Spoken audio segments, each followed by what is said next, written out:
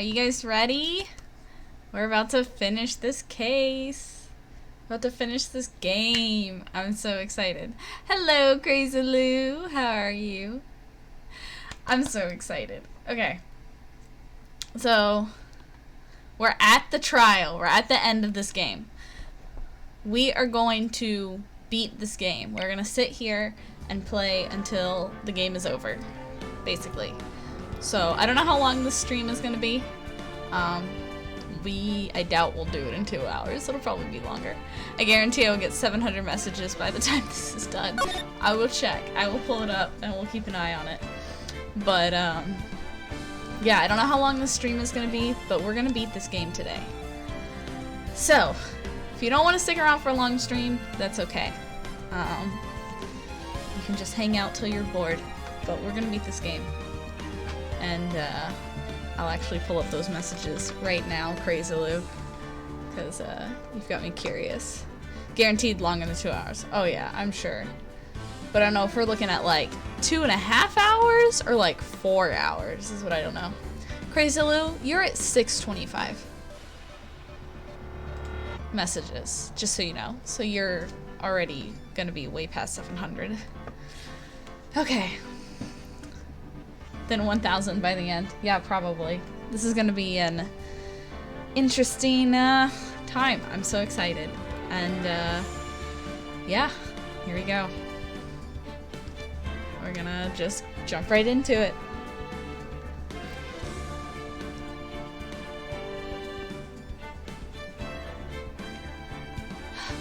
Huh. Grr. How did I get into this mess? That's far enough. You can't run forever, Mr. Phoenix, right?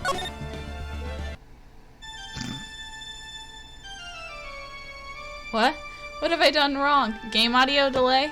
I cannot allow you to go on like this. But I'm just a simple defense attorney. Silence. You are no longer worthy of your title.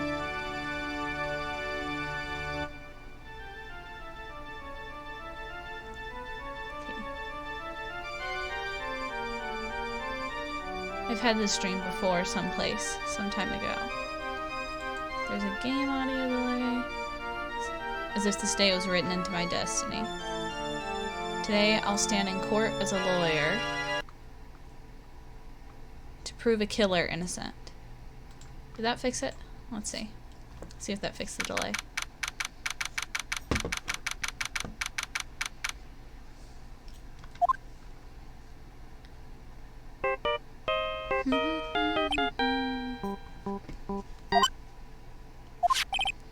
Hello, this is Phoenix Wright. You don't look so well, dude. You're gonna prove me not guilty today, right? I'm not doing his cool surfer voice anymore. I don't, I'm mad.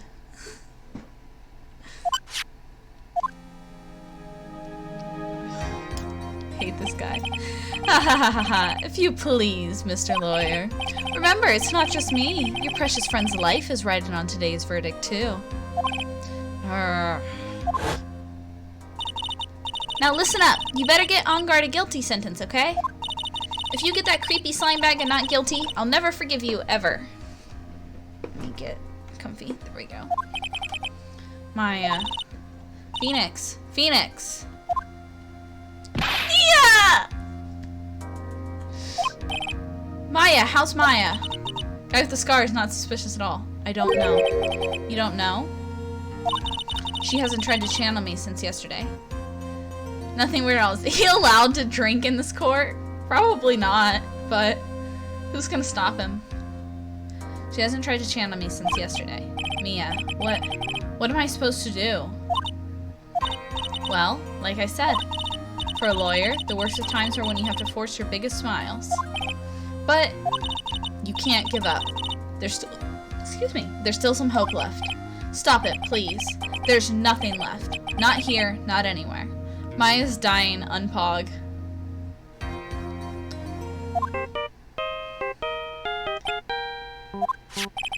Ugh, set a cursed on guard again. Will you leave me alone? Look, don't call me anymore. I mean it. You're really mean, pal. Ah, Gumshoe, I'm really, really sorry. Where are you? They let me join the investigation team and we're chasing after the killer, pal. Then you have some sort of lead? Cuckoo, mama. It's not gonna do much, but we're gonna...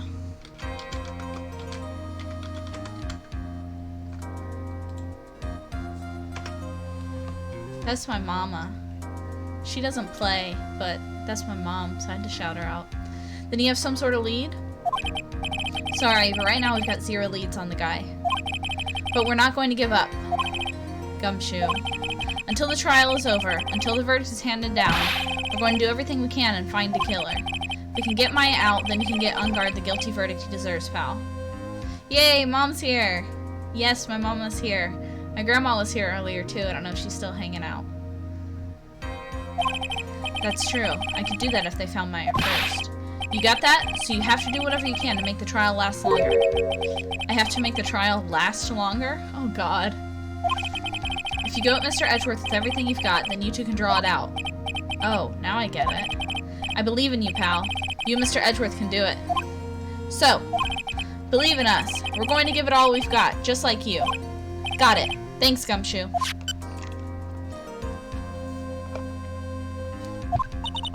Hey, Phoenix. You understand now, don't you? You have something money will never be able to buy. Friendship. It's the strongest weapon in the world, and you have it in abundance. Yeah! Looks like we're coming to the end.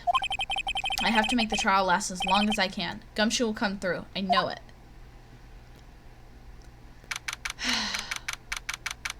Okay, guys. I'm not ready. I'm not ready for this case. I don't know what we're gonna do. Court is now in session for the trial of Matt Ungard. The defense is ready, Your Honor. The prosecution has been ready for a while, Your Honor. Oh, shut up, Edgeworth. I love you. Now, as I recall, we concluded yesterday's session with a big mystery on our hands. Mystery behind what exactly was Miss Adrian Andrews' role in this murder. That is to say, is she really connected to the crime itself? Mr. Edgeworth, if you would please inform the court of today's proceedings. Adrian Andrews. She forged evidence that threw suspicion onto Mr. Ungard, and then proceeded to escape the crime scene by wearing a nickel samurai costume. The guilt of these actions are those from which she cannot escape. Understand that she is guilty after all? I'm not finished, Your Honor. Miss Andrews has nothing to do with committing the actual murder. I would like to direct the court's attention to this card. What is that? It looks like a shell. This is the calling card of a certain assassin. Assassin, you say? Yes, Juan Critta was killed by a professional assassin. And the person who hired the assassin, his client so to speak, is Matt Ungard. What a surprising turn of events. I would think it's become commonplace by now, Your Honor. I know what's going on this time, so I know everything that Edgeworth has said is true. But we still have to hold out as long as we can, at least until Maya is safe and sound. I wonder how the trial will turn out today. Now then, please call your first witness, Mr. Edgeworth. Prosecution calls the defendant's mentor, Mr. Will Powers, should stand. Will? Look at him! He's so precious. Now then, witness, your name and occupation, please. Okay. I'm just gonna go ahead and save as much as we can this trial because I don't know what we're gonna do. I'm, Will Powers. I'm a poor, underpaid action star. What is your relation to the defendant? Well, I guess I'm sort of a lousy mentor to him in a way. Yeah. So stall for however long. Don't we do that every case? I was gonna say, like, I don't know what I need to do in this case that's different than usual, but we're gonna see. I just realized this little piece is twisted. There we go. That looks better. Mr. Powers, please. You don't need to put yourself down so much. Oh, sorry. Well, I'm just kind of a nothing sort of guy. On the night of the murder, you visited the defendant's room. Is this correct? Yes. I didn't know that. We did not know that. But, you know, I didn't actually get to see Matt when I went. Maybe ask stupid questions. We're just gonna press everything and, like, I don't know what we're gonna do. We're gonna see what the game tells us to do. All of you at home, make sure you drink some water. It's that time. Drink some water. Or object the objections that objects the objections. I like that one. I think we gotta like pound our desk a lot. I didn't actually get to see Matt when I went. All you need to do is answer what you're asked. Now then, I would like you to please testify about when you went to Mr. Ungard's room. Okay, sure. I can't tell if Edgy is like helping us or not this time again. Like, it really seems like he is, because he knows about the killer and that they're looking for Maya right now. So he's probably gonna help us out a lot with stretching this case out. After the award ceremony, I went by myself to Matt's room. We gotta play dumb, but not that dumb. I got a burger. What kind of burger? What you got on it? Matt was standing there in front of his room, still in his nickel samurai costume. He was talking with someone. At first, I thought it was the bellboy. I watched the two of them for a while, but then I gave up and went back. I had guests with me that night, and I couldn't make them wait for me. Bacon cheeseburger. Hell yeah. Hold on, I gotta cut this tag out of my shirt. It's bothering me. Where are my scissors? Are my scissors not in my desk drawer? Y'all. I'm gonna cry. Oh, there they are. I was like, I need to cut this tag. Oh, so much better. I had guests with me that night and couldn't make them wait for me. We were the guests. Nothing sounds out of place in Mr. Power's testimony. People wonder why I have no tags. No, I usually cut the tags off most of my shirts. I just forgot to do it in this one. Oh my god. Go back in the drawer.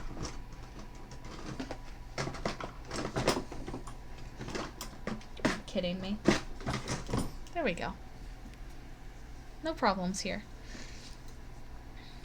Well, the worst part is this one was a tag on the side, like, not one on the back. Some of those don't bother me as much, but it was one on the side, and I hate that. Nothing sounds out of place in Mr. Power's testimony. Talking with the bellboy is no big deal. If one assumes that the person Mr. Ungard was speaking with was an ordinary bellboy, what are you implying? Well, Mr. Wright, let's have your cross-examination, shall we? Looks like we're in another sticky situation. Huh? A trap. Can't you smell it, Phoenix? But for us to find out more, we're just going to have to charge in head first, right? Nothing sounds out of place. Uno reverse. Yes.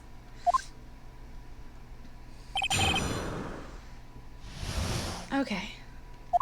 Well, we're just gonna press everything like we do, and hope for some luck. The defendant's room? Why did you go there? Well, I'm his mentor, like a big brother sort of, and I wanted to say congrats. What's wrong? Why did you stop? Mr. Wright. Oh, what is it? You're going to try to trick me into a corner, aren't you? Huh? I know I'm just a poor underpaid action star, but I'm not the killer.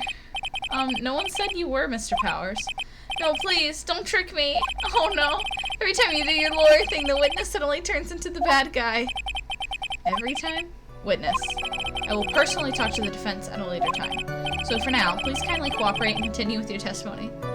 We're gonna go solo to literally say hold it after pressing. Sorry. So you went to the defendant's room, and then... Hey, wait a minute. When and how did I suddenly turn into the bad guy here?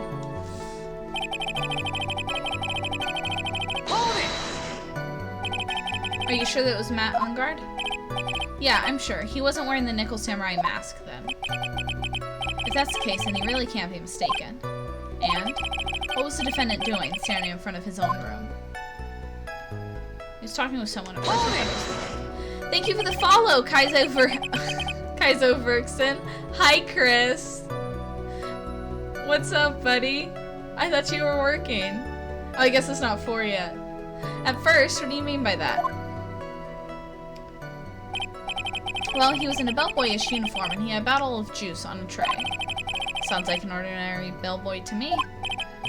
Yeah, but I didn't think he was a normal bellboy. And why was that? Why did I think that, Mr. Wright? Now we definitely have 50 followers. I know. Yes, now you can get affiliates, so... Yes. Hopefully, like, the counter will reset tomorrow and we'll be good. And then I'll set everything up tomorrow. Hi, Chris. So it'll be good. It'll be good. We're gonna be good. I have, let me actually show you this. I have a list of all the things I need to do. This is all the games I'm thinking about playing, plus like fun streams. And then all the stuff I need to set up once I get affiliate. Got it all written down. Can't wait to see the custom emotes. That are gonna take a little while. You're also Chris? That's funny. Kaizo Verson is my friend Chris, that I know in real life, so that's hilarious.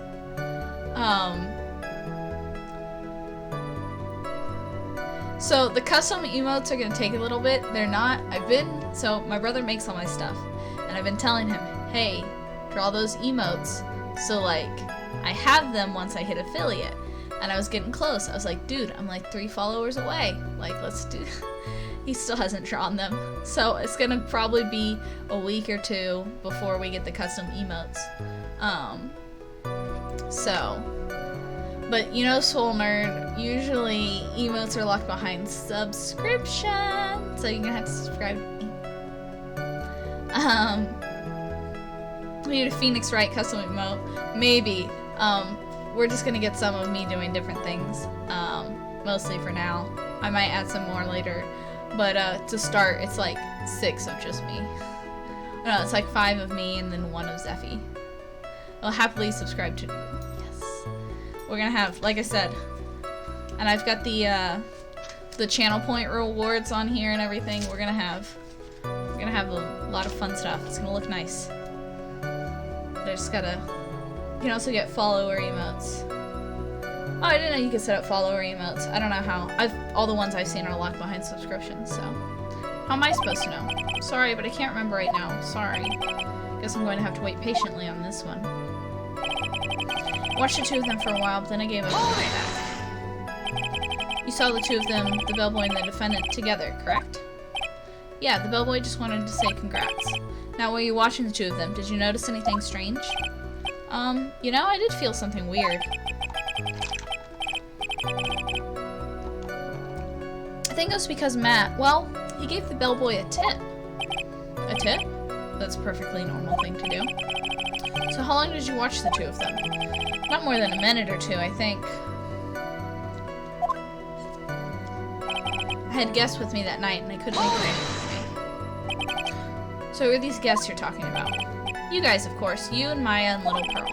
I thought it would be really rude since I invited you guys if I disappeared on you. I went back to my seat pretty soon after seeing Matt in the hallway. This is like squeezing water from a stone. It's probably pointless to press further. Do you remember this incident? Did Mr. Powers leave his seat that night? I don't remember that happening at all. Maya was making such a wreck in her hyper state, ended up focusing on her. I see. In any case, from the story, he probably wasn't gone for very long. Okay. So, let me look at what we even have. Trying to remember.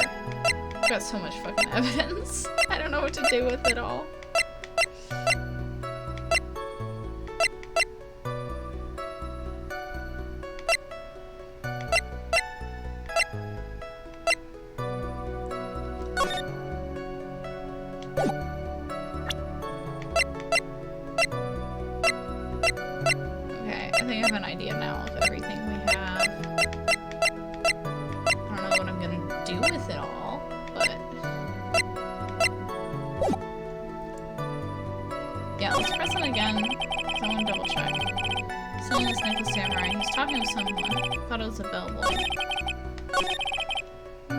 Again, I didn't quite catch everything he said. At first? What do you mean by that? I didn't think he was a normal bellboy. Why was that? Why did I think that, Mr. Wright? How am I supposed to know? Hey, wait a second. Actually, Mr. Powers, only a few minutes ago you stated. You know, I did feel something weird. I think it was because Matt, he gave the bellboy a tip. Could it be that something strange? That you felt something strange about the tip-giving incident itself? Yeah, that's it. You really know your job. Mr. Edgeworth? Yes, Your Honor? This bellboy, he wasn't an ordinary one, was he? Perhaps we should let the witness tell us. Very well. Mr. Powers, please amend your testimony. Okay, sorry, I was just really trying to figure this out. I'm not trying to ignore you, Crazy Lou. But yes, I was ignoring you a minute. And yes, Zevy's here today. He's gonna be here during all of this, and he's gonna make fun of me for having a smooth brain. I mean about the bellboy, right? Matt gave the bellboy a tip. Okay, why was this weird? She gave the bellboy a tip. What's so strange about that? Well, you see, Matt's not a poor penny pincher like me. I was trying to figure out how much it was because the tip really shocked me. How much it was? But that's when something even more surprising happened. The bellboy was putting the tip he got in his pocket, and that's when I got my first good look at the guy's face. I was really shocked. I'm afraid I don't follow at all. Sounds like Mr. Powers was surprised twice by this event. I wonder which of his shocking moments I should ask about. The face. What's so shocking about the bellboy's face, Mr. Powers? Well, he wasn't exactly a boy, more like an old gramps. I hope you know that discrimination towards old men is a no-no at my court. No, not what I meant at all. In the smack middle of the guy's face, there's a line of stitches. A line of stitches?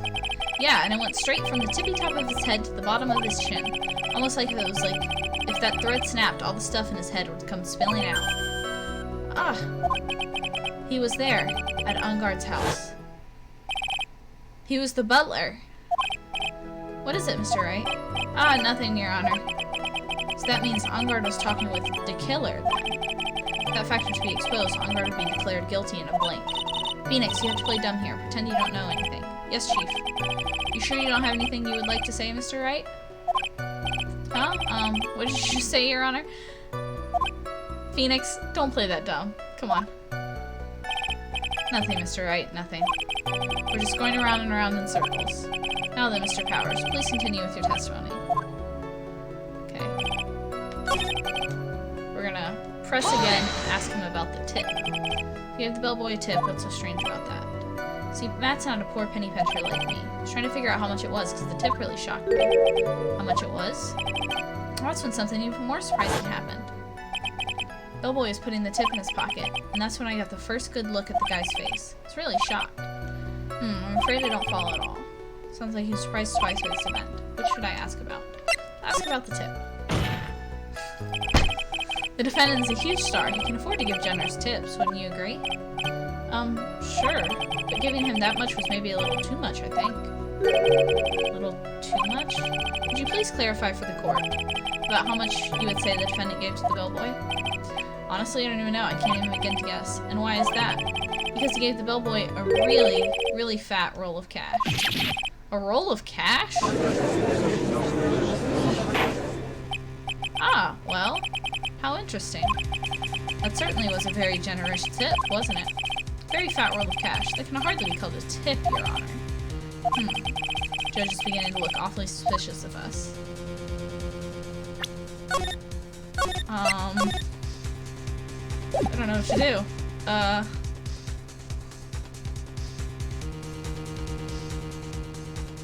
Is an objection or wait and see?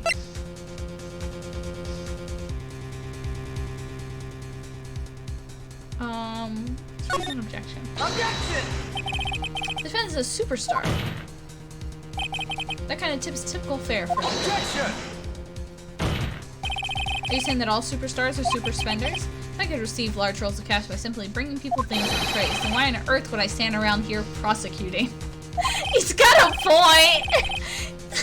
He's got a point. I don't even get paid, let alone rolls of cash for all my hard work. Oh my god, I got something in my eye all of a sudden. So, supposing that roll of cash was not a tip, then what was it? Payment, Your Honor. Payment? Quite a predicament. Predicament. Isn't it obvious for the murder of Juan Corrida? Then, oh my god. Try not to cry all my makeup off. Okay. Then the bellboy the witness saw. Yes, he was the assassin. Hold your horses now. Mr. Edgeworth, you don't have any proof of this, do you? Have you ever been unprepared to support my claims, Your Honor? God damn it.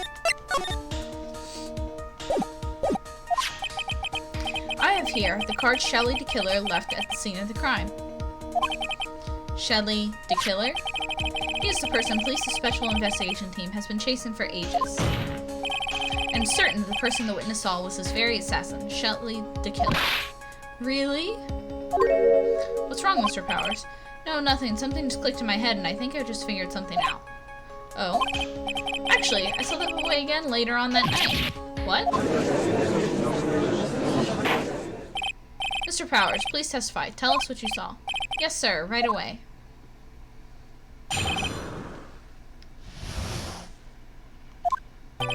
This time, I was in that hallway because I had to go to the bathroom.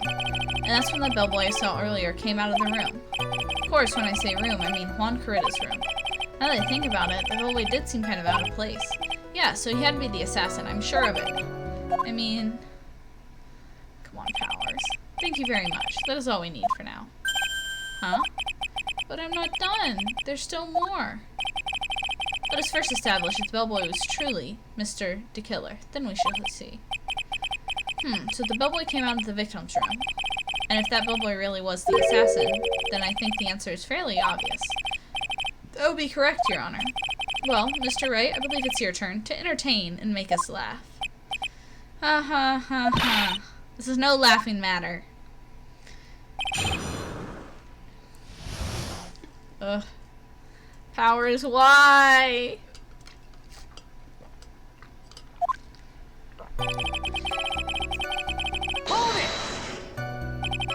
And what time was it? Well, I don't remember. The award ceremony ended around 8 p.m., right? And I went to Matt's room pretty soon after that, and then I came back. Then I went to the bathroom. So I guess maybe it was around 8:10 by that time? You're not one for details, are you, Mr. Powers? Sorry. I thought I could maybe catch Matt and say my congrats. Hold it! Are you sure it was the same bellboy? Yeah. And how could you tell? All the bellboys wear the same uniform, after all. But you see, well, he had those stitches in his face. Ugh.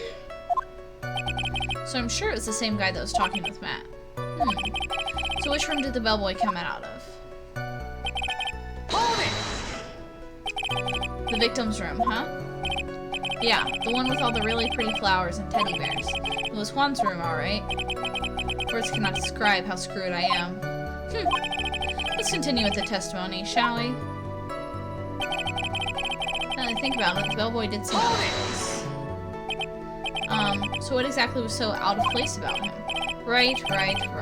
Why the insipid grin?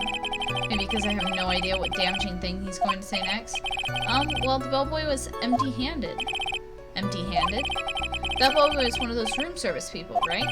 But he wasn't pushing a cart and he wasn't holding a tray, either. Called that a little strange, too, wouldn't you? I agree that it's a bit strange, Mr. Powers. Is it really unusual for a bellboy to be empty-handed? What should I do? Should I let Mr. Powers' testimony slide, or...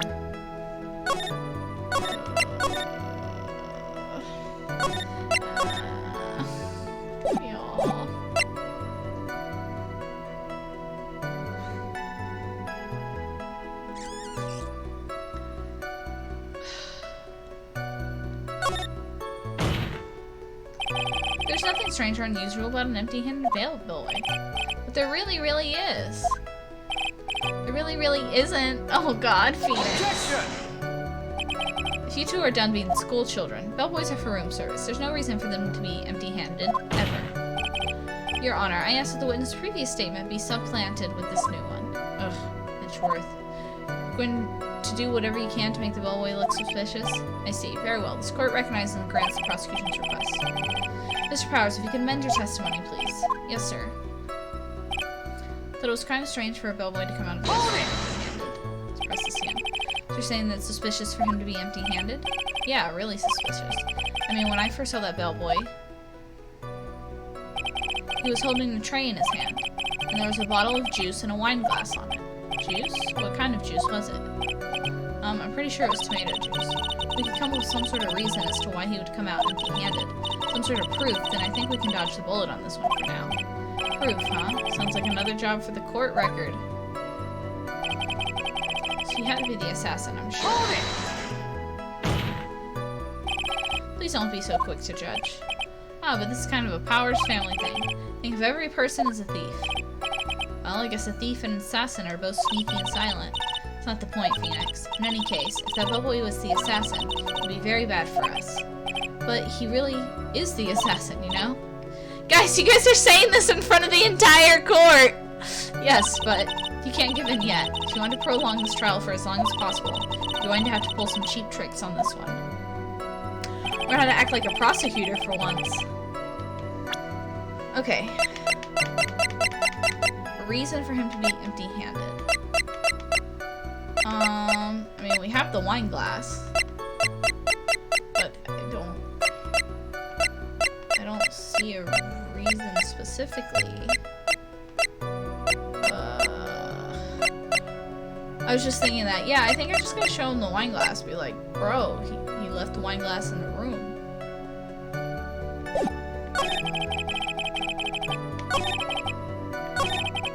Can people not hear them? I swear, sometimes I think that, like, I don't know, it's like, can people, like, can the court not hear you guys? Oh my god, it's like when Pearl or Maya, like, channels Mia in the middle of court. Like, no one is, like, surprised at this. Like, there's one woman standing here, and then all of a sudden, it's a different woman. Or like with Pearl, there's a child here, and then all of a sudden, there's a woman. Like, this has happened more than once, where we're in the middle of a trial, and they channel Mia. Like, can no one see this? Does no one see us? I'm so confused. They're probably used to it. I mean, at this point, yeah. Is there no bailiff? There is, because the judge calls for the bailiff a couple times. And when it zoomed out, you can see people in the stands. So, like, there's people here. Like, there's other people here. I still want to know why he allows a whip in court. I have to agree with that one. She whipped the judge. She has whipped everybody in this fucking courtroom. Okay. I'm gonna present the wine glass. I feel like that's our best bet. I mean, keep the whip thing in mind for later. Good to know. Objection! Okay, the music stopped. That was the right thing. Mr. Powers. Yes?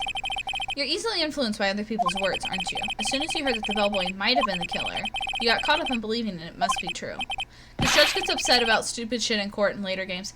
Dude, I get a penalty for letting the clown make a joke, but Von Karma can whip people? But isn't he really suspicious? He's got all those stitches and bro, you judging disabled people now? Damn, Powers. So, a baseball has stitches. Are you saying that all baseballs are suspicious because they have stitches?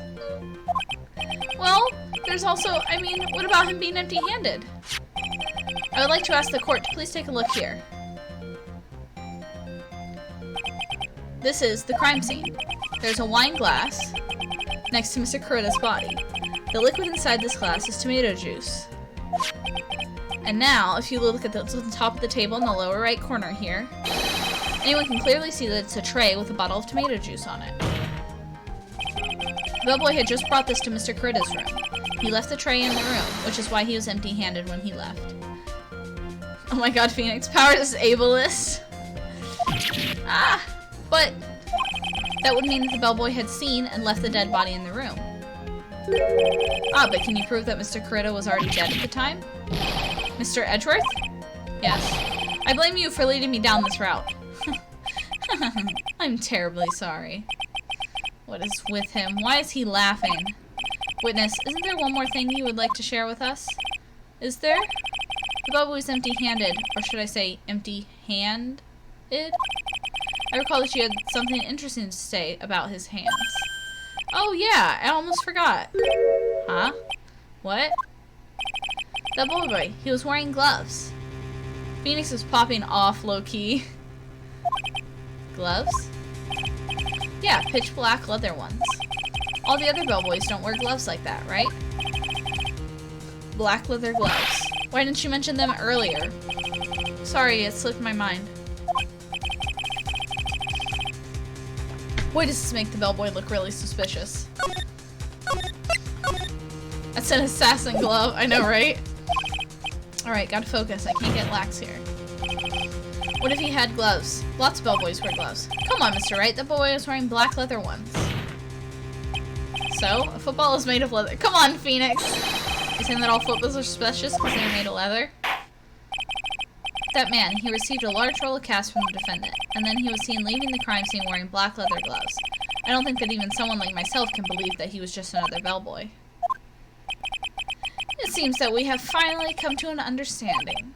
Now then, witness, please continue with the rest of your testimony. The rest? Oh yes, please tell us more. Okay.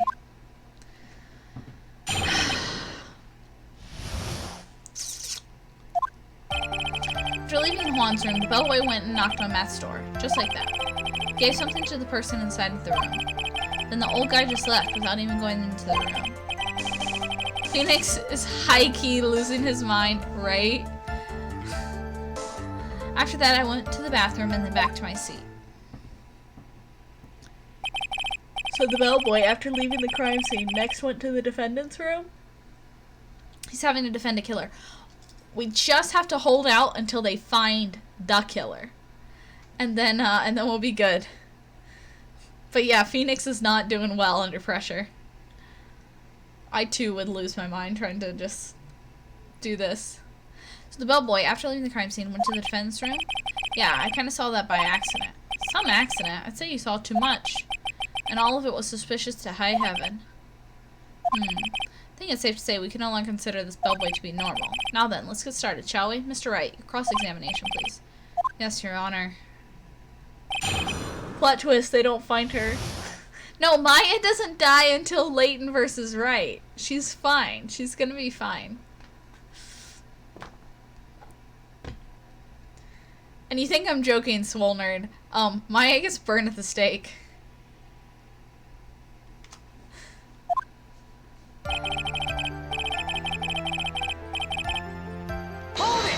I won't accept this. Is that what you saw while you were busy spying? Excuse me. Maybe a poor underpaid action star, but even I wouldn't stoop to spying. Well, I think the point is, where did you watch all this from, Mr. Powers? Oh, from the door of the bathroom with my left eye in a sort of sneaky, spy-like. I knew he was spying. Please, does it really matter if he was doing it over or underhandedly? What did the bellboy do next? That's all I care to know. Phoenix Wright versus Professor Layton isn't canon, so her dying is still possible. Yeah, but, I mean, I know she shows up in later games, so.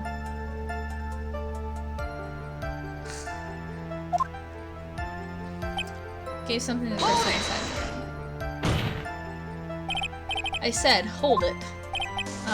Okay. That's better. What kind of statement is that? Please elaborate and give us a few more details. Oh, okay. I should probably ask him one question at a time.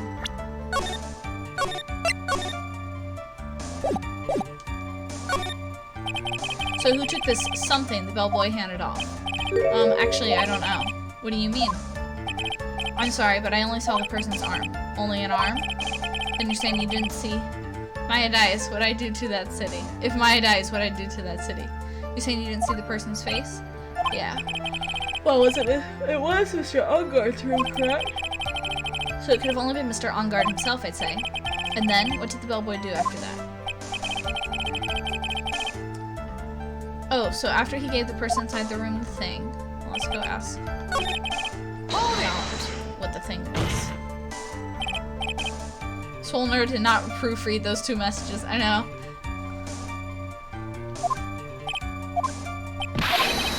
What kind of statement? Please give a few more details. Probably ask about the something. He gave something to this person? Yeah, and what was this something? Ha ha ha ha. If I remembered what it was, I wouldn't be calling it a something, would I? But this implies that the thing was from... Excuse me, I'm sorry. This implies that something was removed from the scene of the crime. Are you sure you really can't remember, Mr. Powers? I think it was something kind of small. I would like to summarize this testimony up to this point, if you don't mind. When the bellboy left the crime scene, he immediately went to the defendant's room. There he handed a small item of some sort to the person inside. So the person who received the item, all you could see was the person's arm. Yes, it was just like that. Mr. Edgeworth, is all this really that important? Of course, Your Honor. I think it's of the utmost importance. Fuck the message. Maya better be living, otherwise everyone dies. This is when whatever was removed from the crime scene was handed over to the client. Mr. Powers, please try to remember what it was the bellboy handed off. Well, let's see. I think it was... No. If you remember, please add it to your testimony. Yes, sir. If I saw it again, I could say for sure, but I think it was some sort of wooden statue. Hold it! A statue? Yeah, it kind of looked like one, I guess. If I saw the actual thing, I'd probably remember, you know? Looks like for this trial to proceed, I'm going to have to come up with whatever the statue thing is and show it to him. I'm going to have to trust your instinct on this one and take a chance, Phoenix.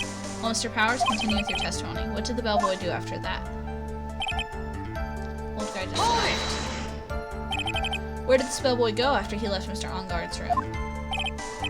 He opened the door to Viola Hall and went in there, and who knows after that, right? I do. Hold it! The bathroom and back to my seat. Did you see anything strange, suspicious, or just out of the ordinary at that time? Technically, Layton versus Wright doesn't have anything that, like, directly contradicts the canon, save for them never referencing that game in later games. Honestly, Rise from the Ashes messes with the canon more than Layton versus Wright.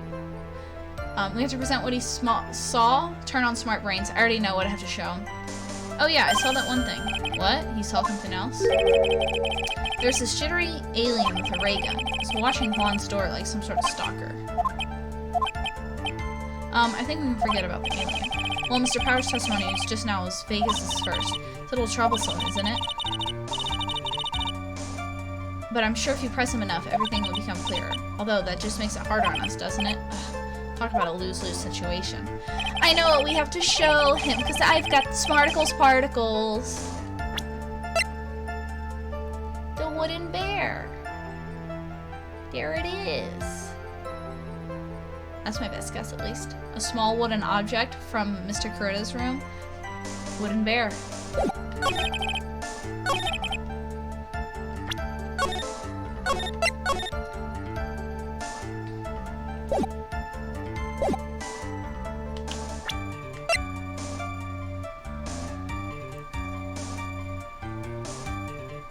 God, but this just proves our client's guilt even more, guys. Because y'all remember where we found this, right?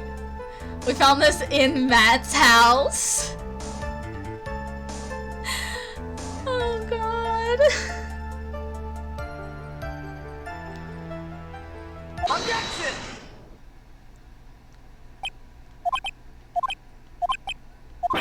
What was the point of that pregnant pause? Where did that objection come from? Well, speak up. It was me, Your Honor. What is it, Phoenix? I have a feeling that something bad is going to happen once I show this. Mr. Wright, if you have something to say, please spit it out. Yes, Your Honor. Okay, Phoenix, deep breath. Mr. Powers, this is something that you saw. Was it this item? I still vote we slit our client's throat. I'm with you. Oh, hey, that's it. That's the something. Wow, Mr. Wright, you really figured it out. I recall we found this at Matt Engard's mansion. Fuck. At the defendant's house? What does this mean? It is simple, Your Honor. Shelley the killer assassinated Juan Kurita in his room, and then he stole this wooden bear from the scene of the crime. Then the bear being found at Mr. Engard's mansion would mean... Goes without saying, Your Honor. Mr. Matt Engard is the killer's client. Order, order, order. I said order. Mr. Wright, this is a most unfortunate turn of events for you. Yeah. Sorry, Mia. No, it's alright. Your judgment was sound.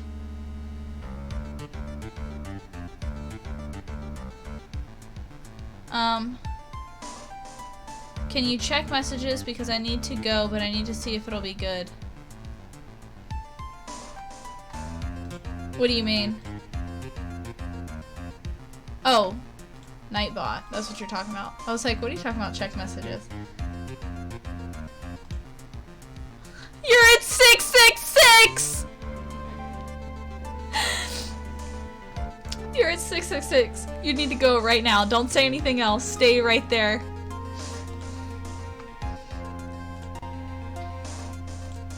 And then, Swole Nerd is only at 349. So you're good. Screenshot it. You're right. Where's the button?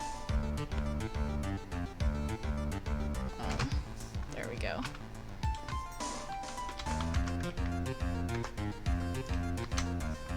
Ah!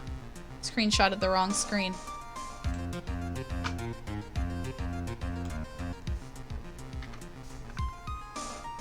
There we go. I'm gonna save it.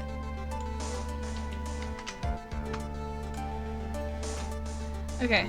No, it's alright. Your judgment was sound. Actually, I figured the bear would come up. If not now, then it would have later on. Even if you hadn't shown it to the court, I'm sure your friend Edgeworth would have.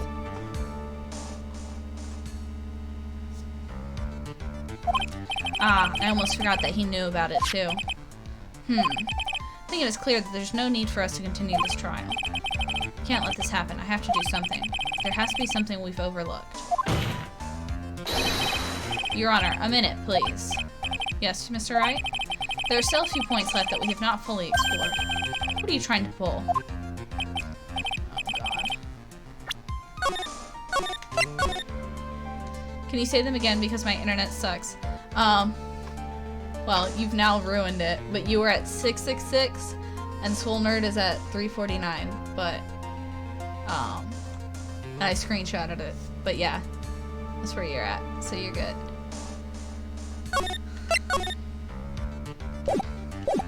Oh, we can't have that. Alright, Mr. Wright, what question point would you like to explore further?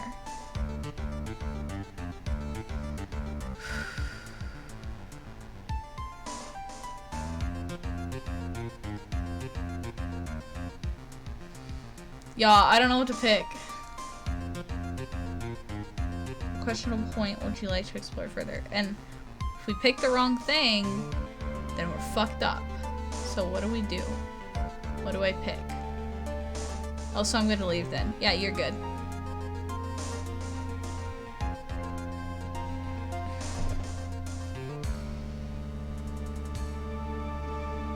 Tie her client to a chair. I agree. Tie him to the electric chair.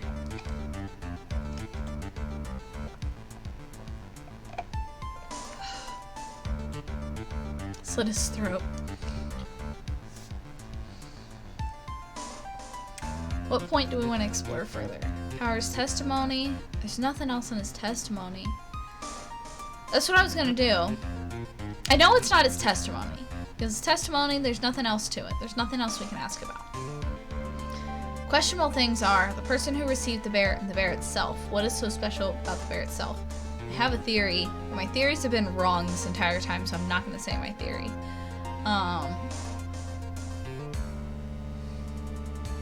I mean, my point I want to bring up is, okay, the bear was found at Powers at Onguard's house. How did it get there? Let's say, like,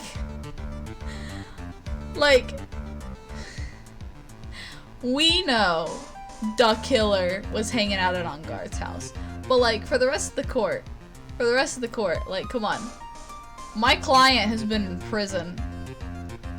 How did the bear get to his house? I'm just saying. Somebody else had to be involved. I mean, that's what I would argue, at least. If I was, like, properly aware. Okay, I'm gonna go with the person who received it.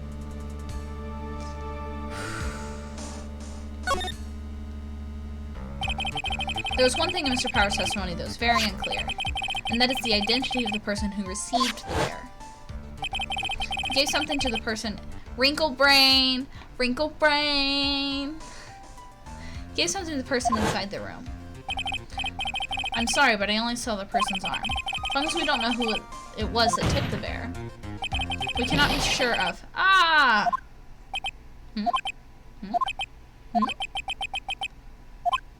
What is it, Mr. Powers? If you're going to scream like that, then at least give us a good reason why.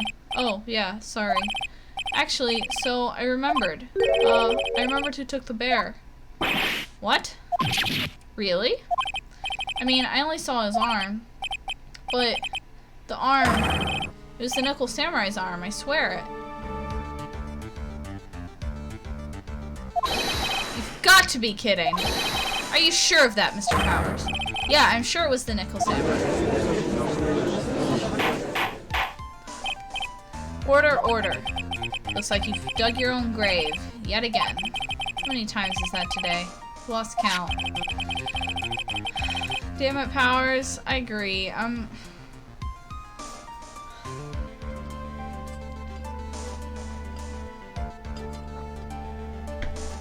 so fucking tired of this.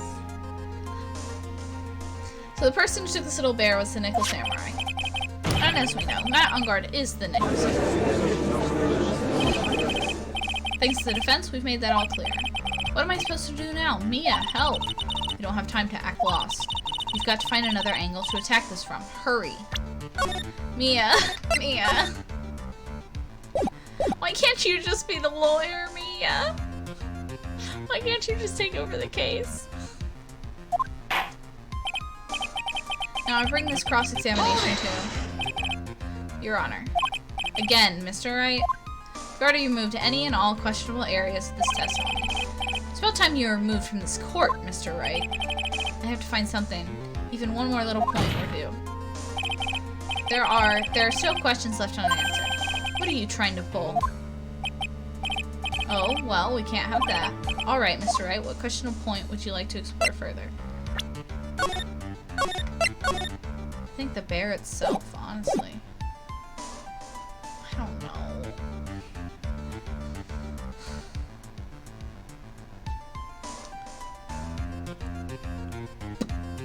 I'm gonna go with the bear itself.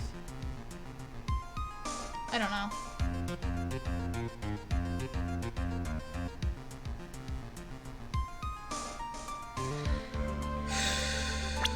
We saved. We're just gonna go with the bear. I think it's fairly obvious that the bear itself is very questionable. The bear, Mr. Wright? This was found at the Ungard mansion. However, Mr. Ungard was arrested at the hotel that night! What was I saying? Sorry, I know that was probably really loud. I got too close to the mic. Mr. Ungard was arrested at the hotel that night, which means that since the murder occurred, he has not had a chance to go home. Oh, I think Your Honor has already figured out what I'm trying to say. It is not possible that it was Ungard who took this bear to his mansion. Why, that's very true. We didn't consider that point, Mr. Wright. There was no way, time-wise, for the defendant to have taken this bear home. Disaster averted. It looks... You haven't gotten the best of me yet, Mr. Wright. Huh? I remember it clear as day. I remember what you muttered to yourself at Ungard's mansion. We have this area completely surrounded. There's no way for him to escape. Can't believe it. That butler, all this time, he was the killer. The killer and Ungard were working together, so to speak. And the killer was hiding at Ungard mansion, as is butler. What a bold move. The bear figurine was brought back to Ungard mansion by the killer himself. When it looked like he was about to be arrested, Ungard had him do so. I assume because it would have been bad had the police found it during their investigation.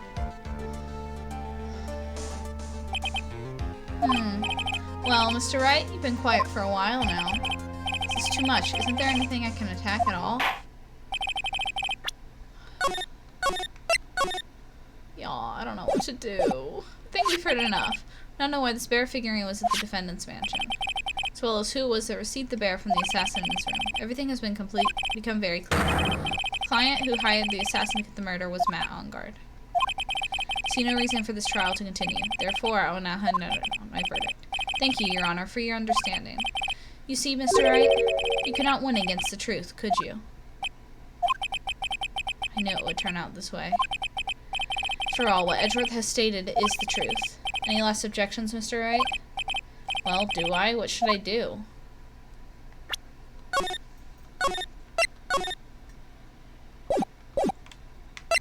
Place an objection. There's nothing else for us to do.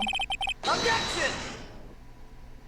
Shoot our client. There's only one way for me to drag this trial out. The only thing I have left is this one dirty trick.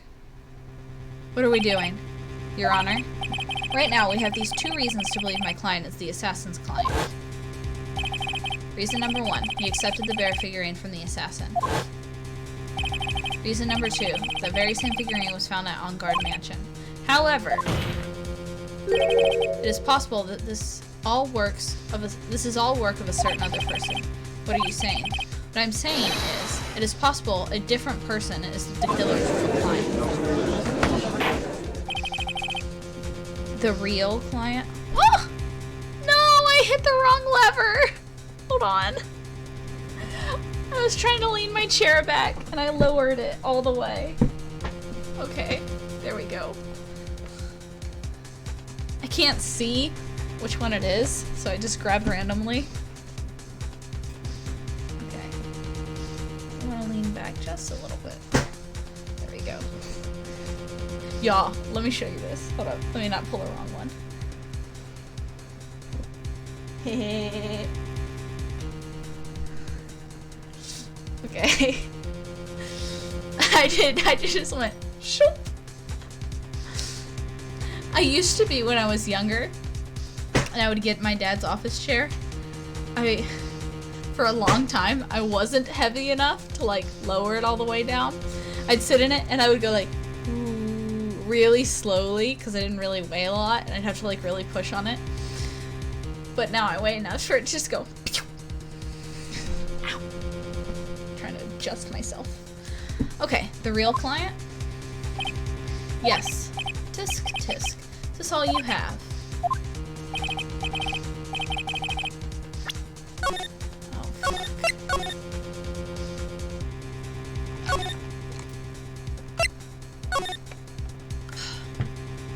Damn it, Edgeworth. Let's hear your theory. Who do you say is the killer's real client and therefore the real murderer?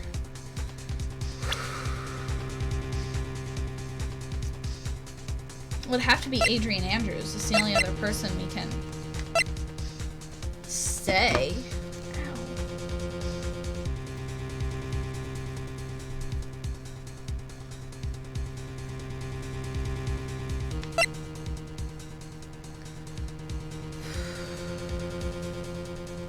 Take that! Let's blame the old lady. Adrian Andrews? Yes, we already know that she tried to frame Matt on guard for the crime by wearing a spare nickel samurai costume. Ah! Then the nickel samurai arm I saw, that could have very well been Miss Andrews. But what about Mr. Ongard? If you would please recall yesterday's testimony. The defendant was taking a nap during the break period. That's right. Then, finding this figurine at Mr. Ongard's mansion, it was well-laid trap set by Miss Andrews. Mr. Edgeworth, what is your opinion on this? My god, she's beautiful. I can't even begin to count the flaws in the defense's logic. Besides which, there is no evidence to support it. However, I can't fully discount its possibility either. What is with this trial? Come on, anyone can tell what guard did it. I can't believe the defense will go so far as to pin the guilt on someone else. Yeah, unbelievable. It's not something petty, it's a murder of all things. This is to save Maya, this is to save Maya. Even if the whole world turns against me, this is one fight I can't give up on. I'm gonna cry. Order, order, order. All disruptive parties will be forced to leave the courtroom. Your Honor. For the benefit of the defense, I'm willing to play along with his what-if game. His what-if game, Mr. Edgeworth? The prosecution is prepared to challenge the defense's theory. That was a lot of commotion, I know. Mr. Wright, even you must have thought it strange and wondered, why would the criminal want this little wooden bear? He's right. The killer did specifically bring that bear to On Guard right away. At first I thought the game was lagging. No, that was just, yeah. Why do you ask? Is there something special about it? Absolutely. I'm sure that once the court knows its significance, the true killer's identity will become crystal clear. Your Honor, the prosecution calls upon a witness who will clear all doubts against Miss Andrews. Who would that be? It's quite simple, Your Honor. Miss Adrian Andrews herself.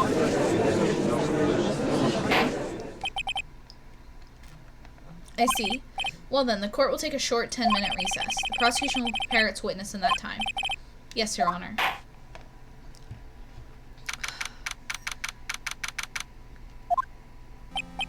Ha ha ha ha ha. I hate him. Hate his face. I hate him. He's awful. I want him to rot. First I think, Pearl, go find Maya or take over from here. Ha ha ha ha ha. Oh, I knew it was a good idea to hold her hostage. Don't you agree, Mr. Lawyer? But I never thought in your desperation you'd try to pin on the guilt onto Adrian. Ugh, I swear this demon will pay. Mr. Nick! Oh, she's back! Pearls? Where's Mia? I don't know. A really strong power suddenly called her away. A really strong power? Yeah, fuck him up, Pearl! Oh, Mr. Nick, your phone is... It's from Gumshoe. How's it going? Have you been hanging in there, pal? I love this song.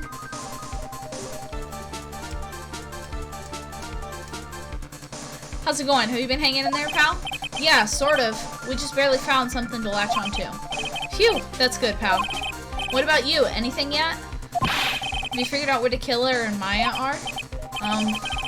Still don't have any leads, but... What? We don't have any more time! We just had one. Even a single clue would be really helpful. I was only able to come this far because I kept thinking to myself, I've got to keep the trial going until Maya's been rescued. But if I just run out of luck this time, is all our hope for naught? A tent. Huh? A tent? I could see a circus tent. Mia! It looks like Maya was unconscious until just a few minutes ago. As soon as she woke up, she called for me. So it was Maya that called you away. She's locked in a dusty little room right now, but I could see a circus tent outside the window about 300 feet away. Gumshoe! Is there a circus in town right now? There's only one, pal. The Berry Big Circus. Maya's somewhere within a 300-foot radius of the main tent. What? Okay, hold on a sec, pal. Hey, draw a circle on that map, about 300-foot radius from the main tent. Hurry. And? I could see a mailbox under the window, just outside. Gumshoe, there's also a mailbox. Okay, what else? What else, Mia? I'm sorry, but it was a very small window. I couldn't see anything else. Felt like I was in an old office building, maybe the 3rd floor or so. I heard her, an old office building. Good stuff, pal. Okay, just hang in there, just a little longer, pal. Wish us luck. Good luck. I'll call you later, so don't let your battery die, okay, pal? Mia, Maya's not hurt, right? She's in pretty bad state, Phoenix. She's being starved. Gumshoe, please hurry. Looks like we're out of time. Are you alright, Phoenix? No, my blood is fucking pumping, man. I got an adrenaline rush from that. It's only a matter of time before Maya's rescued. I can do this. I just have to make the trial last a little longer.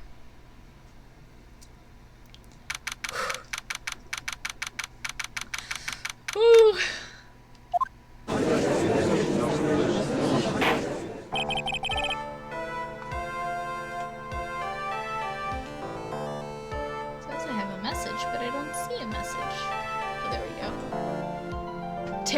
Oh, I see.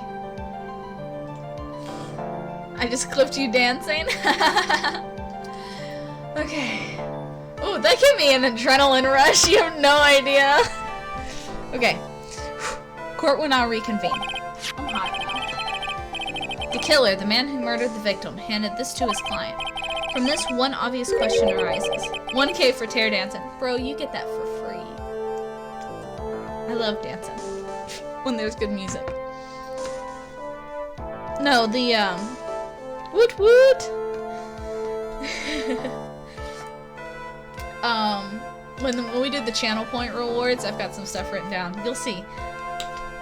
Let's let this, whenever this decides to refresh, and we, actually get proof that we have, 50 followers, I will set everything up, and I will send messages in the Discord so you guys can all see it. It'll be a fun stream on Tuesday because we're gonna do a discussion on Tuesday. So, okay. From this, one obvious question arises: why this particular item? I believe the answer to that question will provide us with the name of the real culprit. Twitch, stop playing games. So, let me just, because I need to collect myself anyway. So let me explain what happened. So my stream on my channel, it tells me 50 followers. Like, it'll tell me how many followers I have on my channel, and then in my my dashboard, it tells me here's how close you are to affiliate, and here's how many followers you have for that. Some point along the way, they got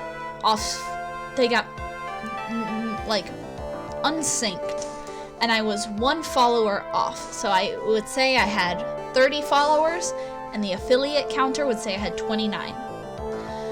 I synced this counter on the stream, the one right here, right, this one. I synced that to my affiliate counter, specifically knowing that the counter was off from my regular counter to the affiliate. So I synced this with the affiliate counter. That way I would know, like, I would have 51 followers, but I would have 50 on the affiliate counter. So I synced that for that reason. We hit 50 last night, and somehow it just still messed up. I don't know what happened. So, but it only resets the affiliate counter once a day, because it goes by the past 30 days for your affiliate stuff. So it only syncs once a day, at sometime in the morning, I guess. So when I woke up this morning, I was expecting to see, like, I went to bed and it still said 47. I was expecting to see 50 when I woke up this morning. I woke up this morning and I checked it, and it said 49, and I was like, are you shitting me? But yeah, now we're definitely over it. I'm at like 43, so we should, but I have to wait for it to sync tomorrow and actually get the email. Like, it's not just like, we're at 53, so it should say 52. Again, I have to wait for the email, so I have to wait till tomorrow to do all the fun stuff. I was hoping that I could do it on this stream, that I'd be able to set it up today, but whatever.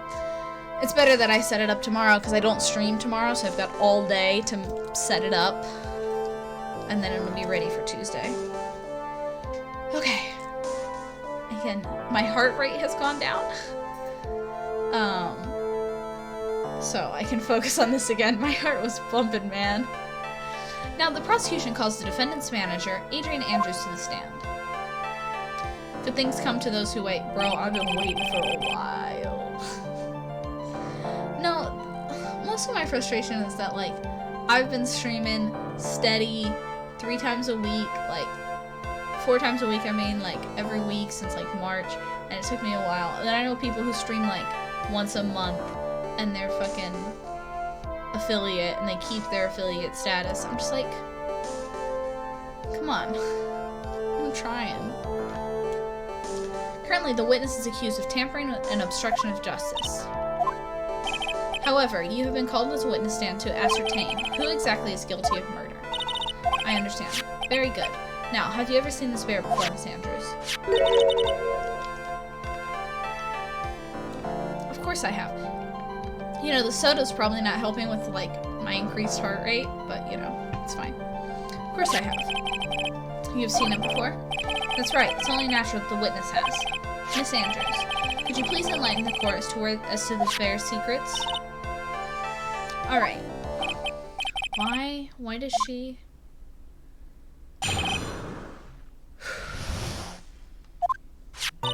Maya's being starved? You just got to that? Are you, like, behind? I think you're behind, man.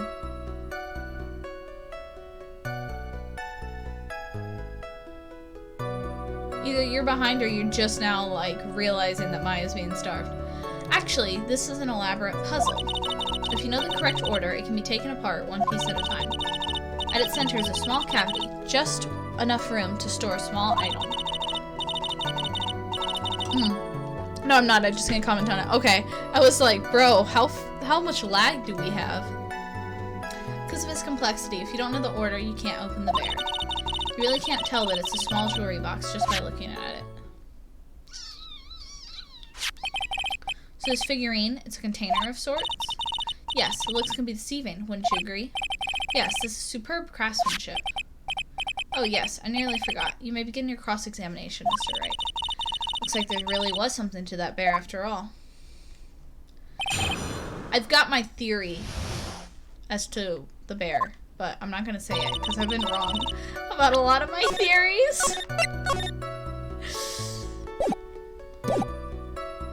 Hold it!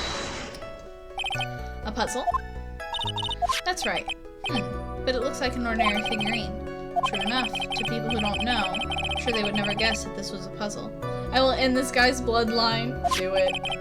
So what kind of puzzle is this exactly? Hold it! So you can take it apart? And how would one go about doing that? Well, if you first turn its tail to the right and then push in on it. Oh yes, I see. After that, the arms and legs are free to move and can be removed. Oh! This is most interesting. A boy and his new toy. It's like he's 5 all over again. Okay.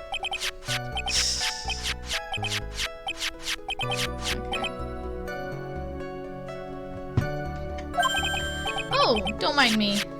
Go ahead and carry on. I think he's lost it. So what do you find after you take the puzzle apart? The center is a small cavity. How do you know about this? I know because I was the one who bought it. Huh? It was a souvenir from when a friend and I went to Switzerland. Then this was a present from you? That's right. It was a puzzle in the shape of a bear, so I thought it would be perfect for Juan. So it was a present from Miss Andrews.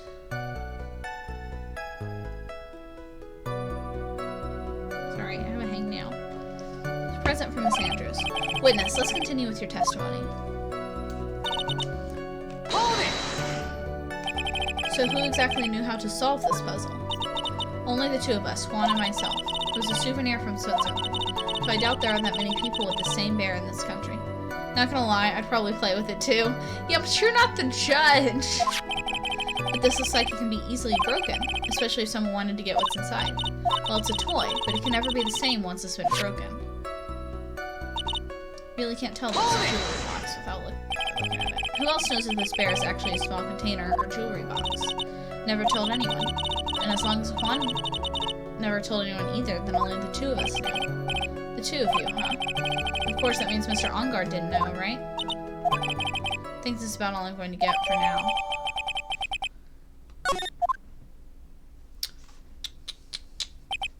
Well, Mr. Wright, I think even you have to come to realize that there's only one very important fact we have uncovered, and that is, this bear is actually a jewelry box. Now that we have agreed to this point, there's only one logical question that can come next, and that is this. What is inside this box? What's inside? That's right. That's what we are going to find out next. Damn, Phoenix, you were bad at lying. Yeah. Witness. Yes. You are the only one who can open this. Please.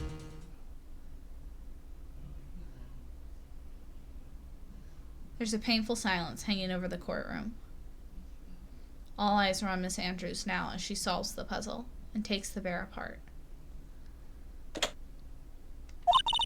I've opened it. Is this what you wanted? What is that? It looks like a note. You can see the titties from here. Yeah, I know. I don't think we need to guess what that is, do we, Mr. Wright? It's the suicide note. The suicide note? The suicide note left by Juan Corrida's former manager, Celeste Impacts. Well, I was right!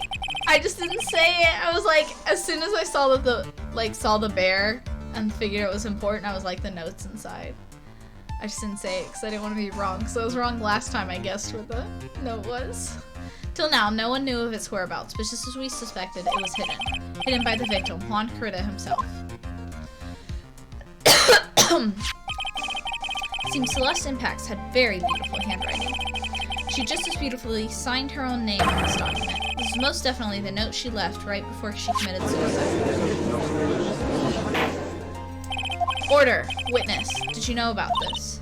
Yes, I did. I heard all about it from Juan. When I discovered his body, I looked for the bear. I wanted to destroy the note before it became public. but I couldn't find it anywhere, because it had already been taken by the killer. Everything is going at Mr. Edgeworth's pace. So now that the suicide note has been found, what's the next logical question? What is written on the note? That's right. At least, that's what I would think. Now then, I believe it's only appropriate for the contents of this note to be made known. I can't stop you, can I? Went through so much just to get my hands on it.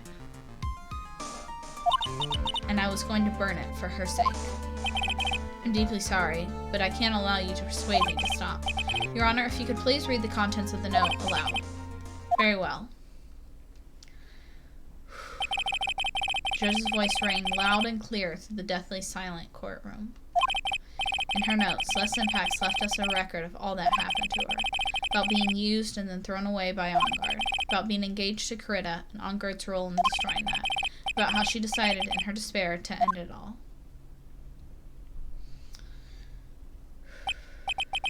And that's all Miss Impax had to say. There's one thing I would like to say here. The prosecution has no interest in slandering Mr. Enguarde. Then, what? Our intention, Your Honor, is to establish a motive for murder. Isn't that correct, witness? Yes. On the night of the murder, Juan was going to make the contents of the note public. After the post-ceremony show, he was going to hold a press conference. My word. Matt Enguarde values, above all else, his refreshing like a spring breeze image, which is why he had to stop this note from being made public. At any cost.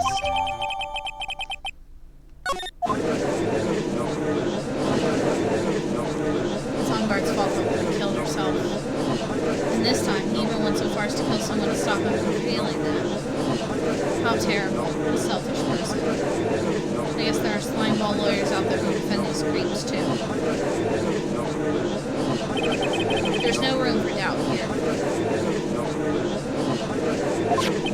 Mr. DeKiller's client goal was to obtain the suicide note.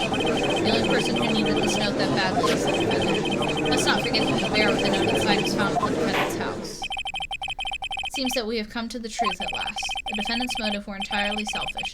He deserves no sympathy from anyone. How am I supposed to escape from this one? Why the hesitation, Phoenix? Gumshoe hasn't called yet, so you know what you must do.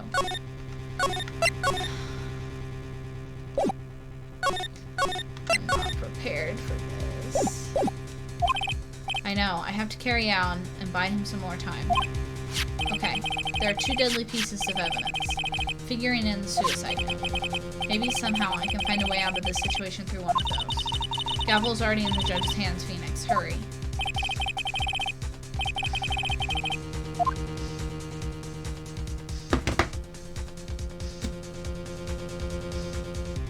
Yeah, Gumshoe needs to hurry up. Because I don't know what to do.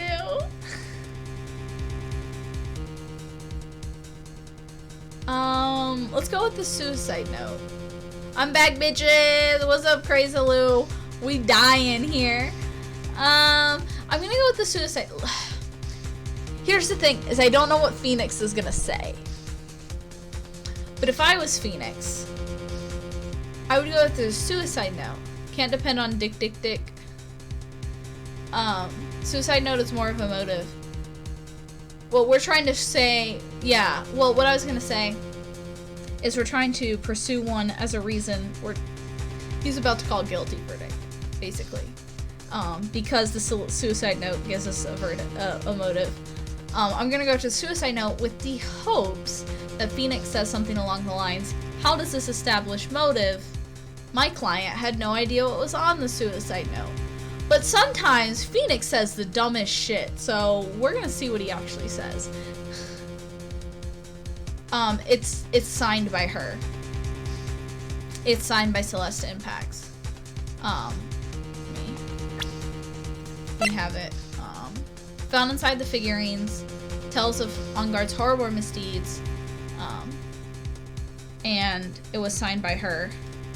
Well, it was in the wooden bear that only Juan and Adrian know how to open. So, I mean, yeah, of course there's a chance it could be fake. But here's the thing. I don't know what Phoenix is gonna say.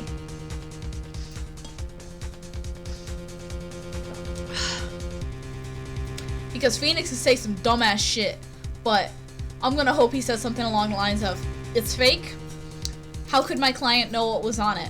Why would this give him motive to kill if he had no idea what was on it? If only Juan knew what was on the suicide note.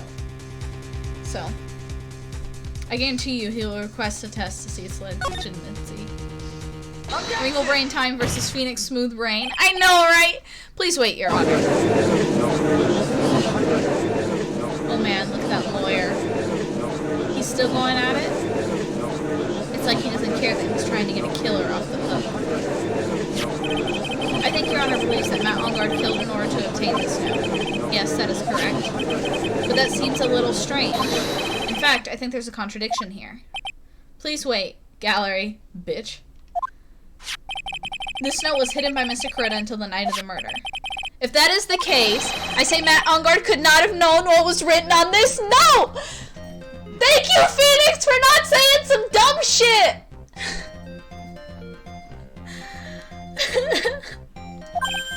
Oh, I didn't think of it that way. Exactly, but I did think of it that way. Phoenix Wrinkly Smooth Brain! But I did think of it that way, and I thought it was rather strange. No one in their right mind would kill for a note without first knowing what it said. Phoenix Spite Brain. Order. You make a valid point, Mr. Wright. Mr. Edgeworth, what is your opinion? Why do you keep asking Edgeworth's opinion? Shut the fuck up, Edgeworth. His spikes are his brain. No, his spikes go both ways, and he's a dumbass because his spikes are poking into his brain. It was just a flash, but I think I did rather well on this one. We're gonna save, because I was not ready. Unfortunately, I think he believes differently. I believe a show of appreciation is in order. Huh? The defense seems to be in love with wishing more despair upon itself. I would like to direct the court's attention to this. What is that? It is a very small video camera, Your Honor. This type of camera is commonly used as a means of spying. Spying? Fuck. Yeah, I agree with you, soul nerd, this motherfucker. What the? I thought the spy camera was in my possession. Matt Ongard and the victim both thought of the other as their biggest rival. They even went so far as to use this type of item to find each other's weaknesses. And the victim, Juan Critta, was being spied on. His personal life was being watched by none other than Matt Ongard. Order! Ahem, Mr. Wright? Yes, Your Honor? You don't tell me you know about your client's spying activities. Well, sort of. Sort of is not an acceptable answer, Mr. Wright. See, you're confused, Mr. Wright. You're probably thinking, but I have the camera that was in my stuffed bear's eye. Wait, so if Juan was being spied on, whoever was spying on him, they would know if it's fake or not? They would know what's on the note. We're not questioning whether or not it's fake. We're questioning whether or not he knew what was in the note. Because why would he kill somebody to get the note that he didn't know what was on it? Juan had the note hidden until the night of the murder. No one knew where the note was until now. So, if he was spying on him though, he could have seen the note. I still think it's fake. This camera that I have is not the same one. Last night, I searched the victim's house on a hunch, using this Gumshoe's bug sweeper. By the way, Mr. Wright, the defendant's fingerprints were found on this camera. Matt Ongard's fingerprints were on there? Well, Phoenix, looks like those cameras were hidden all over the place, huh? What am I supposed to say to that evidence? I think this is the end. It's fairly obvious that Mr. Ongard's learned of the suicide note through this. He was watching the victim all along. If he didn't do it, then the only reason he wouldn't kill is if it was fake. But he did do it. We know he did do it. But we're trying to just buy some time to think that he didn't know about the note. You got me good this time. I don't have anything to counter that. Hey. Now what's that lawyer thinking? I said if. I mean, yeah. Mommy, is that man the bad killer guy? Shush. The way he's sweating is just so, nasty. Phoenix. Yes, Chief? Have you figured out what you're going to do next yet? What I'm going to do next? Does running away like a frightened child work? I know it seems like Mr. Edge was very close to putting the lid on this case. But, in his eagerness to prove his point, he forgot one very important thing. Well, what is it, Mia? There's a piece of evidence that he really should investigate. Something he should investigate? Stall here, stall there, stall everywhere. Yep. I'd really hate to see the good prosecutor get scolded for not remembering to look into the item when he had the chance. Why are you speaking in riddles all of a sudden? I think this time we finally understand everything.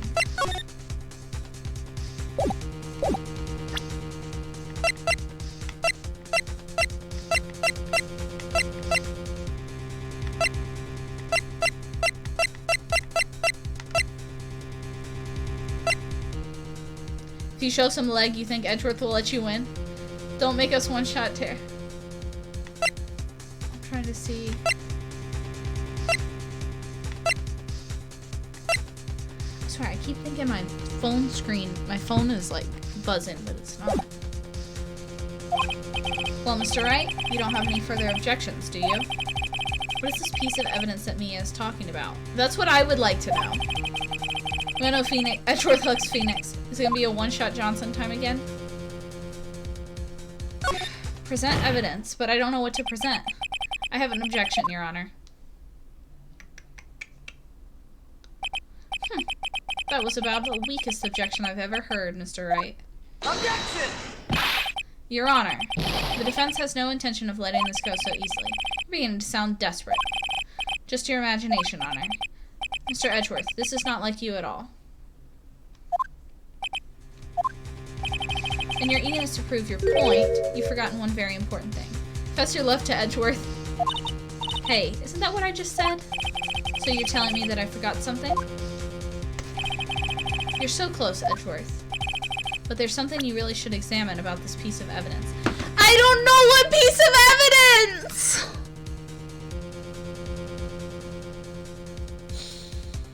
I don't know.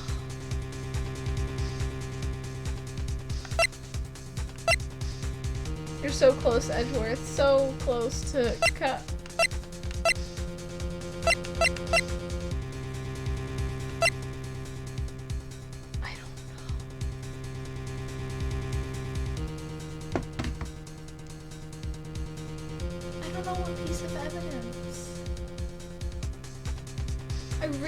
Like, I have no idea. I was right, it is fake. You think that's what it is? You think we need to examine the note closer? I'm not looking it up. I'm not looking at anything.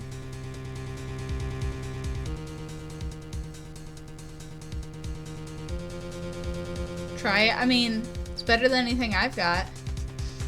And it would make sense. She's like, he didn't examine a piece of evidence. Got nothing to lose. I mean, I just saved, and I've got full health, so... Take that! That is Miss Impax's suicide note, right? Who knows? I mean, sure, the suicide note was found inside this bear. I was fucking right, let's go! You've also played this game before, so shut up!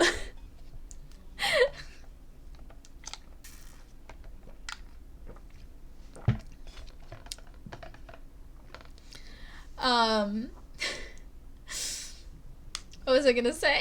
We were both right though, because I was talking about earlier how could he know about the note, and you were talking about how it's a fake. So 2 brain become 1, 2 smooth brain become 1 wrinkle brain. I mean, sure, the suicide note was found inside the spare, but the spare was in my possession until only a few moments ago, which means the handwriting on the suicide note has yet to be analyzed. Oh. So, as to whether this pivotal piece of evidence was really written by Miss Impax or not, has yet to be even remotely confirmed. Mr. Wright, you can't seriously be suggesting... Mr. Wright, are you saying the suicide note is a fake? Miss Andrews, you were the one who tried to pin this murder on Mr. Ongard. Who's to say you didn't create a fake suicide note and put it into this bear? We said this yesterday, we may not have the same brain, but we always thrive with wrinkled brains together. Yes! How dare you? Objection! Your Honor, the defense is indiscriminately accusing the witness again. There's no evidence linking the witness to the suicide note whatsoever. Objection! But if this is a fake, then the witness is the only person who could have made it. What? Recall the witness's testimony concerning this figurine. I played Great Ace Attorney recently, but all these games were a while ago. So sorry, my love. It's part of a bigger plan. Recall the witness's testimony regarding this figurine. The only person other than the victim who could solve the puzzle is the witness herself. Ah! Miss Andrews, you wrote this note, didn't you? You wrote so you could use it to frame Matt on guard. I did no such thing. Objection! Damn, has it already been an hour and a half? I know. A plan as big as Pearl's new tits. Shut up! I'm bonking you right now.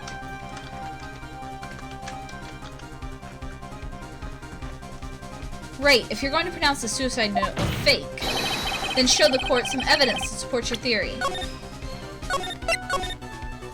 Double bonk, yes. Objection!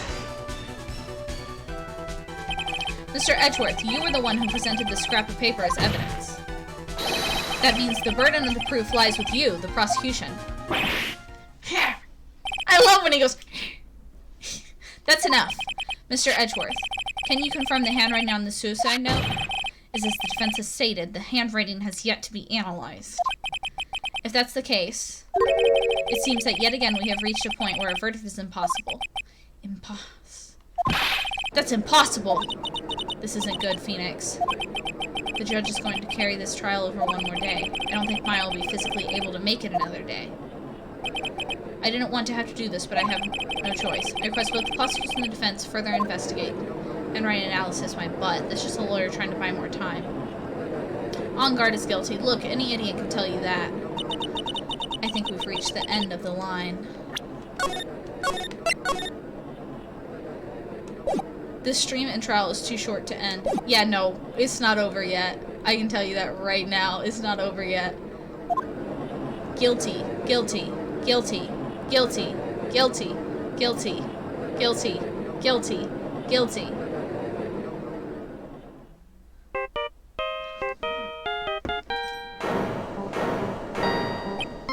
What is that sound? It's Gumshoe. Hello, Gumshoe? What is with him? And what's with that sigh? Where's Maya? What happened to the killer? He, Steel Samurai, I love the ringtone. He got away. What? I'm sorry, pal. I really am. I don't know what to say besides I'm sorry. Is there some way to make it up to you? I really do. Anyway, what's going on? We found his hideout, pal. But the two of them were already gone. This is terrible. I'm going to keep looking for them, pal. Don't you worry. Just need a little more time. But don't tell me we don't have any more. Guilty, guilty, guilty, guilty, guilty, guilty, guilty, guilty, guilty. I'm going to kill Gumshoe. He's doing his best, okay? Do you hear that? They're calling for his head. Mr. Wright, I can't. For us to come this far and... Oh! What is it? Let me talk to Mr. Edgeworth. I can't do that. Shut up, shut up, shut up, shut up, shut up, shut up. Mr. Wright, would you please get a hold of yourself? Yes, Your Honor. I'm about to end today's proceedings. You may take phone calls after. Hold on, Your Honor. Edgeworth, catch. Take that! Mr. Edgeworth? Please, you gotta buy us some more time. This is a literal circus. I know! You fucking checked the phone! Court is in session. I'm sorry, Your Honor. You were saying? Mr. Wright, this is a court of law. I'm sorry, Your Honor, but... I'm reluctant to do this. However, it appears that I have no choice but to suspend proceedings until tomorrow. The phone image just got checked. I know! It's just fun. This time I really can't do anything. Court is now adjourned for the day.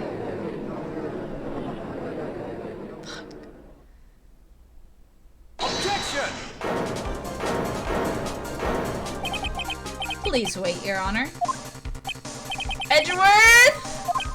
Objection so hard, Edgeworth. What is it, Edgeworth? I humbly request another 30 minutes of Your Honor's time. For what purpose? We can perform the necessary tests on this piece of evidence in that time. But can you really obtain your results in 30 minutes? I believe we can, Your Honor. This is fucking wild. wouldn't it be better if we adjourn for today and reconvene tomorrow? 30 minutes. Please, Your Honor, that's all I'm asking for. Please, Your Honor. This is a whole roller coaster. I told you this case goes hard. This is fucking wild. You just checked the phone. I wasn't ready for that. Very well. At the prosecution's request, this court will now take a 30-minute recess, but be advised that I will not allow another recess today. I'm not sure if this is helping or hurting us. The court will now take its final recess of the day. Great Ace Attorney goes hard too. I can't wait, y'all.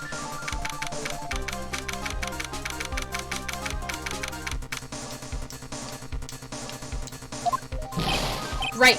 Well, what's going on with my situation? The killer. It looks like he got away again. 30 minutes? We can't find her in that time.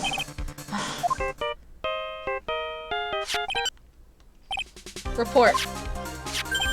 Ah! Is that Mr. Edgeworth? We don't have time. Just spit it out. Right. Looks like we just missed them, sir. The killer left a few things behind by accident and just rushed to get away. A few things? Can we use any of them as evidence? Ho ho ho! I thought you'd ask, pal. I've got the things he left with me right now and I'm on my way over. Really? That's odd. Any items like that are usually sent to the crime lab first. We don't have time to wait for those guys, sir. When those guys weren't looking, I swiped the stuff and ran. What? Well, I'm not a detective anymore, so I had to. I'm really sorry, sir, but I've got to put the law on hold for now. Sounds bad. I hope he doesn't get in too much trouble over this. My hunk of junk car, I'd say I'll be there in about 20 minutes, sir. Don't worry, I'll be there. Wait for me. Alright, just get here in one piece. I'm on a mission and no one can stop me now, sir. No one. I'm pulling out all the stops and running every red light. Gumshoe, no! Items left by the murderer, huh? Maybe there's something among them that will be a decisive end to this. What the fuck just happened? Hey, what's wrong? Detective Gumshoe, answer me. Did he just get in an accident? No one can stop me. What the fuck? What happened? Sounded like he had an accident. I'm guessing his cell phone broke as well. What is going on? We throw a phone in court and get in trouble, but karma whips a judge and Gumshoe, go Gumshoe. Let's just shoot our client. It'll be quick. Oh shit, Gumshoe, no, we're screwed. Fuck. We're so fucking screwed. What is he thinking? We gotta hurry and call for help. We have no idea where he is. His cell phone is broken and he wasn't driving a patrol car, so no radio either. Also, if we don't get those items before they do, the police will take possession of them. No! We can't let that happen. Well, if there was a way we can find out where he is, then we stand a chance. Why oh why did Gumshoe have to get into an accident now? When the world needed him most, he vanished! Yes! Is there any way to find out exactly where he is at this moment?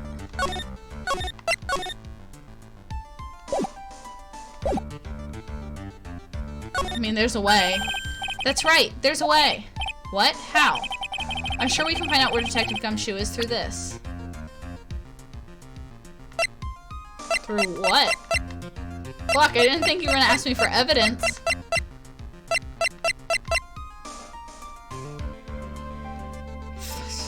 Present a profile? Oh. Well,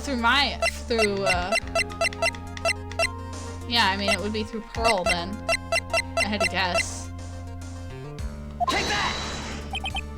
Right, we're not in the middle of a mock trial here. No.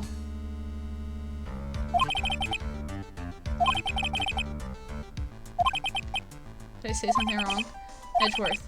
What is it? I don't have any right to judge anyone ever again. I know my client is guilty, but what I'm doing now, I'm pinning the guilt onto someone totally innocent and using the evidence to do so. Might be my turn to say, defense attorney Phoenix Wright chooses death. Doesn't suit someone like you to cry useless tears, whether you did your job well or not. Think you need to reload. Can only be seen after the verdict has been decided. The verdict. Prosecutor Edgeworth here? Yes, bailiff? There's a phone call for you. They said it was extremely urgent. Probably finishing up with a handwriting analysis. Did I fuck up? Do I need to reset, Zeffy?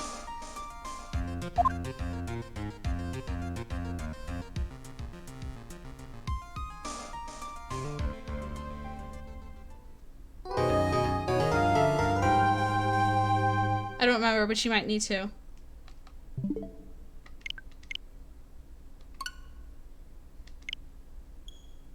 I don't know what we need to use, if not Pearl or Maya, to find him.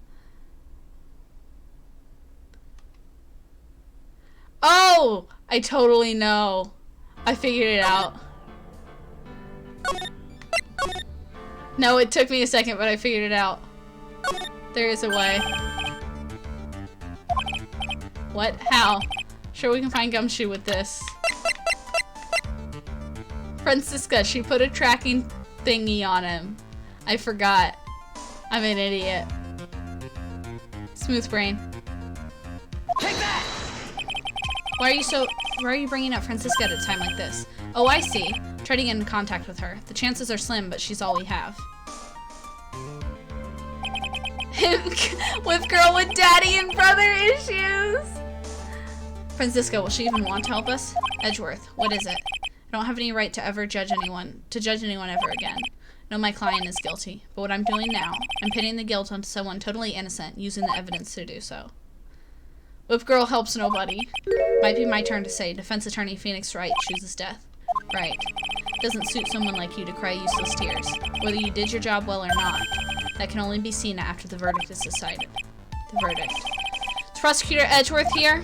Yes, bailiff? There's a phone call for you, sir. They said it was extremely urgent. Probably finished with the handwriting analysis. I have to go take this call.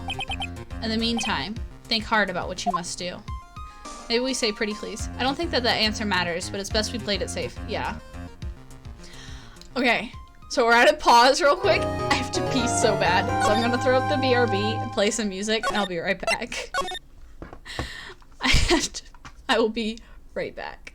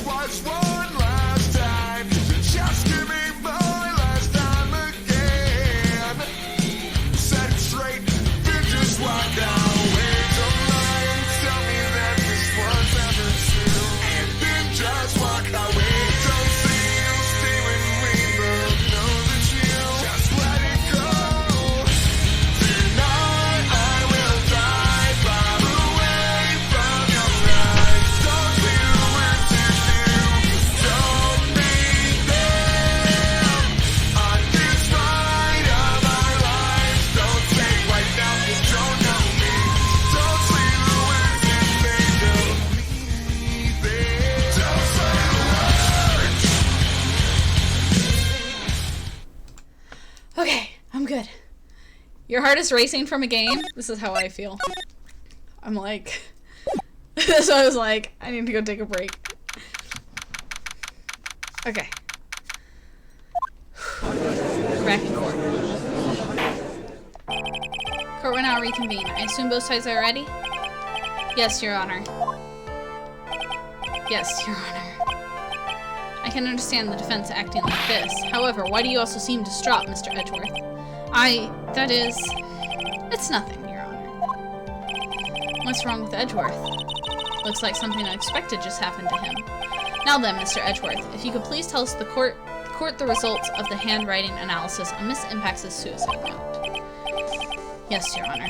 Unfortunately, We have discovered the suicide note is a forgery. He's edgy boy. Don't ask questions. What? What do you mean, Mr. Edgeworth? This note was not written by Miss Impax herself. It is a fake. Okay, that bought us some time. Bought us a lot of time. Order. Mr. Edgeworth, would you care to explain what is going on? If this was not written by Miss Impax, then who wrote it? We would need more time to do a more detailed analysis. However, it appears that the handwriting matches that of the victim, Mr. Juan Carrera. Okay. Mr. Carrera? Well. Wait a minute, now the motive doesn't make sense. That's what we're trying to say. Looks like Mr. Impax never left a suicide note after all. She never wrote anything about On Guard. However, Your Honor, wouldn't he know it was a fake? We don't know when it was written. We don't know.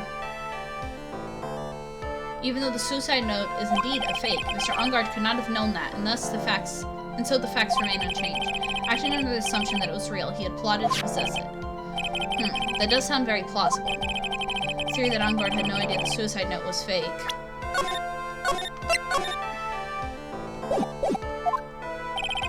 Something seems a little wrong with it.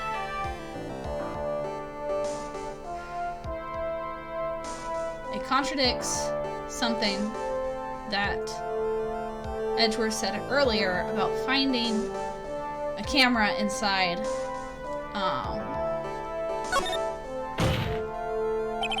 The defense believes that the theory the prosecution has stated contradicts testimony. Great brains comes great presenting abilities. If everything the prosecution have proven up to this point is true, then it is impossible for Mr. On Guard not to have known it was a fake.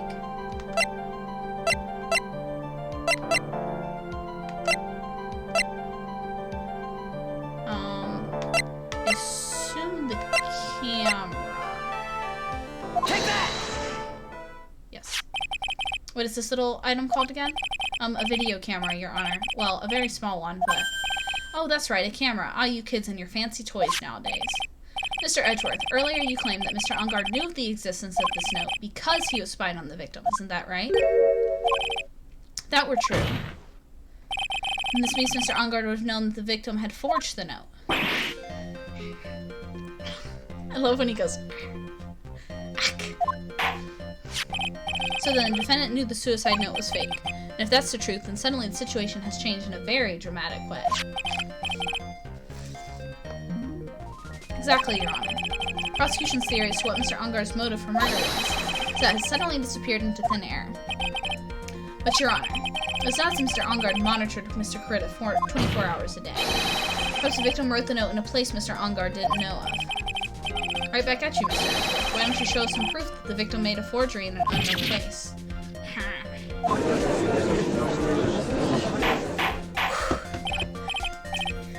Double homicide. I'm like, order. Mr. Edgeworth. Looks like this time it is you who has dug his own grave. As I figured. Huh? As you figured? As I figured. It all came down to this after all. Mr. Edgeworth, you are not making any sense. When I heard the results of the handwriting analysis, I thought this might happen. The question is, what next? What next? The prosecution can't prove Mr. On Guard's motive through the evidence, but we must prove it from another angle. Well, I agree with you there. Your Honor, the prosecution would like to call a witness to the stand at this time.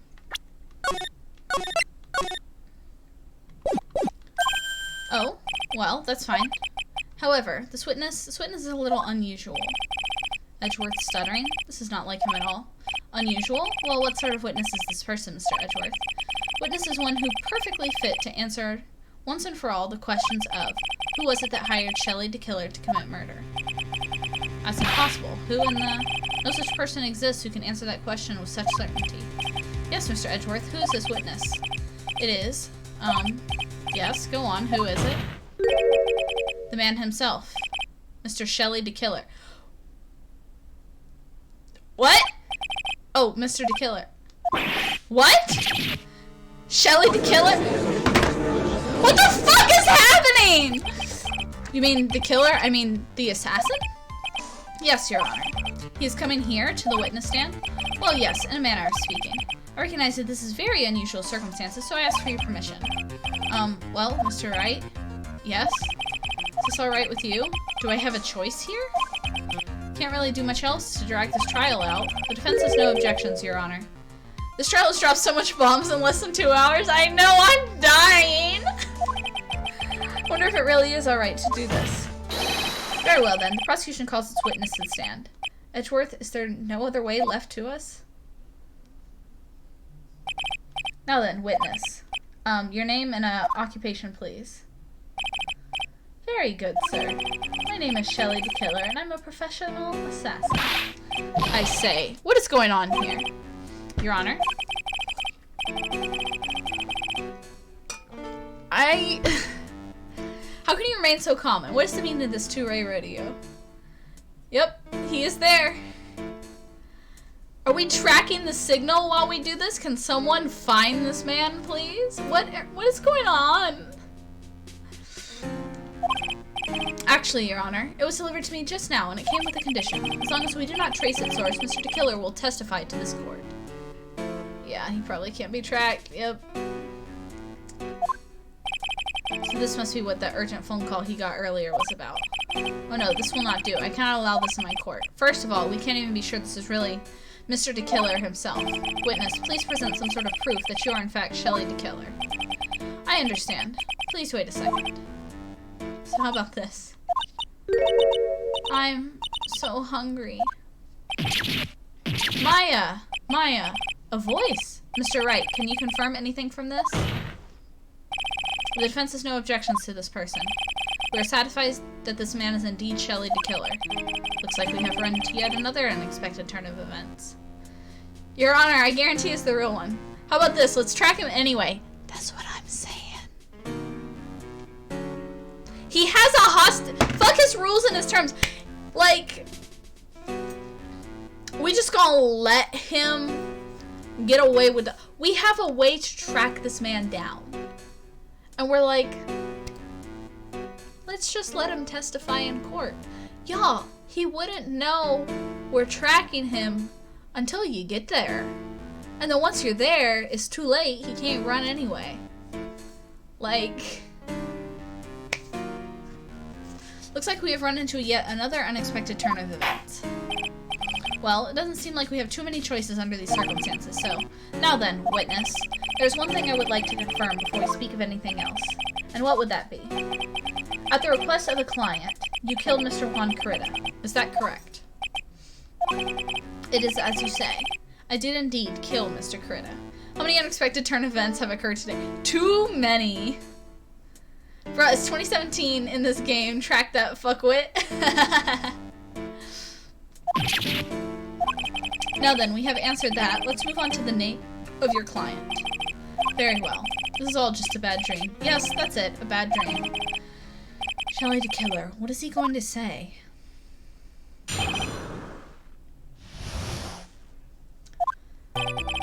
There's something I must first state. To an assassin, nothing is more important than the trust between a client and himself. That is the reason I am here today on this witness stand. It is my wish that you grasp this concept before I give the name of my client.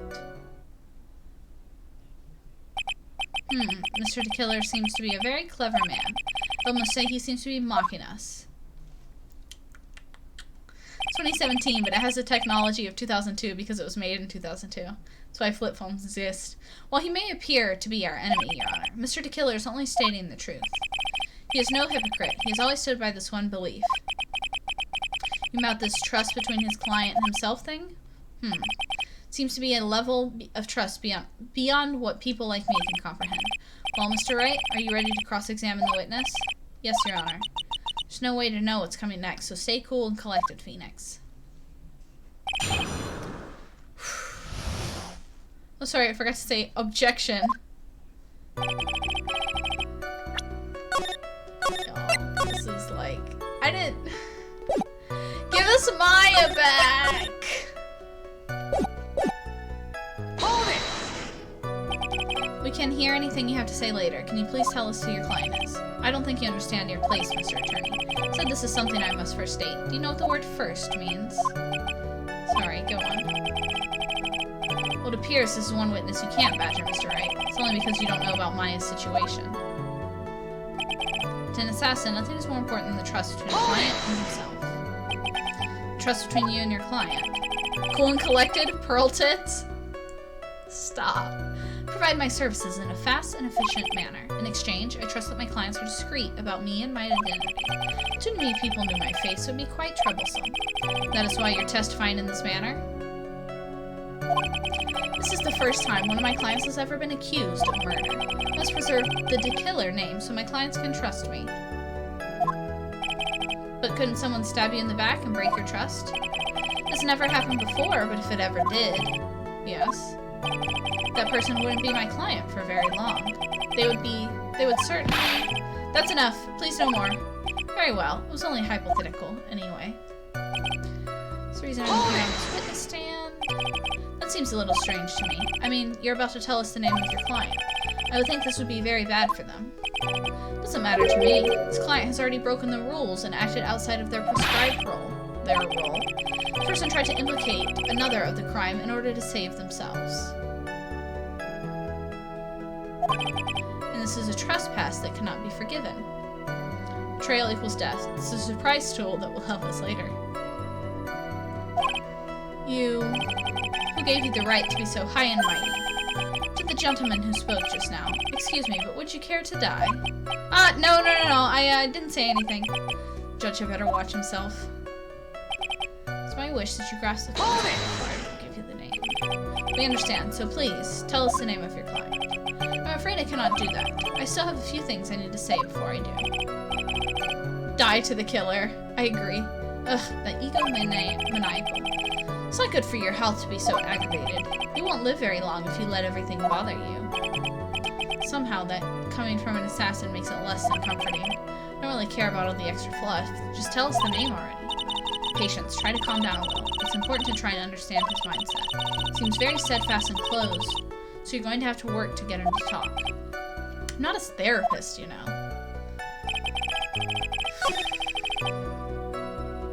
I don't even know what to, like, present or press.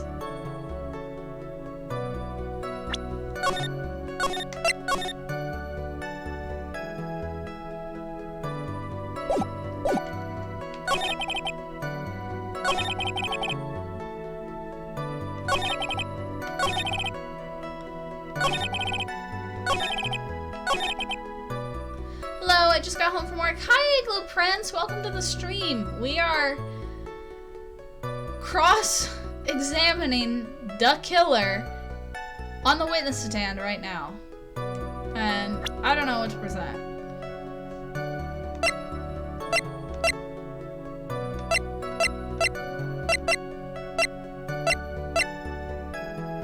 I don't know what to present.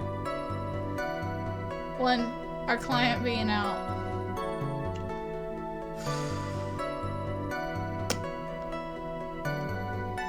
I think you repress, actually. Yeah, that's what I was thinking, because I don't know what else to... Hold it! Can you please tell us your clients? I don't think you understand your place, Mr. Attorney. Do you know what the word first means? This is all the same. Okay. Hold it! The trust between you and your client. I provide my services in a fast and efficient manner. In exchange, I trust that my clients are discreet about me and my identity. These are the roles and duties an assassin and his client are to carry out. I'm sorry, but I was just wondering about something you said. There we go. Since your client had already broken the rules. Objection man caught you slacking. Person who frames another is the worst kind of human. And that's why you feel you can betray this person? I have no trust relation with a client who can't understand their assigned role. Just my luck. An assassin with a conscience. Who would have figured? Now then, everyone, do you think you can understand my logic? This case just keeps getting better and better. That's how I feel. You really think? Okay. Our client...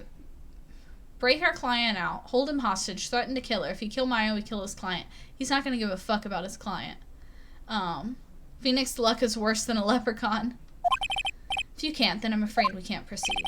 Everyone understands your point, I think. Really. In that case, I believe I'm prepared to disclose the information you seek.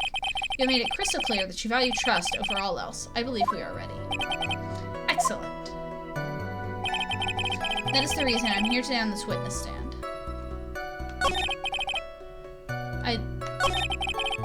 Now then, I do believe it is about time I revealed the name of my client. Don't you agree?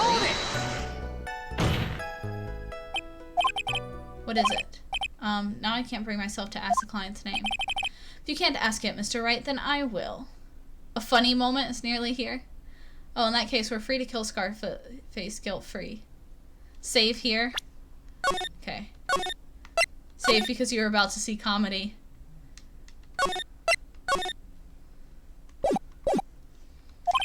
Witness.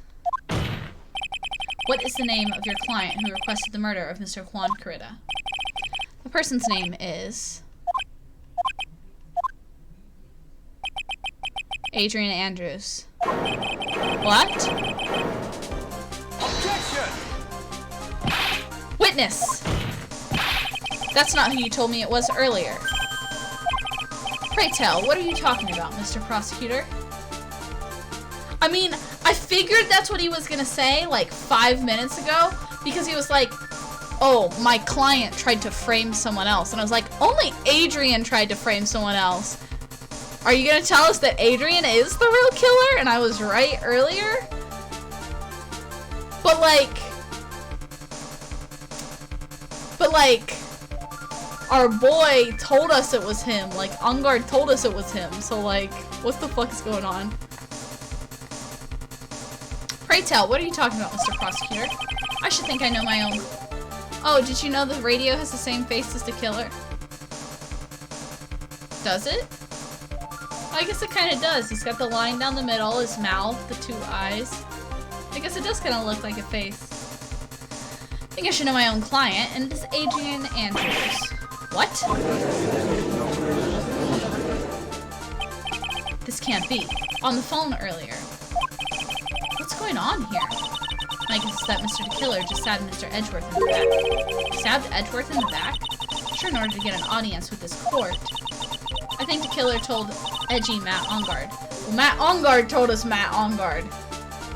And yeah, Mr. the Killer told him a different name. Matt Ungard, perhaps? I knew it.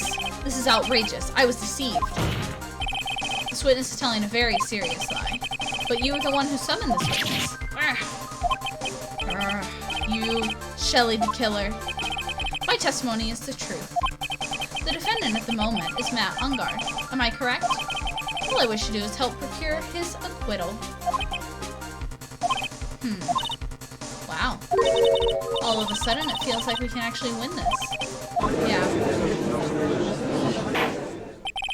Prosecution has failed to provide a motive and has instead provided this suicide note, which is a forgery created by the victim. Furthermore, there's a possibility the defendant himself knew it was a fake. But most definitive in all, we have heard from the assassin himself the name of his client. Mr. Killer's client, who's requested the murder, was not the defendant at all. Yo, Gumshoe, you alive? That's what I'm wondering. No.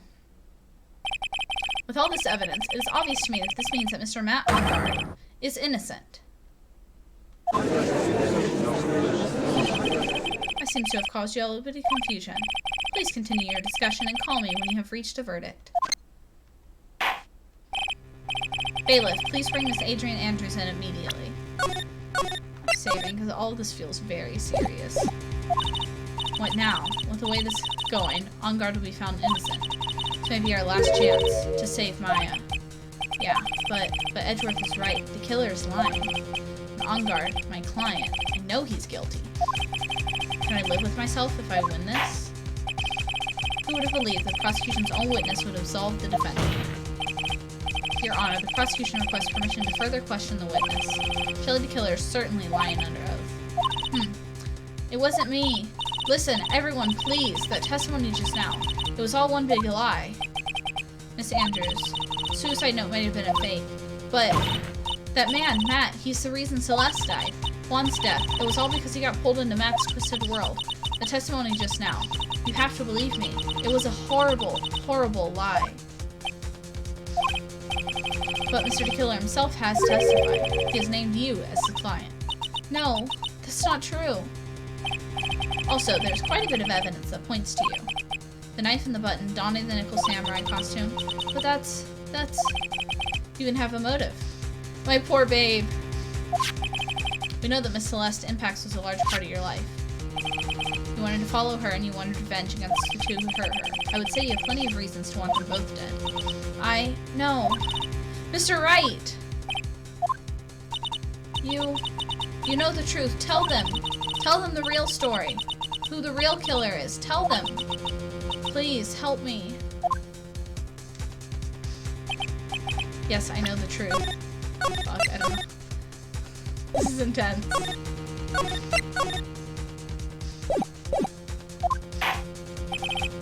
Mr. Wright. Yes, Your Honor. I believe we have reached the end of this trial. Therefore, I ask the defense for any final words or opinions. I have to decide. Do I take the not guilty verdict and save Maya? Or do I throw this chance away and wait for Gumshoe's new evidence? What am I supposed to do?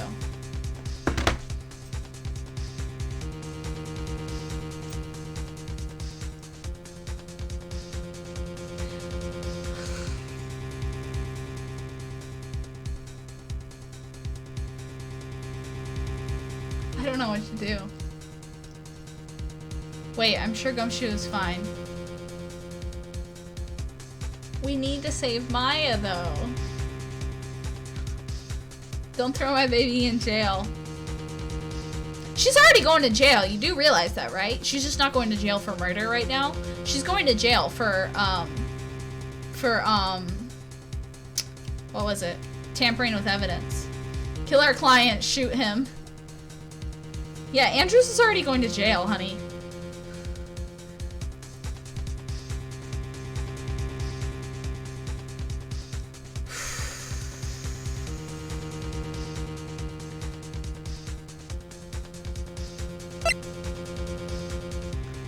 I mean, fuck, I hate this.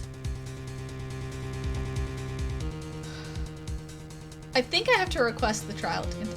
I don't think, like, this doesn't actually matter. I don't think this actually matters.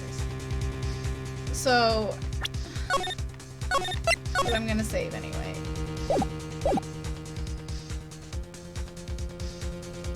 We gotta get him guilty. We gotta get him a guilty verdict. We can't let him be found innocent. We just can't.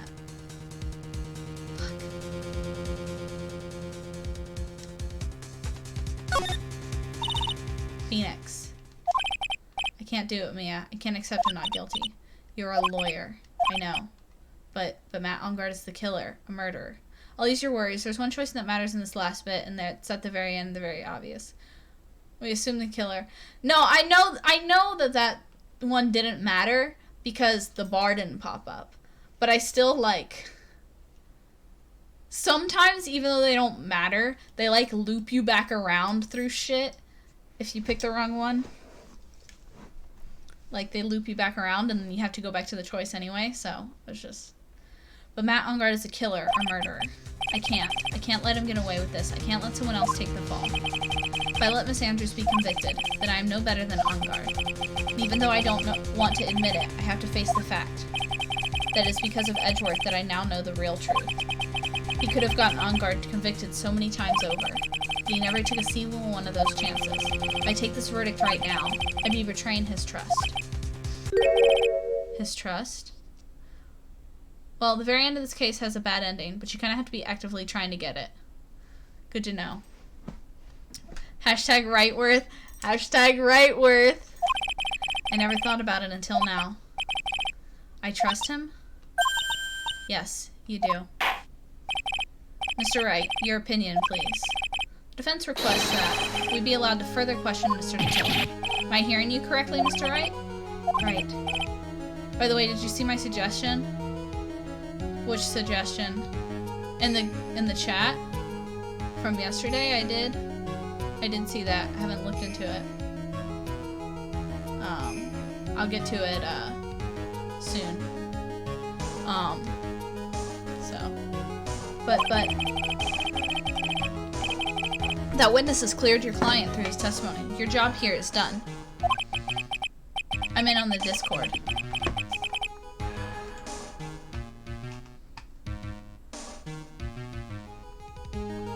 Yeah, like the stream request from yesterday, I saw that. I don't know if there was something else you sent. I don't see it. I don't see anything new.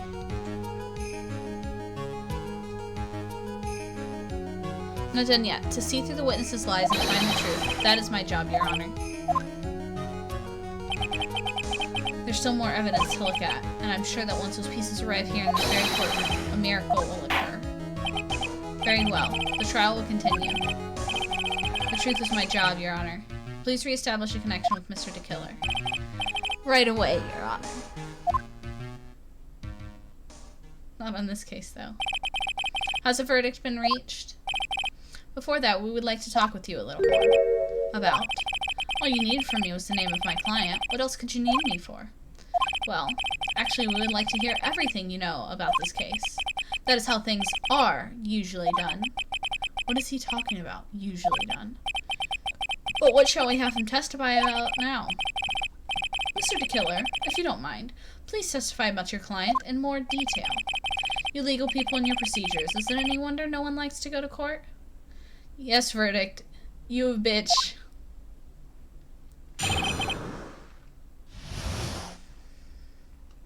As I have already stated quite a few times, Adrian Andrews is my client. However, one thing I simply cannot overlook is tampering with the scene of the crime. My client didn't defame another for the crime, while pretending to be the first person to discover the body and enter the scene. Adrian Andrews already knew from the very beginning that Juan Carrito was dead. But even more appalling is the creation and planting of the knife and button. That act is what I was referring to when I said my client had broken the rules. It's the most unexpected turn of events. For the, 5th time now? I think it's been more than that, buddy. However, this time, everything has finally been... Objection! Just a second, Your Honor. Yes, Mr. Edgeworth? We still have the cross-examination to do. But you don't need to question and testimony like this, do you, Mr. Wright? Your Honor, the defense will question the witness. As if I have a choice here. It's the 4th time, actually. Huh? Why? What has this witness has said? Nothing but been beneficial to the defense's case. You scrutinize the testimony then I'll expose the lies of that oh-so-beneficial testimony, I suppose. I don't understand what's going on anymore. That makes 2 of us. Can you guys find Maya already so I can just get this man guilty? Adrian Andrews. Hold it! What is it, Mr. Wright?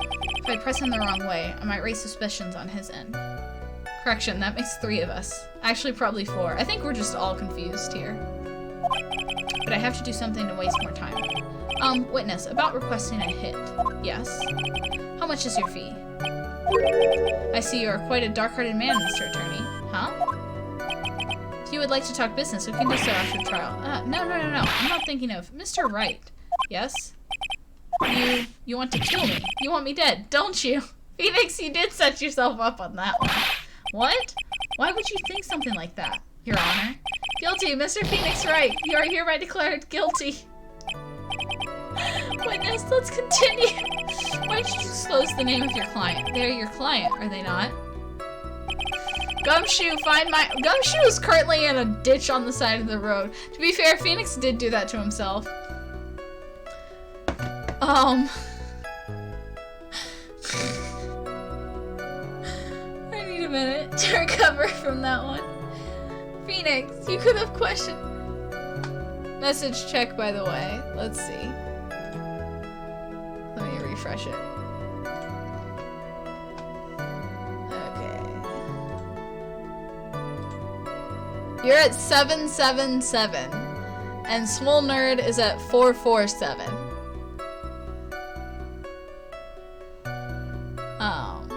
So, yeah. And that's for the week, if I'm correct. Yeah.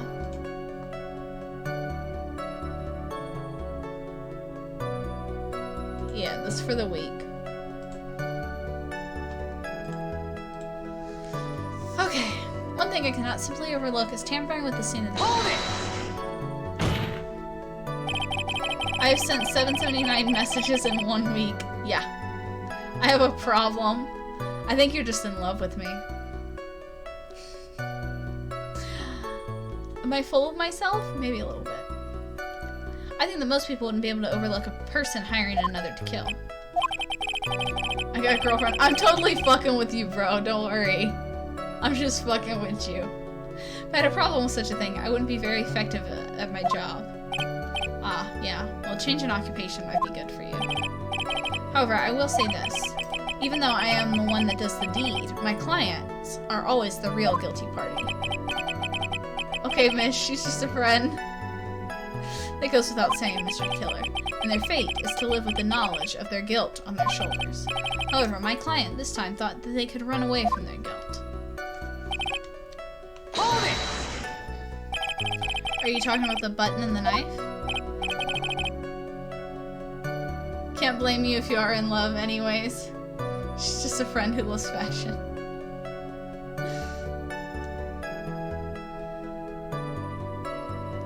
I missed what he said. Yes, and my business card. With this card. So that no one has to waste their time, including the police. I always make it a point to make things as easy as possible. You try to make things easy. My business card makes it... Zephy is a friend with benefits. Yeah. My business card makes it very easy to identify who carried out the service. Pretty devoted to his work. But to disregard everything, to go and stab the deceased with a knife, and even hide my card from sight, that is something I cannot overlook. It's really hard to tell if he's being truthful or not without him being here. Hold it! So you're saying most clients wouldn't do such a thing? That is correct. Usually, most people try to create an alibi for themselves. If you should use my services, Mr. Attorney, I would suggest you plan for your alibi, too. Ah, no, I already told you. I have no intention of using your services, ever. No, they hit a fucking card, so you called them out? Fuck you. Why does he keep looking at me like I'm the one on trial here? Agent Andrews already knew from the very beginning Miss Monfort was dead. From the very beginning? That is correct. From before my client visited the room. All my clients know precisely what the situation is at all times. I wonder if that's really true. Set yourself up with the Judge Phoenix. So you tried to get him killed, Phoenix. You fucked up. That's odd. Even more appalling. So why did you think your client did that? What do you mean by why? Well, fiddling around the scene of the crime is pretty risky. And why would someone who's requested a murder go to the crime scene anyway? That is true. I assume it was probably done to frame Mr. Ongard. If that's the case, why didn't the person just request that you do it? Sadly, that is not possible. Huh? My job is to kill, and that is all. And to leave my business card behind, naturally. The business card is much, so my clients may escape blame. To protect them is my duty. Even if they did say it's for revenge, setting someone else up to take your fall. Hold it! And that is all you have to testify? Yes, I pray that I will never be called to the stand again. Again, as any plan to continue? I must, as I have yet to find a person to take my place and become the fourth successor. Why is the radio shaking? How powerful is its speaker? Actually, how would you like a new life, Mr. Attorney? Excuse me? No. I'm fine, really. Are you really now? I wonder what kind of man the judge thinks I am now. Bro, you literally committed murder? Shut up about revenge. I agree. What are you going to do now, Phoenix? All I can do now is expose the lies. That's true. However, you realize this will be very bad for our client, right? I'm so confused. The one thing I know for sure is that I can't let this trial end yet. Hold it! I just have to repress everything because I wasn't paying attention. He's about to say something dumb.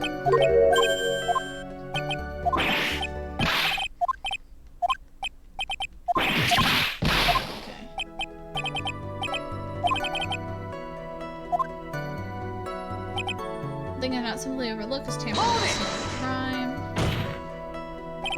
I would think that most people would be able to overlook a person hiring another to kill. If I had a problem with such a thing, I wouldn't be very effective at my job.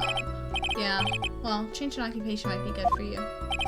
However, I will say this. Even though I'm the one that does the deed, my clients are always the real guilty party. It goes without saying, Mr. the Killer. And their fate is to live with the knowledge of their guilt on their shoulders. However, my client thought they could run away from their guilt.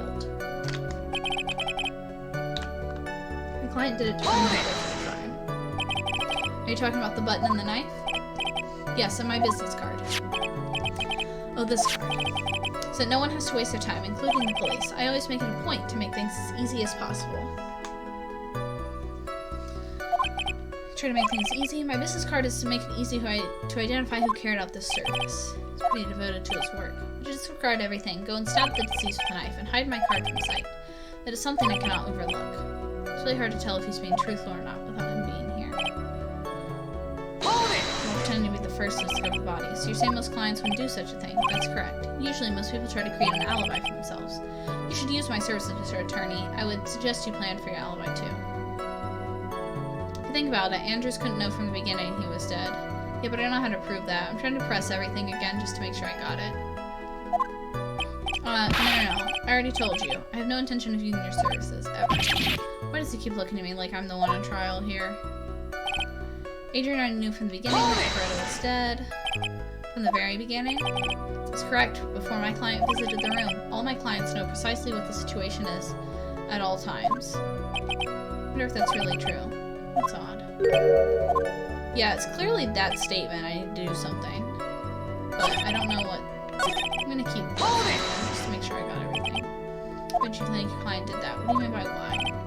Well, fiddling around the scene of the crime is pretty risky. Why would someone who's requested a murder go to the crime scene anyway? That is true. I assume it was probably done to frame Mr. Ungar.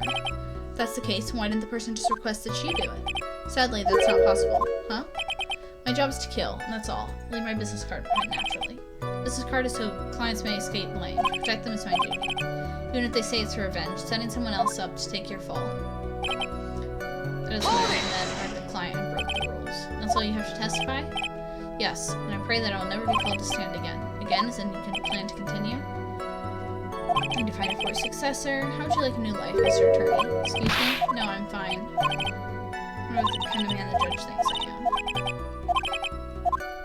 Okay.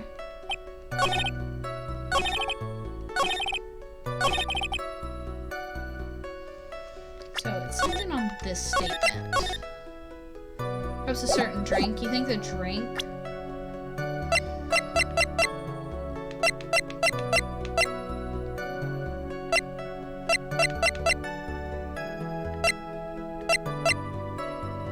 I mean, or the camera.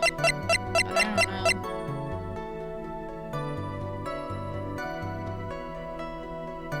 No, the camera would prove that he does know. She did know the whole time.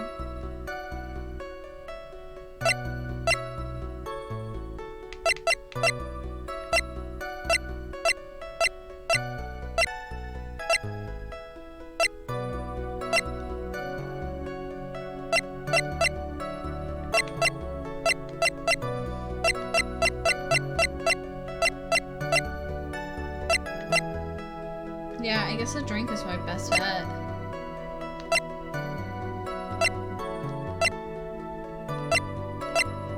don't really have anything else that, like, proves it. That proves she didn't know what was going on. Objection! Thank you so much for taking the time to testify, Mr. DeKiller. What is the meaning of that attitude? When Adrian Andrews entered the victim's room, your client had no idea that Juan Coretta had been murdered. But how do you know that? From this wine glass, Your Honor. The glass. Mr. DeKiller's supposed client thought Mr. Coretta had only fainted, which is why the glass of juice was poured for the victim. But isn't that just a part of Adrian Andrews' calculated plan? It's not possible, Your Honor. This glass bears fingerprints of that person. Had this been planned, they would never have left their fingerprints behind. I see your point. Mr. Edgeworth, what's your opinion? Strangely enough, I had the same exact thought just now. Witness, how do you explain this strange phenomenon? Isn't it a waste of time to ask about such a minor detail? It's not a very important point, anyway, correct? He can't see you doing that, Edgeworth. I'm afraid you are mistaken. Adrian Andrews really is your client, as you claim. And your client should have had knowledge of Mr. Coretta's death. If not, then that can only mean that Adrian Andrews was never your client at all.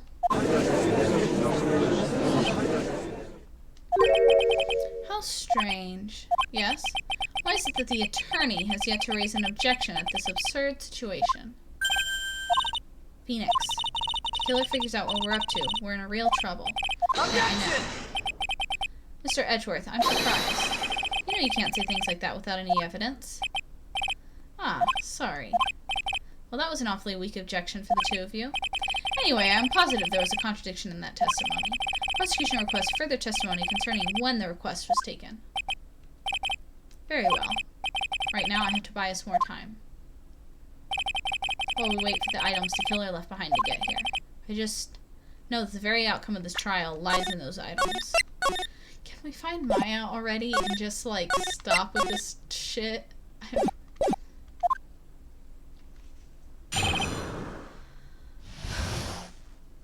Okay. This request came to me, about a week ago. It's a request for my services on the night of the award ceremony. We met at a certain bar to discuss and finalize a few matters.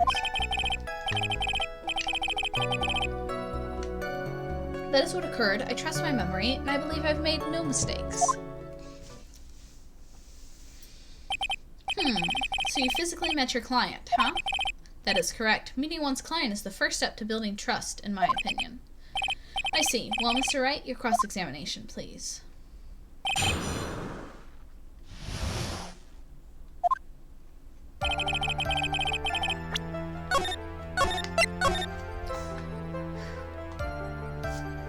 Okay, we're gonna finish this in one go. Like, we can do this. I might need some Advil. I'm starting to get a headache. Okay. Quest came about a week ago. 1 week ago, are you sure? Yes, I'm quite sure. I, of course, had my own preparations and was barely able to finish. When you request my services, Mr. Tony, I hope you will keep that in mind. Please, stop. In any case, my client this time had a very specific date and time in mind. Specific date and time. It was a request for my services on the night of the award ceremony. Did you ask why on that specific night? No. Excuse me. I tried to fulfill all the conditions of my client's request, but as for why, I only had my suspicions. Your suspicions, huh? So what are these suspicions you had? Why did your client request that night? I'm sure it was all for the bear. The bear? My client spoke of it. I'm sure there will be a bear-shaped figurine in Juan Corrida's room. Would like you to retrieve that item for me. Must be talking about this bear puzzle. Inside that figurine was the suicide note. Naturally, the victim brought it with him to his hotel room. He was planning to publicly disclose its contents at the press conference, after all. That is correct. And if I had not done the job that night, I would not have known where the bear figurine was. I see. Well, Mr. Wright, was the testimony just now of any importance? Probably. Oof. Zeffy, can you bring me some Advil, please?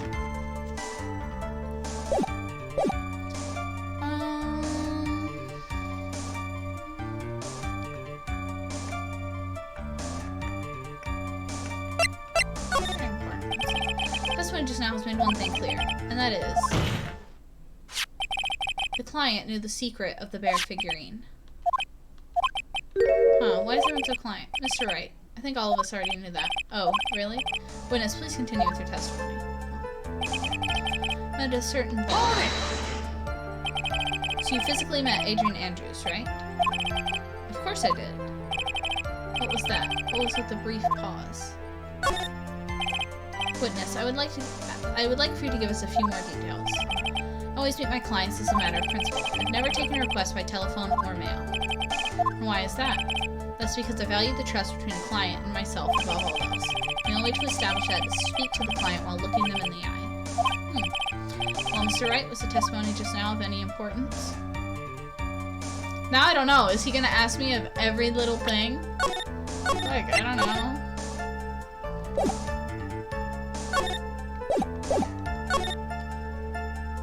I'm just gonna say yes. Of course it was important, Your Honor. Mr. Killer had met his client before the murder. It's unlike he is mistaken. So you're saying that his client really was Adrian Andrews? You see, it's just as I said. I'm so lost. Who the heck am I supposed to be helping here? Calm down, Phoenix. Think carefully and relax. The witness, please continue. That is what occurred. I trust my memory and I made no mistakes. your client was Adrian Andrews? That is correct.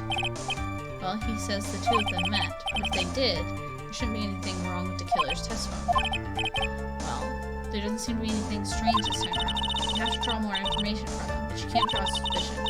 You can do that, you should be able to find a flaw in his testimony somewhere. Talk about a delicate balance. I guess Steffi didn't hear me. I might need to go grab the Advil myself. Let me text him. He must be distracted.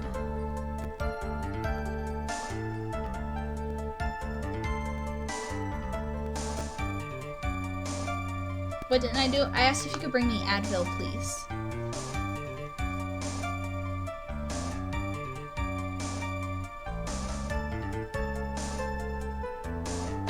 Press everything again because I'm lost.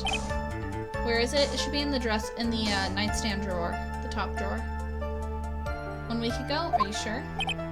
Yes, I'm quite sure. Of course, I have my own prepositions. I was barely able to finish. We will keep that in mind. Please stop. Find a specific date and time in mind. Hold it!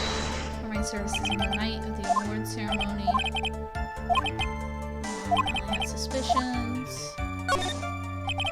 What were these suspicions? Sure, it was all for the bear. The bear. The client spoke of it. Sure, there will be a bear-shaped figurine in this room. I'd like you to retrieve it.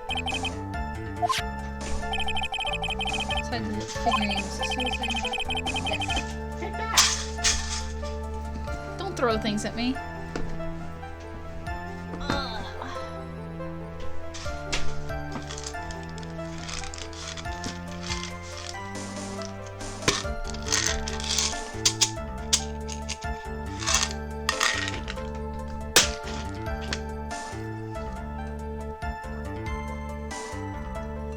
Okay. Swolner wants to catch up. Yeah, hasn't spoken in 15 minutes. Imagine. Ugh.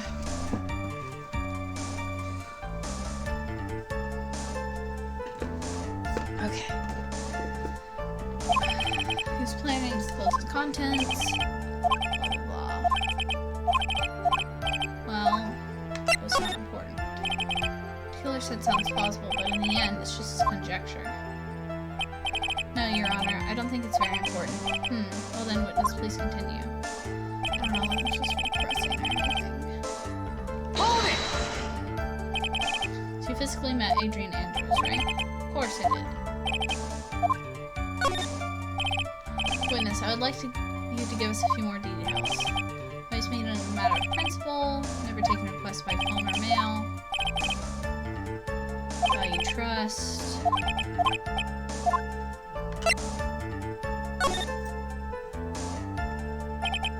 Why he meets his clients is not important. That wasn't the point. Witness, please stop sidestepping my questions.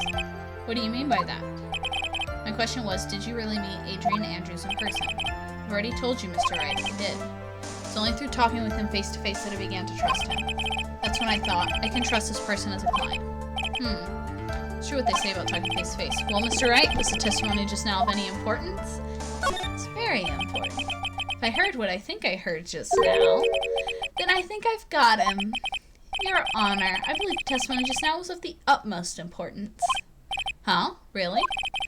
That's the case. Witness, please include the statement just now in your testimony. Very well. From the moment I saw him, I thought I can trust this person as a client. But as we know, that was not how it turned out, correct? What do you mean? Adrian Andrews turned out to be a client who couldn't stick to the rules, right? Well, yes. I suppose you are correct. I'd like to check one last time. Are you sure your testimony is accurate? Hold it! So your client was Adrian Andrews? That is correct. Well, he says the two of them met, but if they did, then there shouldn't be anything wrong with the killer's testimony. He doesn't seem to see anything. Okay, well.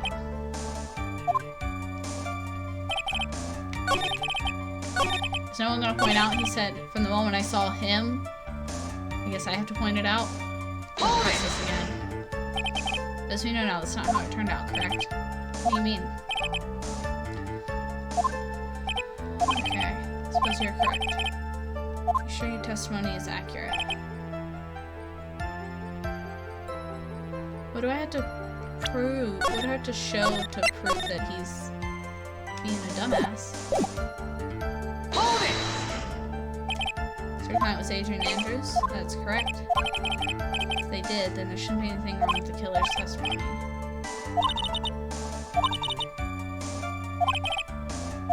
I found the flaw. What do I have to present to you?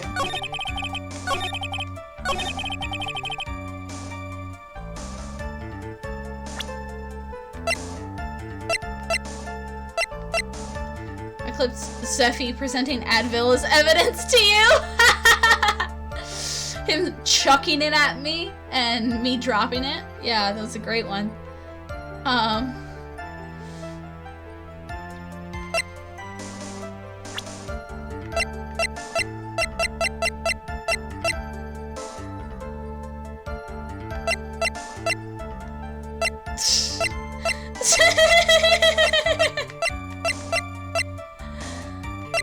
What is this? The stuffed bear looks just like Doge. It does. What do I have to present on this? I can trust this person from the moment I saw him. What do I present? I don't really know. But like this is the line. He said him instead of her, but I don't know what to present. Just like when we checked a phone in court. No, I know it says him. I've pressed this. But what do I present? Do I present... I guess I present the profile of... Do I present his profile? I don't know what I present. That's what I'm saying. Because he said him instead of her, meaning... Present Doge.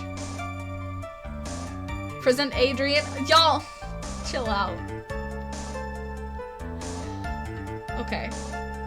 Y'all, my headache is killing me. Okay. Do I just present Adrian? Do I just present her profile?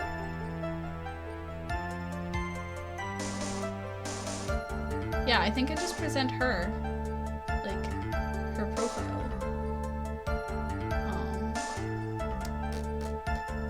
Whatever. Let's just go for it. Let me just save.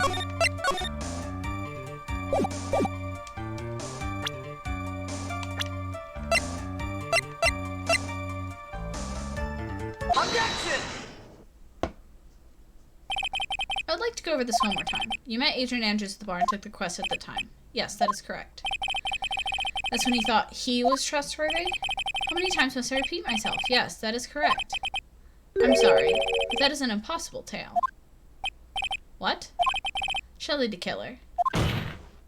You have never met the real Adrian Andrews. Why would you say that? Pick up the phone because Crazy Lou fucking called it. Because you made one very big slip up. About her. So what is the issue? What did you say just now? About her?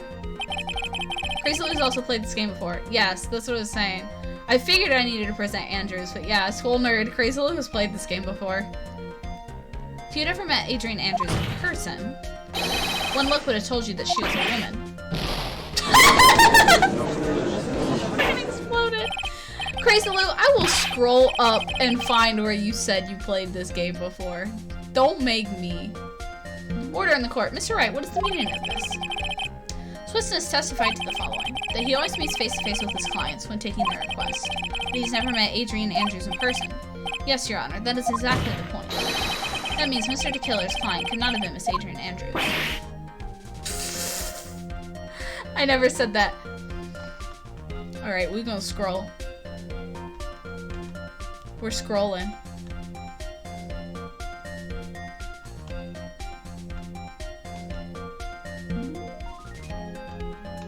We're gonna find it. Where is it?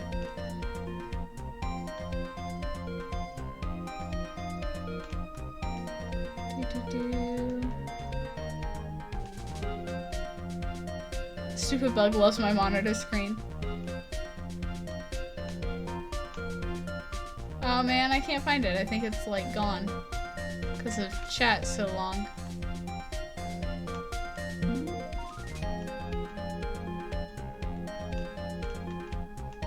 Damn. I didn't realize some of the messages disappear. It's gone. See, I never said it. Whatever. This is disgusting to look at.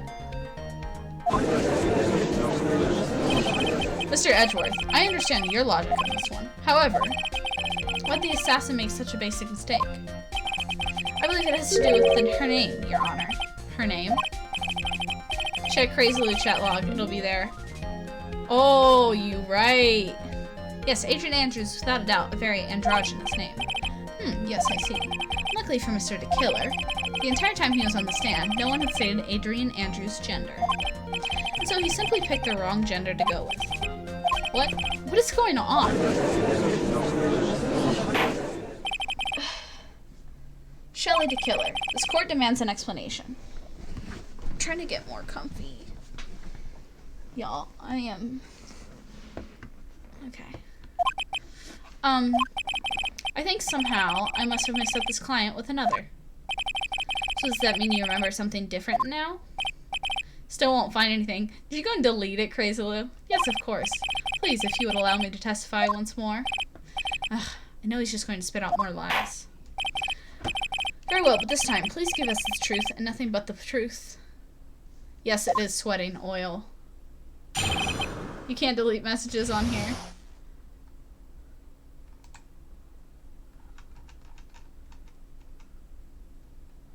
Alright, we're gonna find it.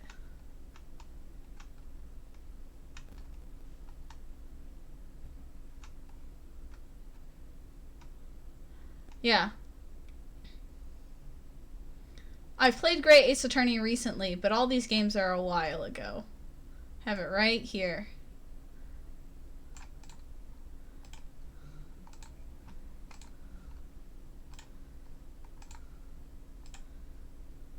With the timestamp and everything.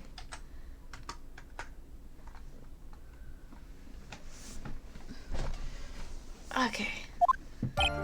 Yes, now I remember. I took that request by mail.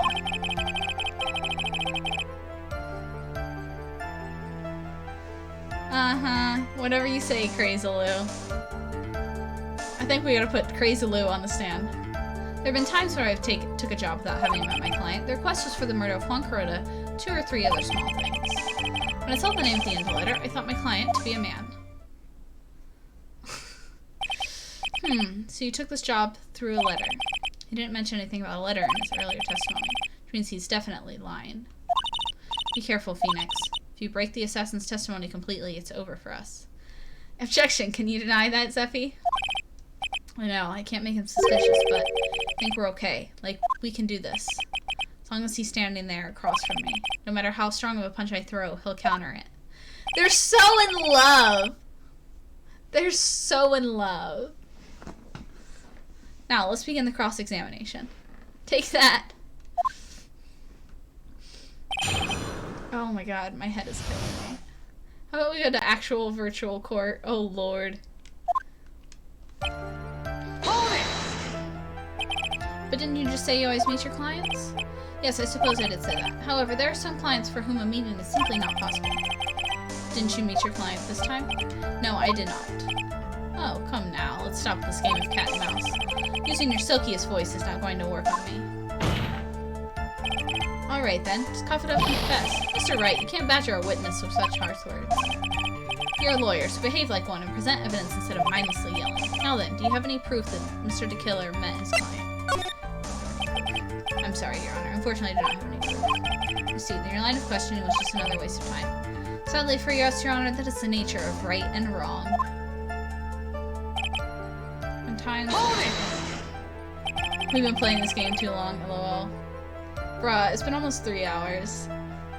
And why could you not meet certain clients? Recently, I've been receiving more requests. If I met each and every client, I would lose some nice business opportunities.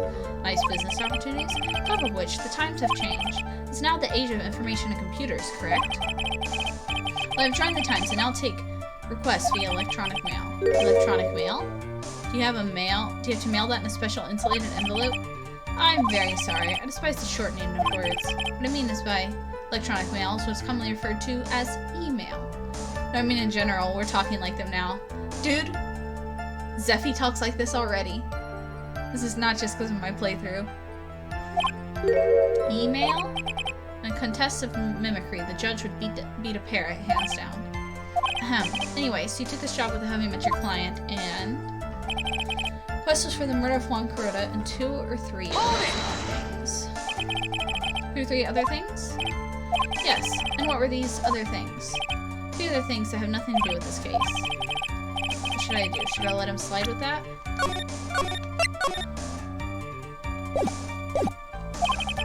It'd be really bad if I push his buttons the wrong way and he got mad. We're gonna let it go right now. Killer sounds like one sharp man. We should try to find a better way without making him suspicious. When I saw the name thing together, I thought my client might be a man. So you're saying that you never saw your client's face, not even once?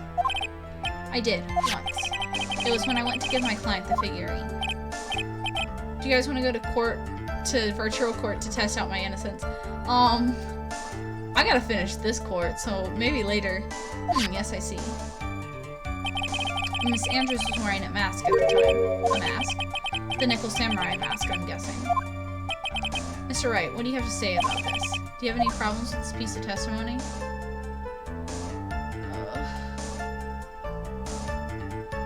I don't know. My brain hurts. There's a contradiction. One thing does sort of stick out to me, Your Honor. Witness, I think you most definitely saw your client's face. Let's recall Mr. Power's testimony. For the award ceremony, Swolner, do you want to go to court? To Matt's room. Matt was standing there in front of his room, still in his Nickel Samurai costume. Matt gave the bellboy a tip. He received quite a large roll of cash from his armbar, and at the time he was not wearing his Nickel Samurai mask. Ooh. Order. Now that you mention, I do remember that. Witness. Yes, that night I did wander the floor as a bellboy. Received plenty of tips at night for carrying juice to the various rooms. Is that so wrong? Huh? The man who gave me that tip was not my client. He was probably a very generous. Objection! I'm sorry, but sadly, we are not nearly so generous here. If I could receive large rolls of cash simply by bringing people things on trays, why on earth would I stand around here prosecuting? Oh, deja vu. And isn't a salary more than enough for one man? I'll be Gumshoe if we do. Zeffy, you want to go to court? Swole Nerd, how about your prosecution and Gumshoe, and I myself in defense? Where's your evidence the large roll of cash was in fact not a tip? Come, Mr. Edgeworth, show me the money. What? Mr. Attorney. Yes? You know, I think your line of questioning has been a little strange. In fact, I would say you don't seem to believe Miss Andrews is my client. Oh, no, it's not like that. I just don't think lies are a good thing, you know? Oh, and I agree. Lies are not a good thing at all. I think we're on the same page now, aren't we, Mr. Attorney? Remember, if I feel threatened in any way, I'm free to cut contact at any time. I'm sorry. Please forgive my foolishness. If only you were this apologetic all the time. Judge Big Brain. Give me a Mio and we can do this. Bet. Anyway, I don't see a huge contradiction here. Therefore, you may continue, witness. Do you know where to go, or no? We pretty much reached the end of our rope here. Seems like we're still okay to me, and that's exactly why this is so bad. At this rate we're going, we'll end up completely destroying the killer's lie. If we do that, you already know how serious of a situation that'll put us in. Oh yeah. All I can do now is pray that those items reach us in time.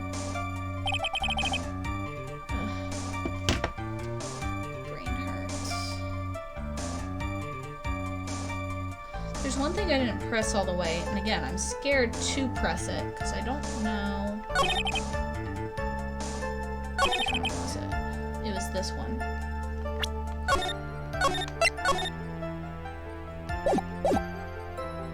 Hold it!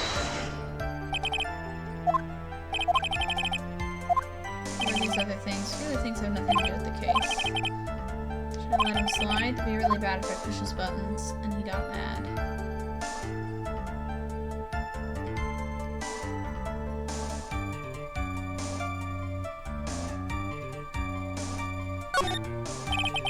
Whether or not they're related to the court, this case is for the court to decide.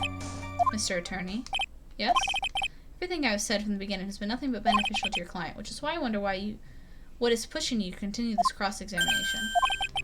Could it be that you are planning to betray your own client? I smell the stench of a backstabber. Should you turn out to be one? Wait. Uh-oh. This is looking really bad. Shouldn't press my luck. Alright. What do you think? Is this worth pursuing? You're gonna let it go. Killer sounds like one sharp man. Should try to find a better way.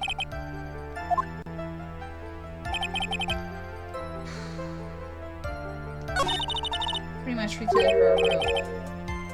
Seems like we're still... I don't know what else to do. Like, I've reached the... Like, I don't know if I need to... If I do need to press that statement, but I don't want to piss him off.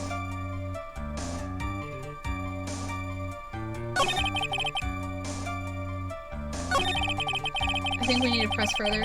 But it's pissing him off, and I'm scared it's gonna, like, fuck us over. You have saves, so you could try. Yeah. You can't really piss him off during this. Okay. Oops, wrong button. Hold it! I'm just like, I don't want to fuck things over.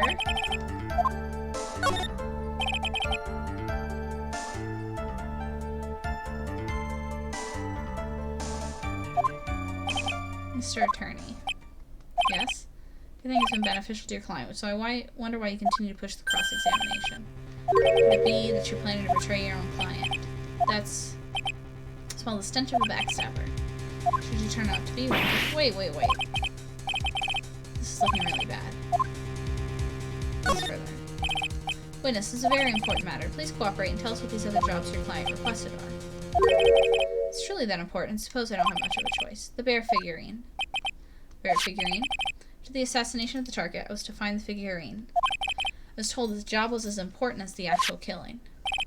And where was that figurine? It was inside Mr. Corrida's suitcase. And then, what did you do next? Hand it over to my client right away. You gave it to your client. Interesting. The information certainly sounds important to me. Please include what you stated in your testimony. Hold it! I found this figurine at Mr. Ungard's mansion. If you gave it to Miss Andrews, what was it doing there? It was waiting for her there. That was also part of the plan to frame Mr. Ungard, I'm sure. Makes a lot of sense. Well, Mr. Wright, do you have any problem with this piece of testimony? There is a contradiction. Terry, you want to go to court? Bro, I don't want to go to court right now. I'm trying to solve this court case. Besides, I have the proof.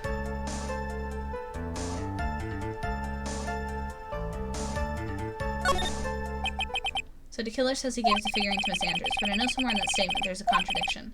And yet, I know that if I present something trivial here, he will cut the connection on his end.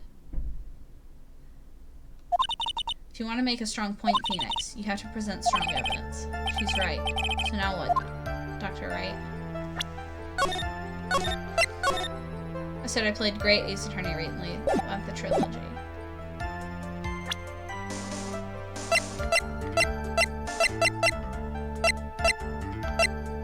What proof do I have that there's a contradiction in this statement?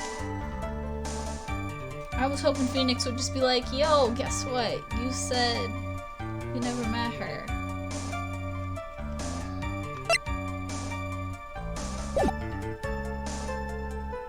I'm thinking the bear itself. I don't know.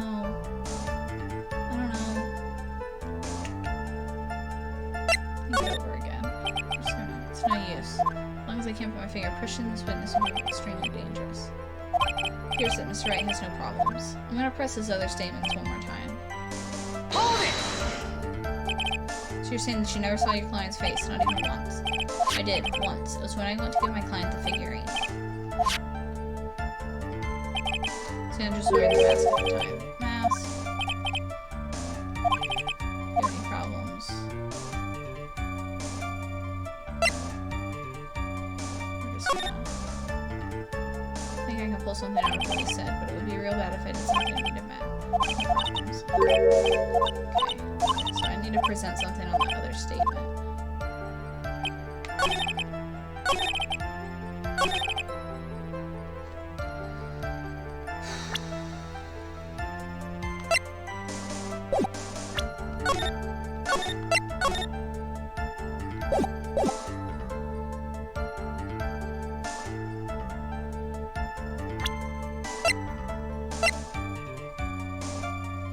Small nerd, we need to head to court. Yes or no? I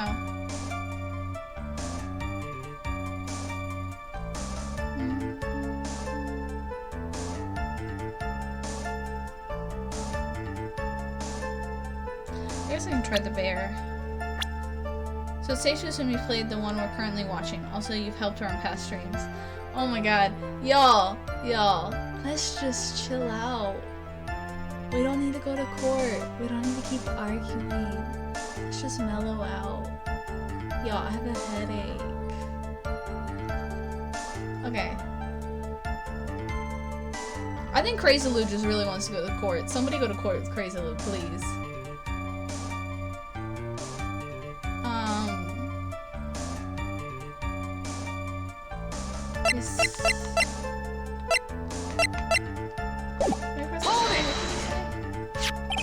Found this figurine at Mr. Engarde's mansion.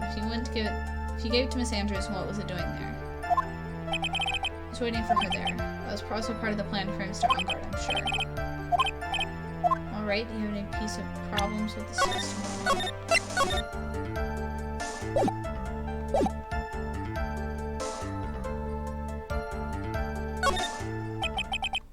Miller says he gives the figurine to Andrews. No, there's a contradiction. And yet, therefore, that's something turbulent here. He'll cut the connection.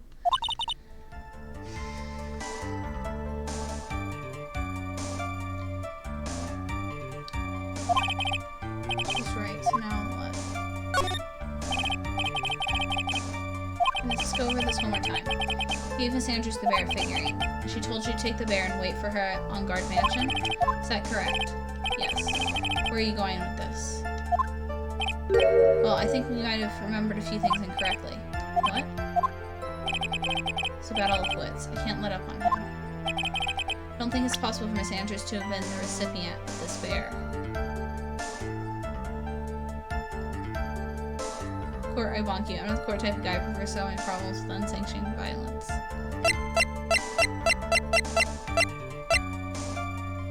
She cannot have been the recipient of the bear. And why? Why could she not have been the recipient of the bear?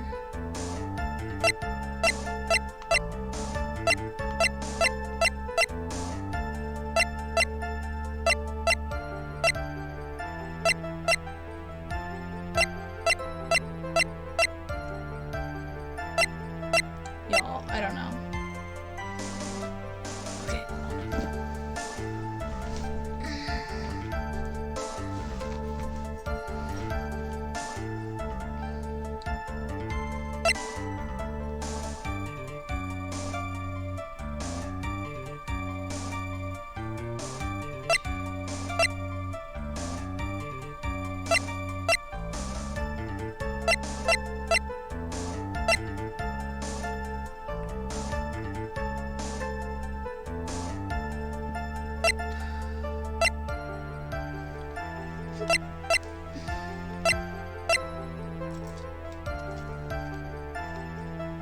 Y'all, I'm lost.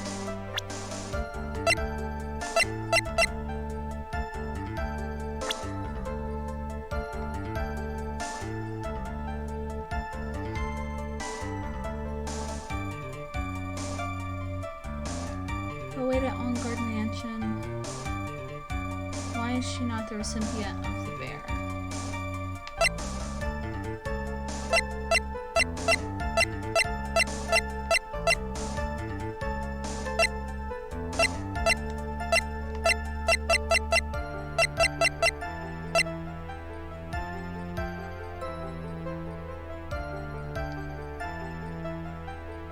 And proof Price Lou played the trilogy. Check his profile.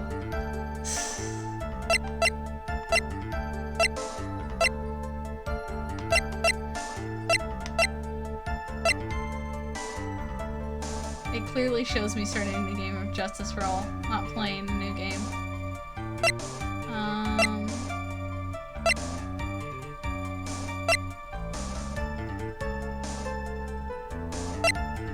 Y'all, why can't she have been the recipient?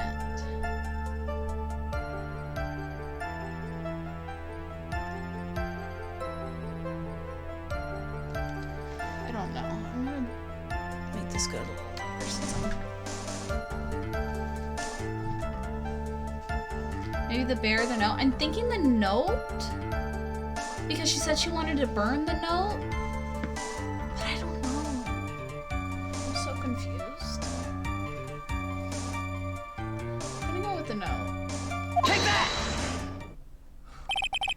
Shelley the killer. If you had really given the bear to Miss Andrews, then this item should not have been inside it. This item? See where you're going. Yep, that's where I'm going. Where's everyone going? Do I need to pack a suitcase? Your Honor, please think back to Miss Andrews' testimony. I was going to burn it for her sake. If even for a single minute, this bear had actually been in Miss Andrews' hands, I'm sure she would have taken the suicide note out and burned it.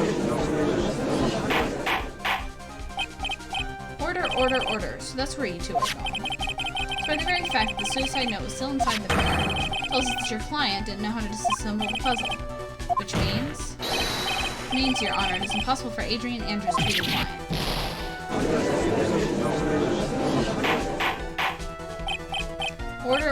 Order! Mr. Phoenix Wright. I'm sure I mentioned this before.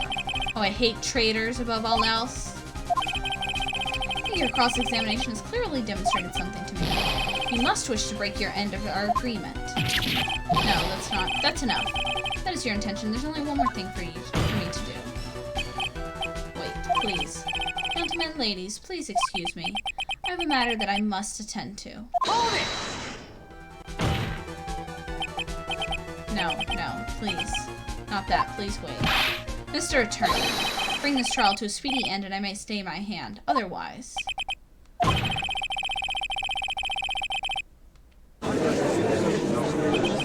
What in the...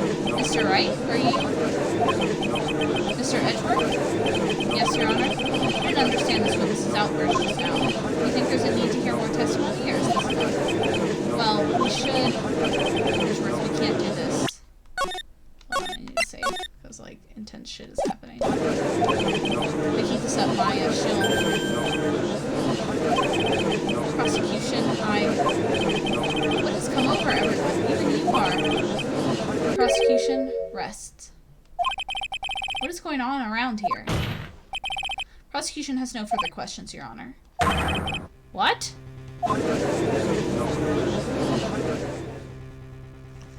Where's Gumshoe?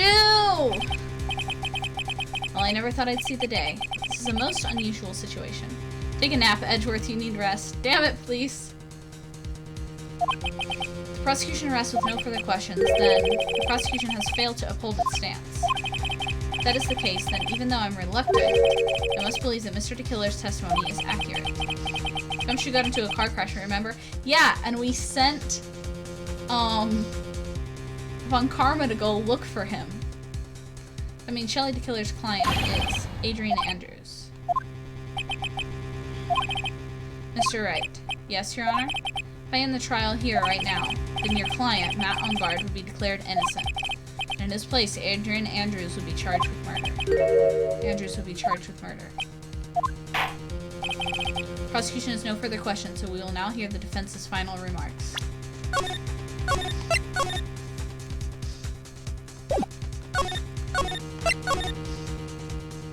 think this is that important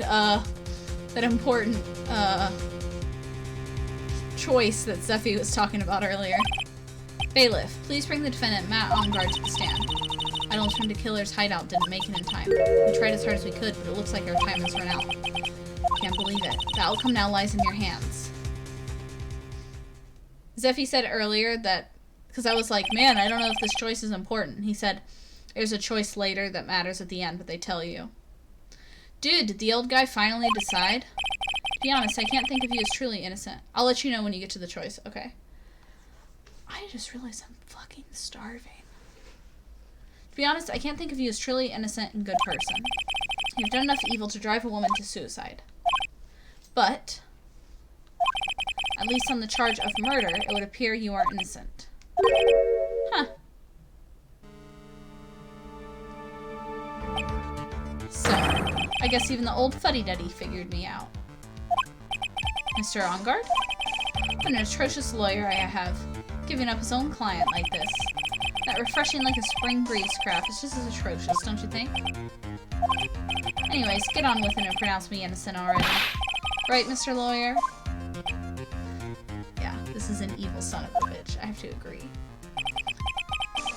Should I side with justice, or should I save Maya's life? Fuck.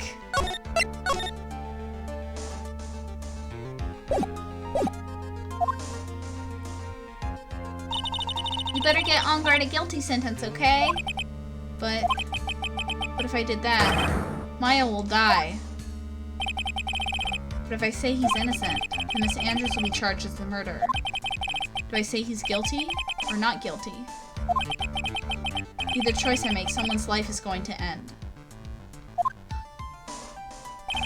All hinges on what I choose. Now then, Mr. Wright, let's hear the defense's final statement on this matter. The person who hired the assassin was Adrian Andrews. Then your client, Mr. Matt Engard, is innocent. There's no need to ask, old man. After all, my lawyer is going to say what I want, aren't you? Right? I can't do this, but I have to decide something. I can't count on the evidence to help me anymore. I have to listen to my heart. My client, Matt Engard, is... Is this the choice? Or does this not matter? I need to know. Because... I don't know what to do. I really don't. Because if this choice matters, like, I don't know what he's guilty. He's guilty. He's guilty. Save first? I can't save. I saved like a minute ago, but I can't save. It's not giving me the choice to save.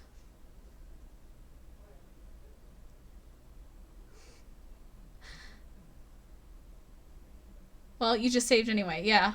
I'm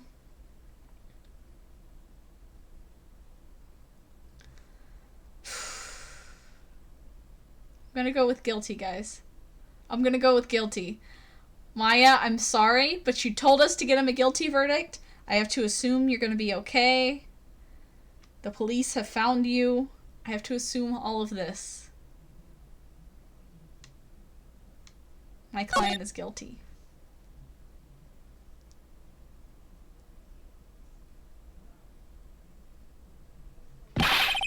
We are waiting for your answer, Mr. Wright. Matt Engard, your client deserves an answer. Maya, I'm sorry. Matt Engard is... Objection! Von Karma to the rescue! Francisco Von Karma!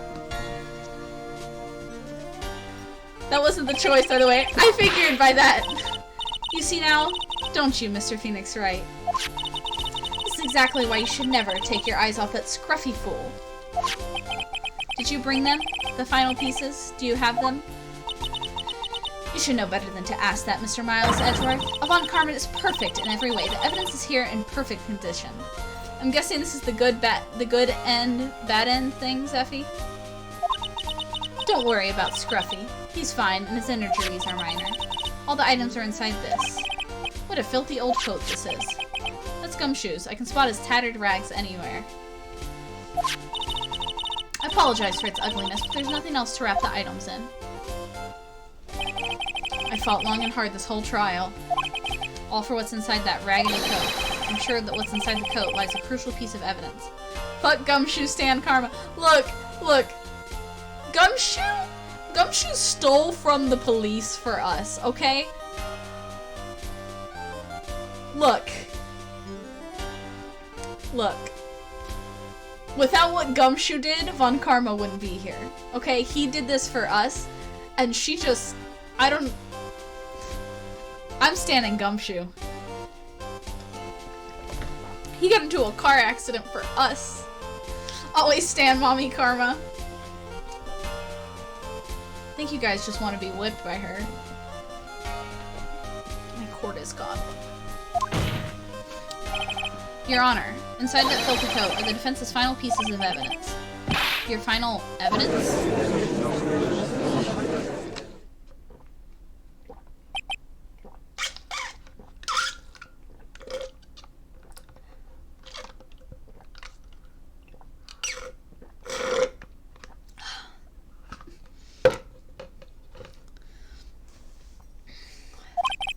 Trial is already over. All that remains for me to do is hand down my verdict. I do not believe that any evidence presented now would change the outcome of this trial. What? Objection! Your Honor, it is our duty to examine every piece of evidence down to the last. I request that Miss Von Karma be allowed to present these pieces of evidence. I suppose you are right, Mr. Edgeworth. I grant permission to do so.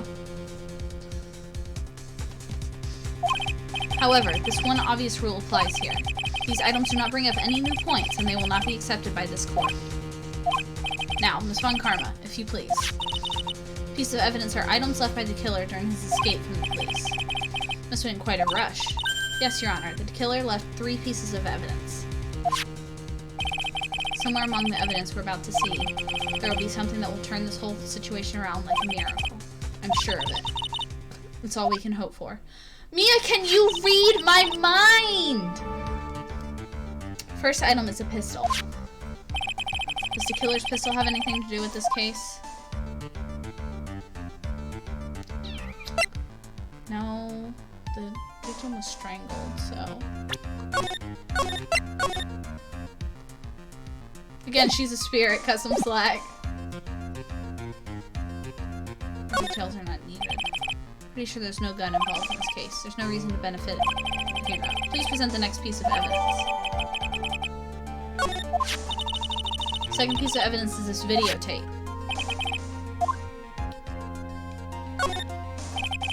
Have you checked the contents of that tape? Unfortunately, there was no time to. Oh yeah. But I would speculate this tape is very important. Why would you say that? Because he came back to his hideout for it. The killer went back for it? That's right. It looks like he was trying to recover it. He injured 3 of the officers at the site. But somehow it looks like they managed to protect it from the killer. Shelley the killer is no ordinary man. Last piece of evidence is his bellboy's uniform. The uniform from the Gatewater Hotel. Was that used during the crime? I'm almost certain it was. There's even a pair of black leather gloves in one of the pockets. The killer was wearing this on the night of murder. There's one thing I found interesting about this. What is it? There's a button missing on this uniform. A button? It's a very unique button. I'm sure if we were to recover it, it would provide us with an interesting clue. That's all I have to present, Your Honor. Just as I thought. And? What is that, Your Honor? Surely, under normal circumstances, these items from the hideout would be very good important clues. However, our question is not who did the killing. It is who is the client. Yes, that is correct. These 3 items do not tell us anything about that. Thank you for your hard work, Ms. Von Karma. Step down now. Wait, Your Honor. Please allow me to examine this new evidence. Overruled. The court has already had the evidence it needs to hand down a verdict. Wonderful. Absolutely splendid. This judge is such a brilliant man, isn't he? Is this the end? Phoenix. I knew it. There's no such thing as a miracle in this world, is there? I think you're wrong. I think they do exist. But you have to make that miracle happen. You've come this far. You can't give up now. But no matter how you think about it, it's... Try. For my sake. Just think about it for a second. There are 2 ways out of the situation for us. 2. The first... Make Engard wish from the bottom of his soul for a guilty verdict. Huh? The killer will always place his client's wishes first. Engard himself wishes to be convicted, then he will let his hostage go. That may be true, but that's asking me to do the impossible. The second way. forced the killer to end his contract with Ungard. If the killer were to no longer think of Ungard as his client, then he would let Maya go. And yet, that's even more impossible. He's a man who values his duty towards his clients above all else. I know both of these seem impossible feats at first. If you can make either one happen, it would truly be a miracle. The bigger problem is, the judge has already said he doesn't need any more evidence. Pieces he was just sown, he's not accepting them. Phoenix, think things through from the other side. Isn't that what has always worked for us? The other side? Wait, does she mean... You mean to turn things around?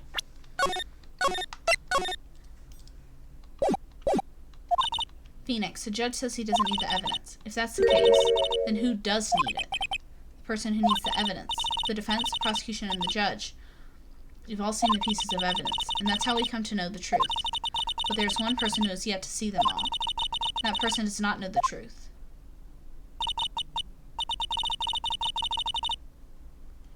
The truth, and maybe we'll bring out the miracle in the end. With all due respect, Pearl, fuck off. I think the endings are coming soon. So no objections this time, correct? Now then, I will pronounce my verdict. Why don't we all respectfully sit back and listen, kids? Objection! I have already told you, Mr. Wright. This court does not need any more evidence.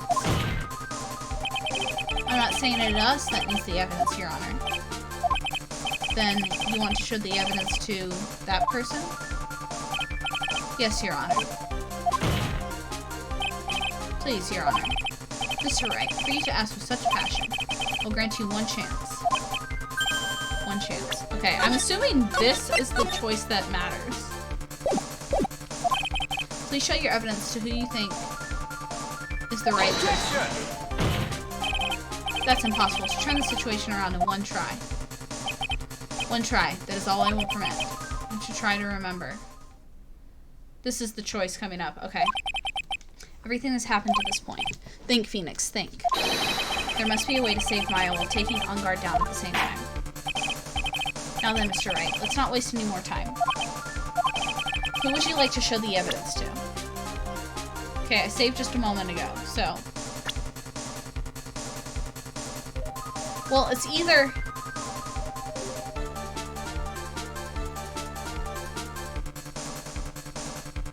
Well, with what Mia said. Not Maya, we're trying to save Maya. I've got Maya's picture up. I have to either convince Ungard that he wants to be guilty, or convince the killer to break his contract. So I have to show the evidence to one of the two of them. I just don't know who to show it to.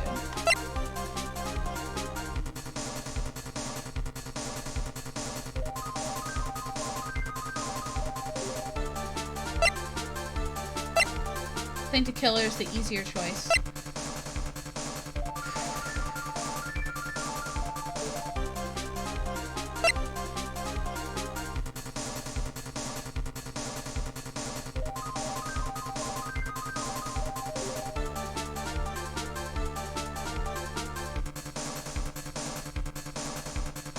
I think I have to show the videotape to the killer.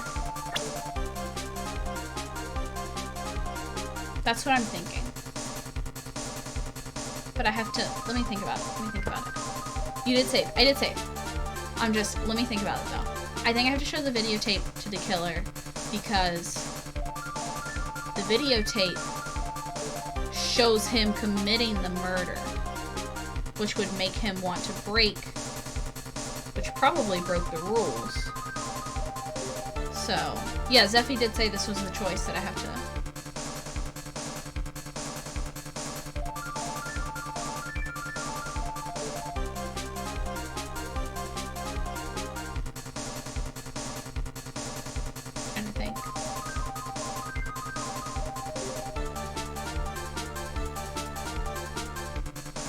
Are you gonna get both endings? I don't want to get both endings. No, I don't want the bad ending. I'm not Zeffy. Zeffy will get all the endings in a game. Okay.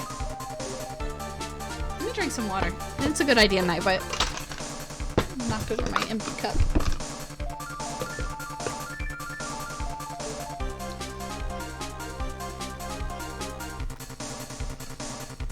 Okay.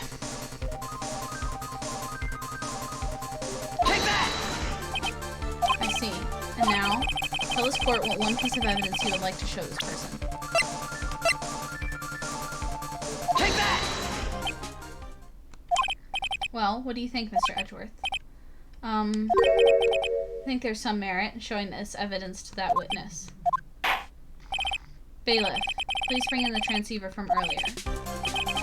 Alright, looks like I managed to convince him. Let's see if this is the right choice.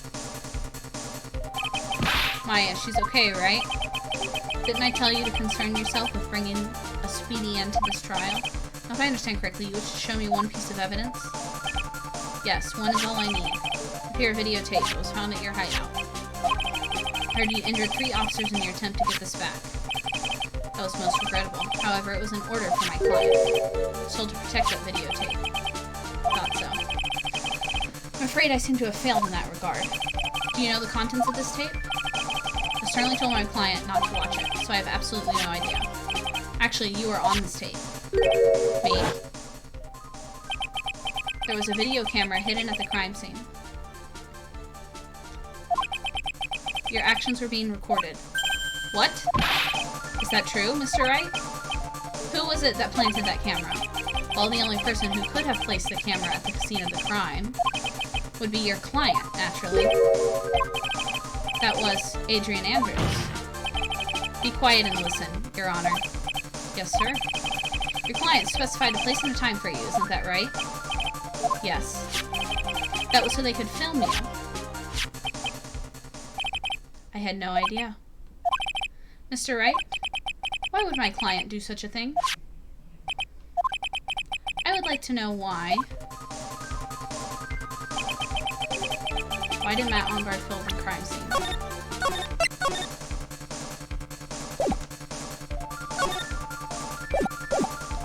Oh shit, I shouldn't have saved. In case this was the wrong thing. The reason why is my ticket out of this one. There's only one reason why your client would secretly film the crime scene.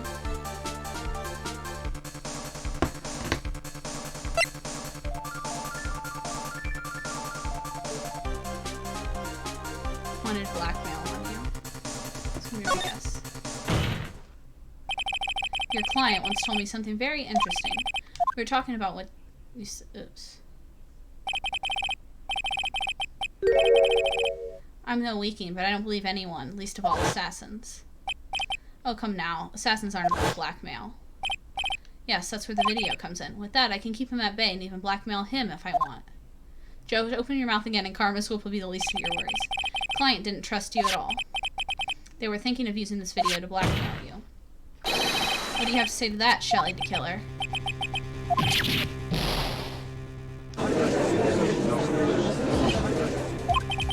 It looks like I was being deceived from the very beginning. Yes, by a natural. That is the kind of person they are. Your client is a person who only thinks and plots of how to use the people around them to protect themselves from any and all dangers that may arise. That is the true nature of your client. We have one question for the witness. Yes? Told us one thing numerous times during your testimony. You said that you test traitors most of all. Yes, that's right. But what if that traitor was your own client? What would you do then? That's obvious. I would break our contract in that case. And then, that client would become my next target. For the honor of the Killer name, even if it takes an eternity, I would follow that person to the ends of the earth to exact my punishment.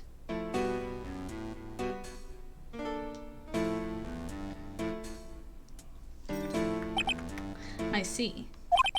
That's all I wanted to know. So the traitor becomes the Killer's next target. Ah, I get it. This is how we turn this case around. Mr. Wright? Yes?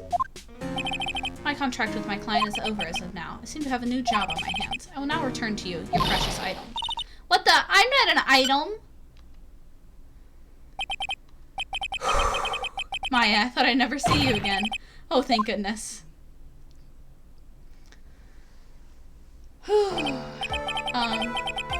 This trial appears to have come to its conclusion. However, I am actually I don't quite know what just happened there. The witness and... Miss Von Karma, where did that... She always has you in her sights. Now, I do believe it's time to finally hand down a verdict.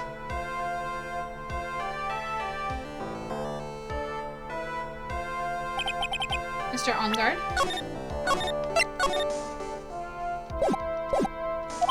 It looks like somehow you got what you wanted. You will finally receive the acquittal you wanted so badly. You should be happy. But before that, I would like to make one final statement. Sometime in the near future, one very betrayed assassin may appear before you. Needless to say, that man is very good at what he does.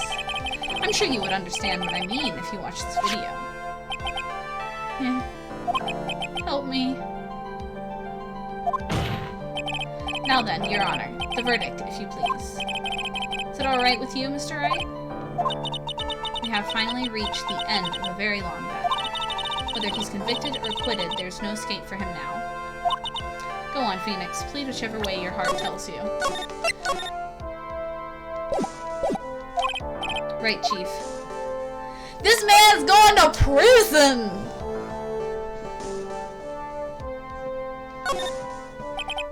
Matt on guard. Even though I'm a lawyer, I cannot make your crime disappear. Jail or death, your choice, boy. Bro, here's the thing. He's gonna be followed, so even if he manages to get out of jail at any point, death still is both. It's time to go to prison! I think a guilty verdict is appropriate here. Me? My wonderful self? Guilty?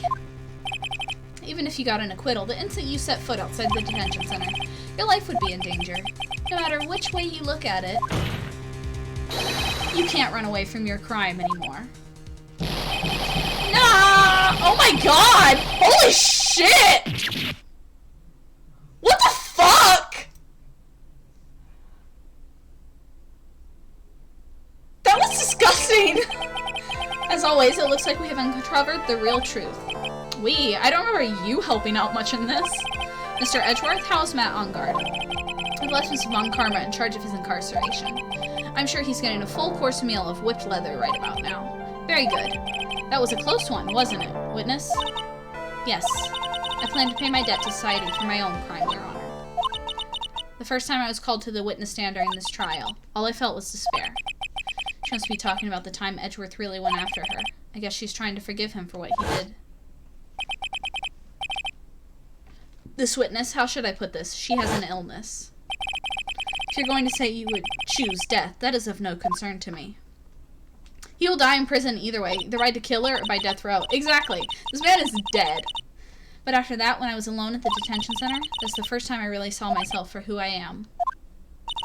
And today, when the two of you used your combined strength to defeat Matt, I felt I had finally been saved. Bitch, I'm not Jesus! I didn't save your soul! Wow, this is the first time I've ever seen her smile. I'm really happy that you two are in charge of this case. Really don't know how to express how I feel at this moment. This is the first time I felt comfortable with myself, with who I am. Thank you so much, everyone. Bitch, go to jail. I'm sorry, but like, go to jail. It looks like we have resolved everything at last.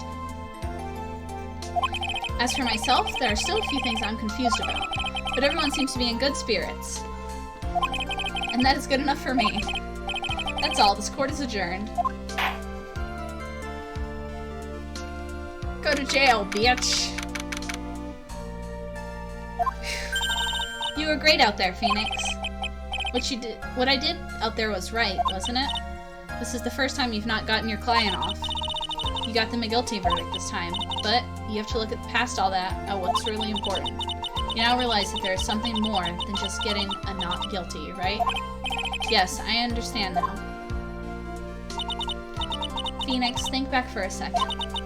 Think to the moment before Ms. Von Karma arrived with the final pieces of evidence. Think about the incredible decision you had to make. Karma gets me all. Now then, Mr. Wright.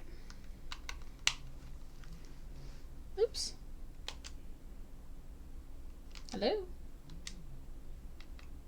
Okay. Will it not let me use the controller while it's charging? I guess not. I have to... Okay. Weird. Usually it lets me. Sorry, guys. I tried to charge my controller because I popped up that it was dying, but whatever. Now then, Mr. Wright. Let's hear the defense's final statements on this matter. I can't count the evidence to help me anymore. I have to listen to my heart. Should I side with justice, or should I save Maya's life? My client, Matt Ongarda, is he guilty, or is he not guilty? Those were your choices, then. And your answer?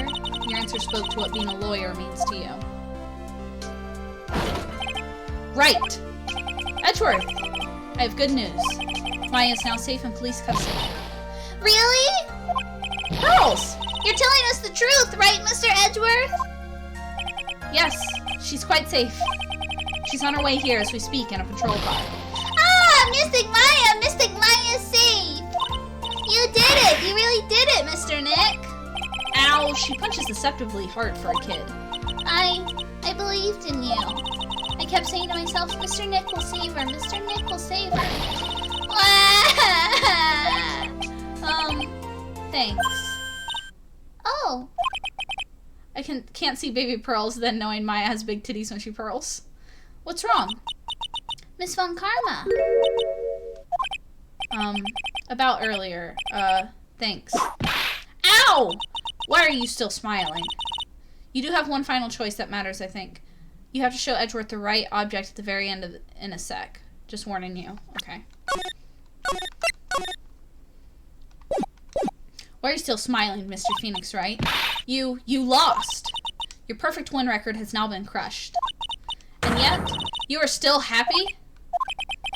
I don't think you'll ever understand, Miss Von Karma. How dare you? Don't worry. She may in time. After all, I was like that myself until a year ago. Edgeworth. For my own personal victories and for guilty verdicts, I used every dirty trick in the book, and so my win record remained spotless. But a man appeared and stood fast against that selfish me. We don't care, Franzi, but who does she like? Such a tsundere. I love it. A man appeared and stood fast and selfish against my selfish self. I fought him in my usual manner and tasted my first defeat. I felt like I had lost everything because of that. And then it was my turn to sit in the defendant's chair. And I was saved by that person I called my enemy.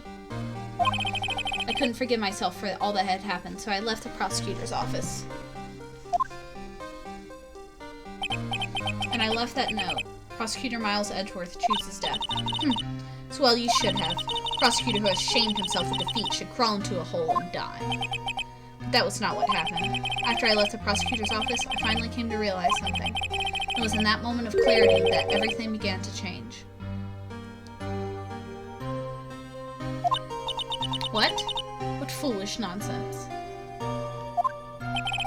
We prosecutors use anything we can to attack the defendant, but every time we did so,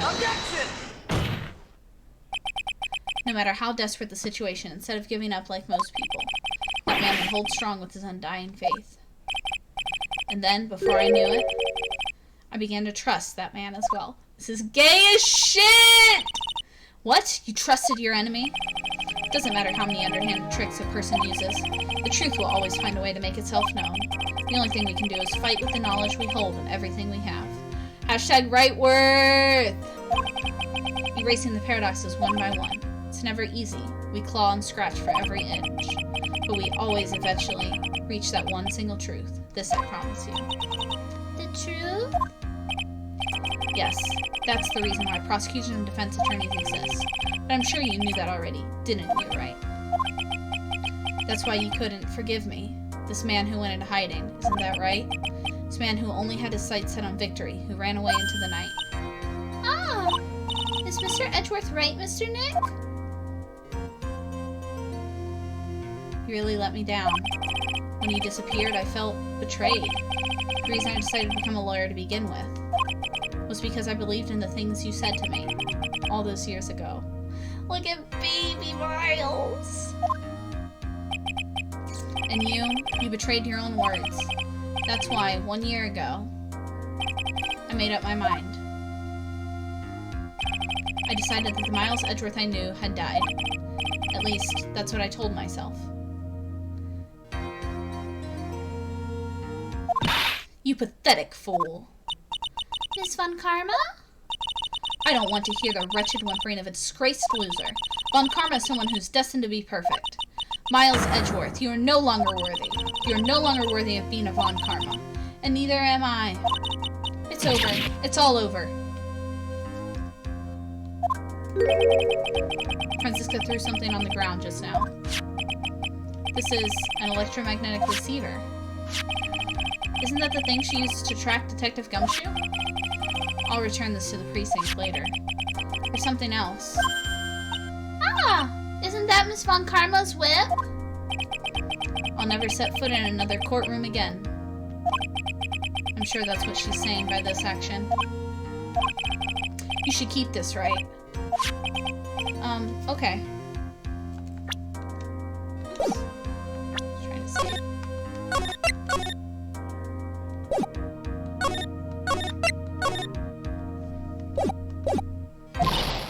Nick! Maya! Maya's back! Mystic Maya! Mystic Maya! Oh, my heart! Oh, Nick, I knew you would come through. You got on guard convicted like I knew you would. And on top of that, you even rescued me. Well, of course I did. You know I would never desert you. We sure pressed our luck this trial. You're really lucky to be standing here. Whatever, whatever. Look, it's over, okay? Besides, if I did croak, I would just come back and haunt you like a bad ghost through Pearly. Is it really that easy to do something like that? Thanks a lot, Nick. Y'all, I'm gonna cry! Don't mention it. Maya. Oh, Mr. Edgeworth! I'm relieved you're alright. Hey, it looks like you've made some real progress, Mr. Edgeworth. Well, I suppose I'm a little different from who I was a year ago. Oh, she's so hungry. Alright! I think it's time we got out of this depressing place. Huh? Where are we going? Food, Nick. Food. Grub, chow. I'm starved. I'm so hungry, even you look like a nice juicy burger on a bun to me, Nick. You think I'd look like a burger? I'm a prime rib, at least. Come with us, Mr. Edgeworth, please. If you insist. Yeah, this bitch is literally starving. Alright, so how about we hit up our usual burger joint? Don't be silly, Nick. Huh? This case messed up that awesome evening and got in the way of my gourmet food. So I've decided we have to make it up by having another feast. Another feast? Come on, Nick! Food! Bro, why are you waiting? Go before she dies.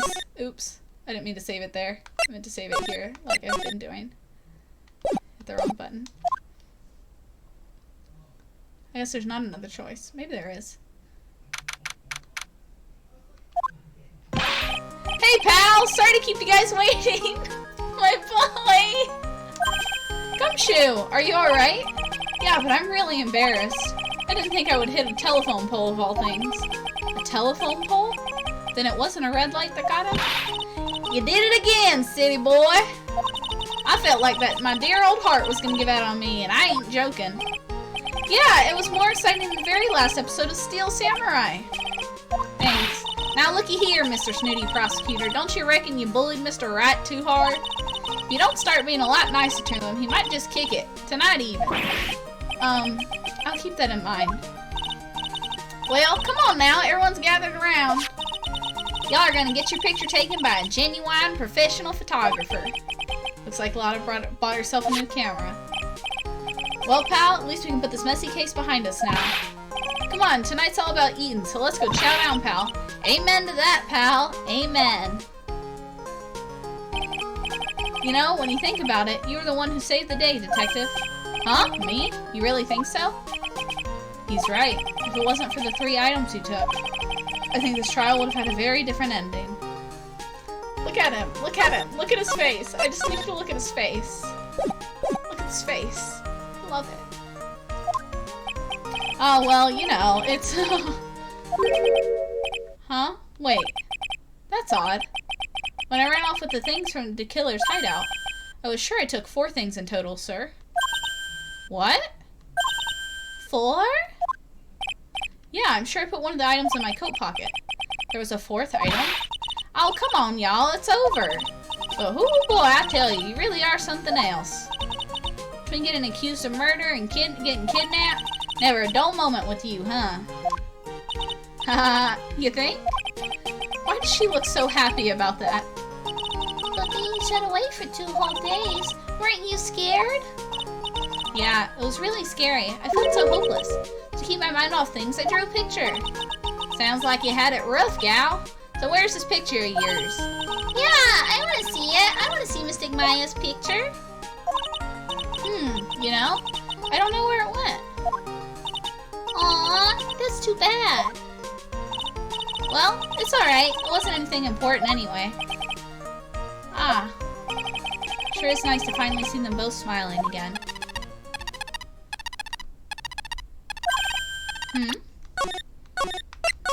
I'm gonna keep saving. Because I know you said there's something else. What is it, Edgeworth? This thing is picking up something. Ah! That's Miss Von Carmen's receiver! Ugh, thanks to her, I had the most awful experience of my life, sir. Can't believe she stuck a tracking device on me. That's odd. Even though you're standing right here, tracking device seems to be in a different location. Oh? It's probably busted or something, sir. Well, it doesn't matter. I'm afraid it's about time for me to excuse myself. Still have some work to do. Huh? But Mr. Edgeworth, you haven't even eaten anything yet. You've eaten way too much, you glutton. I had fun tonight. Now, if you'll excuse me. Wait. What? I just want to say thanks, Edgeworth. You really saved me out there. If anyone should be saying thanks, it should be me, right? I feel like words alone aren't enough here. Wonder if there's anything I can give him to express how I feel. What do I give him? I don't know what I need to give him. Present whip? Okay. Okay, I was gonna do that and I wasn't sure. Take that! What's this? Thank you. It's all thanks to you two. You and her. You don't need to thank me. I was only doing my job. It looks like Mr. Edgeworth has left, Mr. Nick. Hey, Mystic Maya? Yes, Pearly? I guess you two can go back to being lovey-dovey, right? You and Mr. Nick, I mean. Pearly, would you cut it out already? You're embarrassing me. Anyway. So, who's paying for this lovely dinner party? As if you need to ask. Everyone say thank you to Nick. Huh? Yeah, I'm kind of at the point where I can't even buy instant noodles, pal. So I kind of already put your name on the bill. Huh? Huh? Yeah, I got me a situation just like that myself. There's this camera shop in the hotel, see? And I just bought myself a good old beauty here. It better be anyhow for $3,000. Huh? Huh? Huh? Actually, I reckon you bought it for me since it's on your tab and all. Huh? Isn't this great, Mr. Nick? Yeah, Nick. Why do I suddenly feel like screaming? Oh, you don't need to hold back now, you hear? Yeah, pal, time to let it all out. This is going to be the first time I hear the real you. Go on, it's been a while since I've heard you say it. I've been busy being a hostage and all. Alright then, if you say so.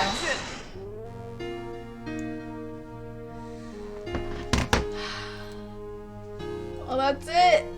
Now we get to watch the credits. We get to see where everyone's at.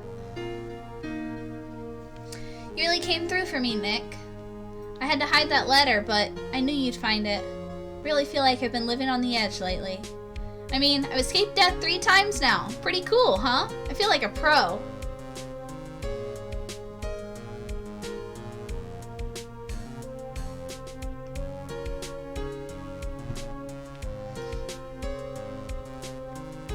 I'm so happy that you could save Mystic Maya, Mr. Nick. And I'm so happy for the two of you. Speaking of which, I think this hotel is a popular place for honeymooners. So I sort of made reservations for the two of you, just in case. Oh, Pearl. I love her. Lost your sister, accused of murder and kidnapped. What a life. Accused of her sister's murder. Well, pal, it looks like I'm back on the force again. Mr. Edgeworth had a long talk with the chief, and he got me reinstated for my sake. I heard he said things like, letting that one go is bad for all of society. I knew it. Crashing headlong into everything's the only way to live, pal.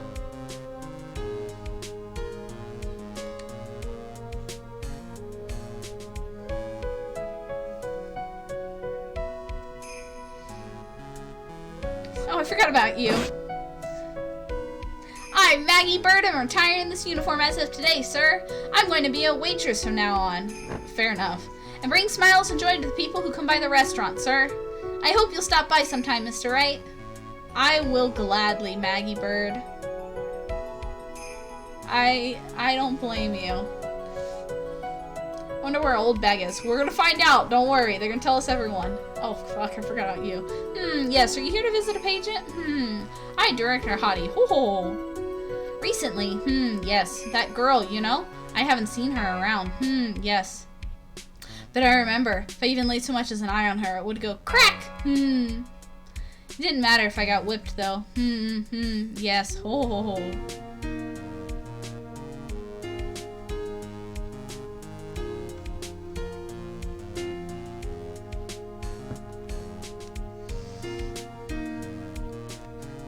It's time to begin our quest of world circus domination, sweetie. To let the world know we're serious, I plan to make a fabulous flight to Zimbabwe.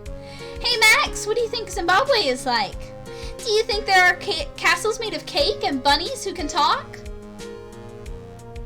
I think if there are any talking bunnies, even they won't laugh at Moe's jokes.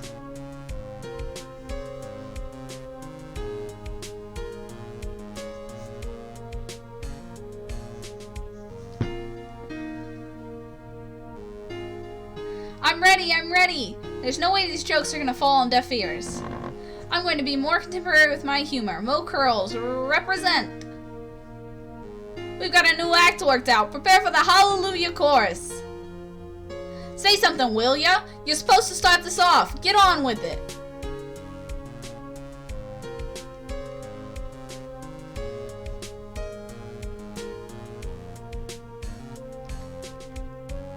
Y'all, this was like a 4-hour stream.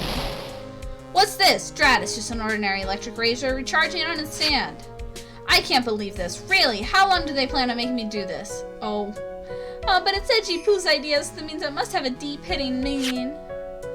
But why do I get the feeling they wouldn't forget about me, would they? It was never like this in the old days. Everyone thought the world of me. They used to call me Queen Wendy and treat me like royalty. And any man who hasn't heard... Oh, goodness. There we go. It's all too fast.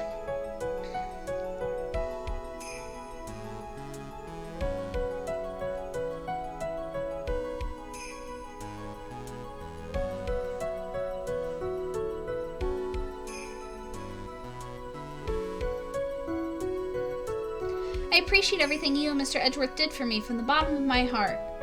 Oh, that's right. I received a letter from Miss Von Karma. She said that after I get out, I should feel free to consult her about anything at all. I'm really thankful to have met everyone.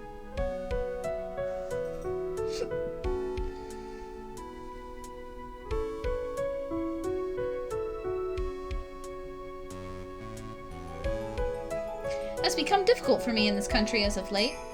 As such, I will take a short leave of absence. If you would like to request my services, please be sure to visit my homepage. May we both be blessed with longevity.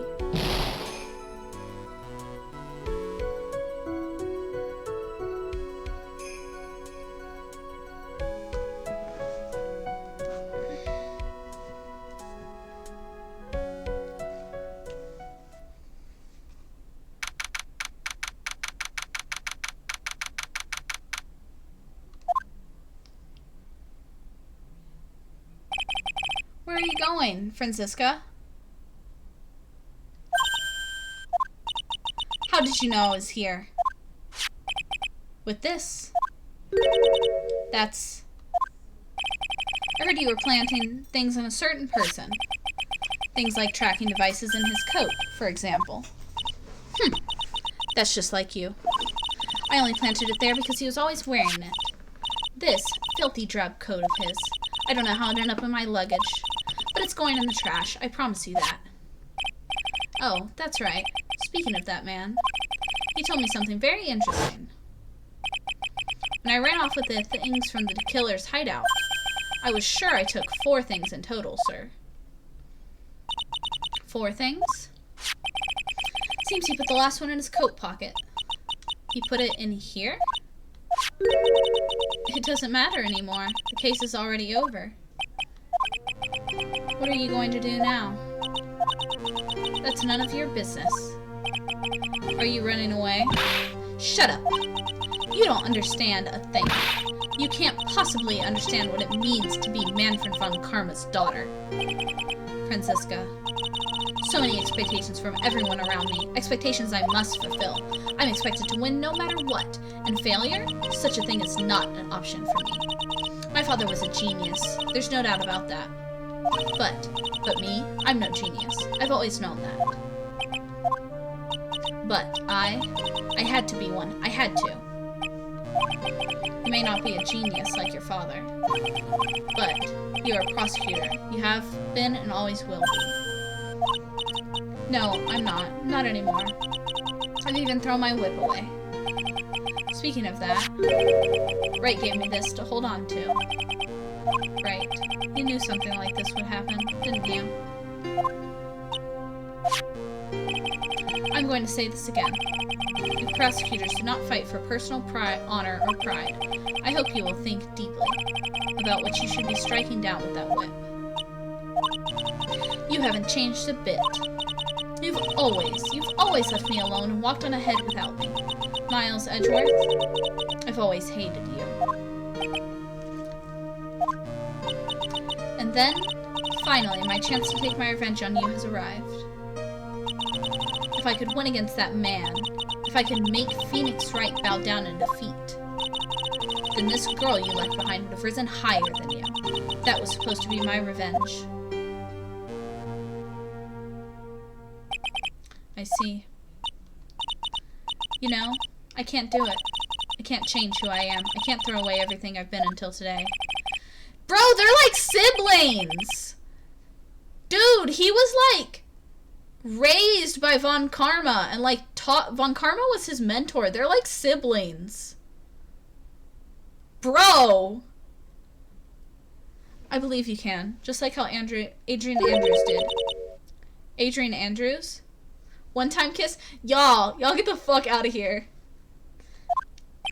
Ethan says, so we're courting Camilla! You're right.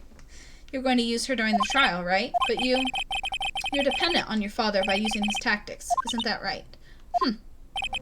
Today, you chased after me, after I had left you behind all these years. And that is why we're standing here now, side by side. I called it at least 4 hours, I know. Like siblings is not the thing as actual siblings, but I have no intention of stopping. If you say you are going to quit your walk down the prosecutor's path, then this is where we part ways, Franziska von Karma. No, don't cry! Don't look like that! I want to hug you now! I am Franziska von Karma. Don't think I'm going to walk in your shadow forever. Our battle begins now, so you'd better prepare yourself, Miles Edgeworth.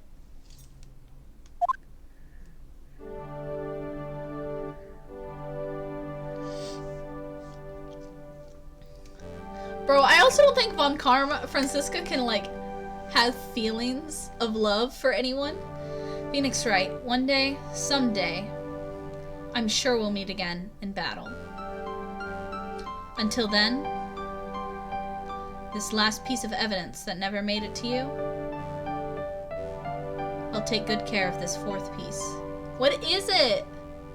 So I can give it to you when at last we meet again. What is the last piece of evidence?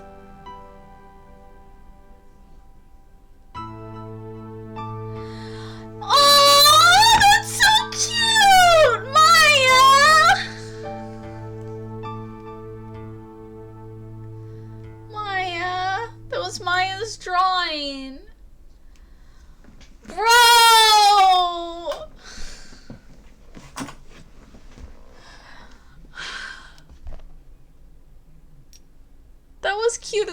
Fuck.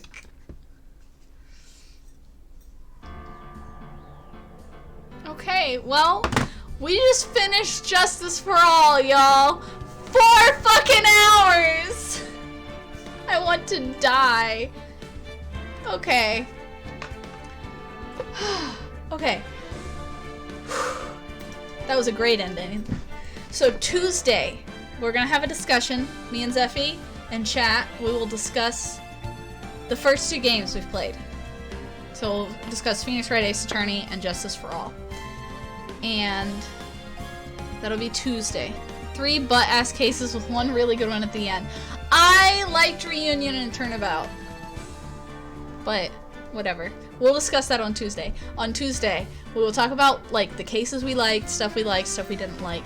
So we'll talk about all that on Tuesday. We'll have a fun discussion. And then Thursday, we'll start Trials and Tribulation. And it's going to be Tuesday and Thursday and Sunday now. So, okay. So I'm gonna post my schedule. So you'll have a better idea.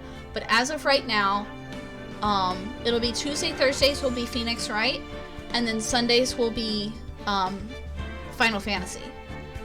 Probably starting next week, maybe the week after. I have to do some stuff. But just keep an eye out on the Discord for the schedule, and it'll tell you each week what I'm playing. Wait a minute, I'm going out of town next weekend, so we won't start Final Fantasy next week. We'll start it on the week after. What game of Phoenix Wright is Tuesday, Thursday? So on Tuesday, it'll be Trials and Tribulations. Tuesday we'll have a discussion about these 2 games, and then Thursday we'll start Trials and Tribulations. The 3rd game. So, that's where we're gonna be at. Just keep an eye out in the Discord for all the updates and everything. It'll be... Then Great Ace Attorney? No. I'm gonna do the trilogy and then the Apollo Wright. Apollo Wright. I mean, Apollo... Nick just adopts everybody, so... But we'll do the next trilogy, and then we'll do the other stuff. Let's make it to 4 hours, 2 minutes left. So, let's see how many messages you made it to today. See if you made it, if you topped 1,000. You did not top 1,000, you're at 880.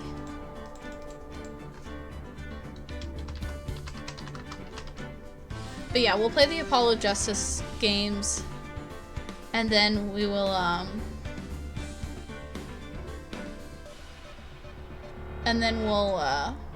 go on from there. I'm not playing Great Ace Attorney, anytime soon, probably. It's on my list, I'll get to it, which actually, is it on my list? I didn't put it on my list because I'm a dumbass.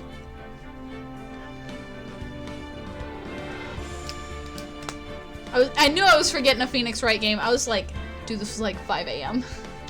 I was making this list. We never saw The Clown. Let me be really honest, it'll be my first time watching the entire Apollo Justice. Well, then stick around, it'll be great.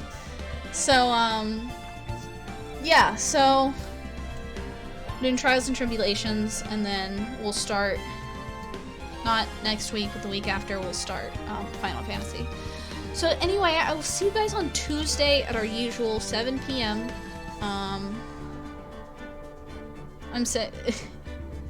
I'm stalling till it hits 7 p.m. We hit 7 p.m., don't worry. It was a long-ass stream. We're gonna raid somebody. So our friend Rain Kaiser is playing a Kingdom Hearts thing. So we're gonna raid him. But yeah, so all of you guys have a great rest of your night. This was a long-ass stream.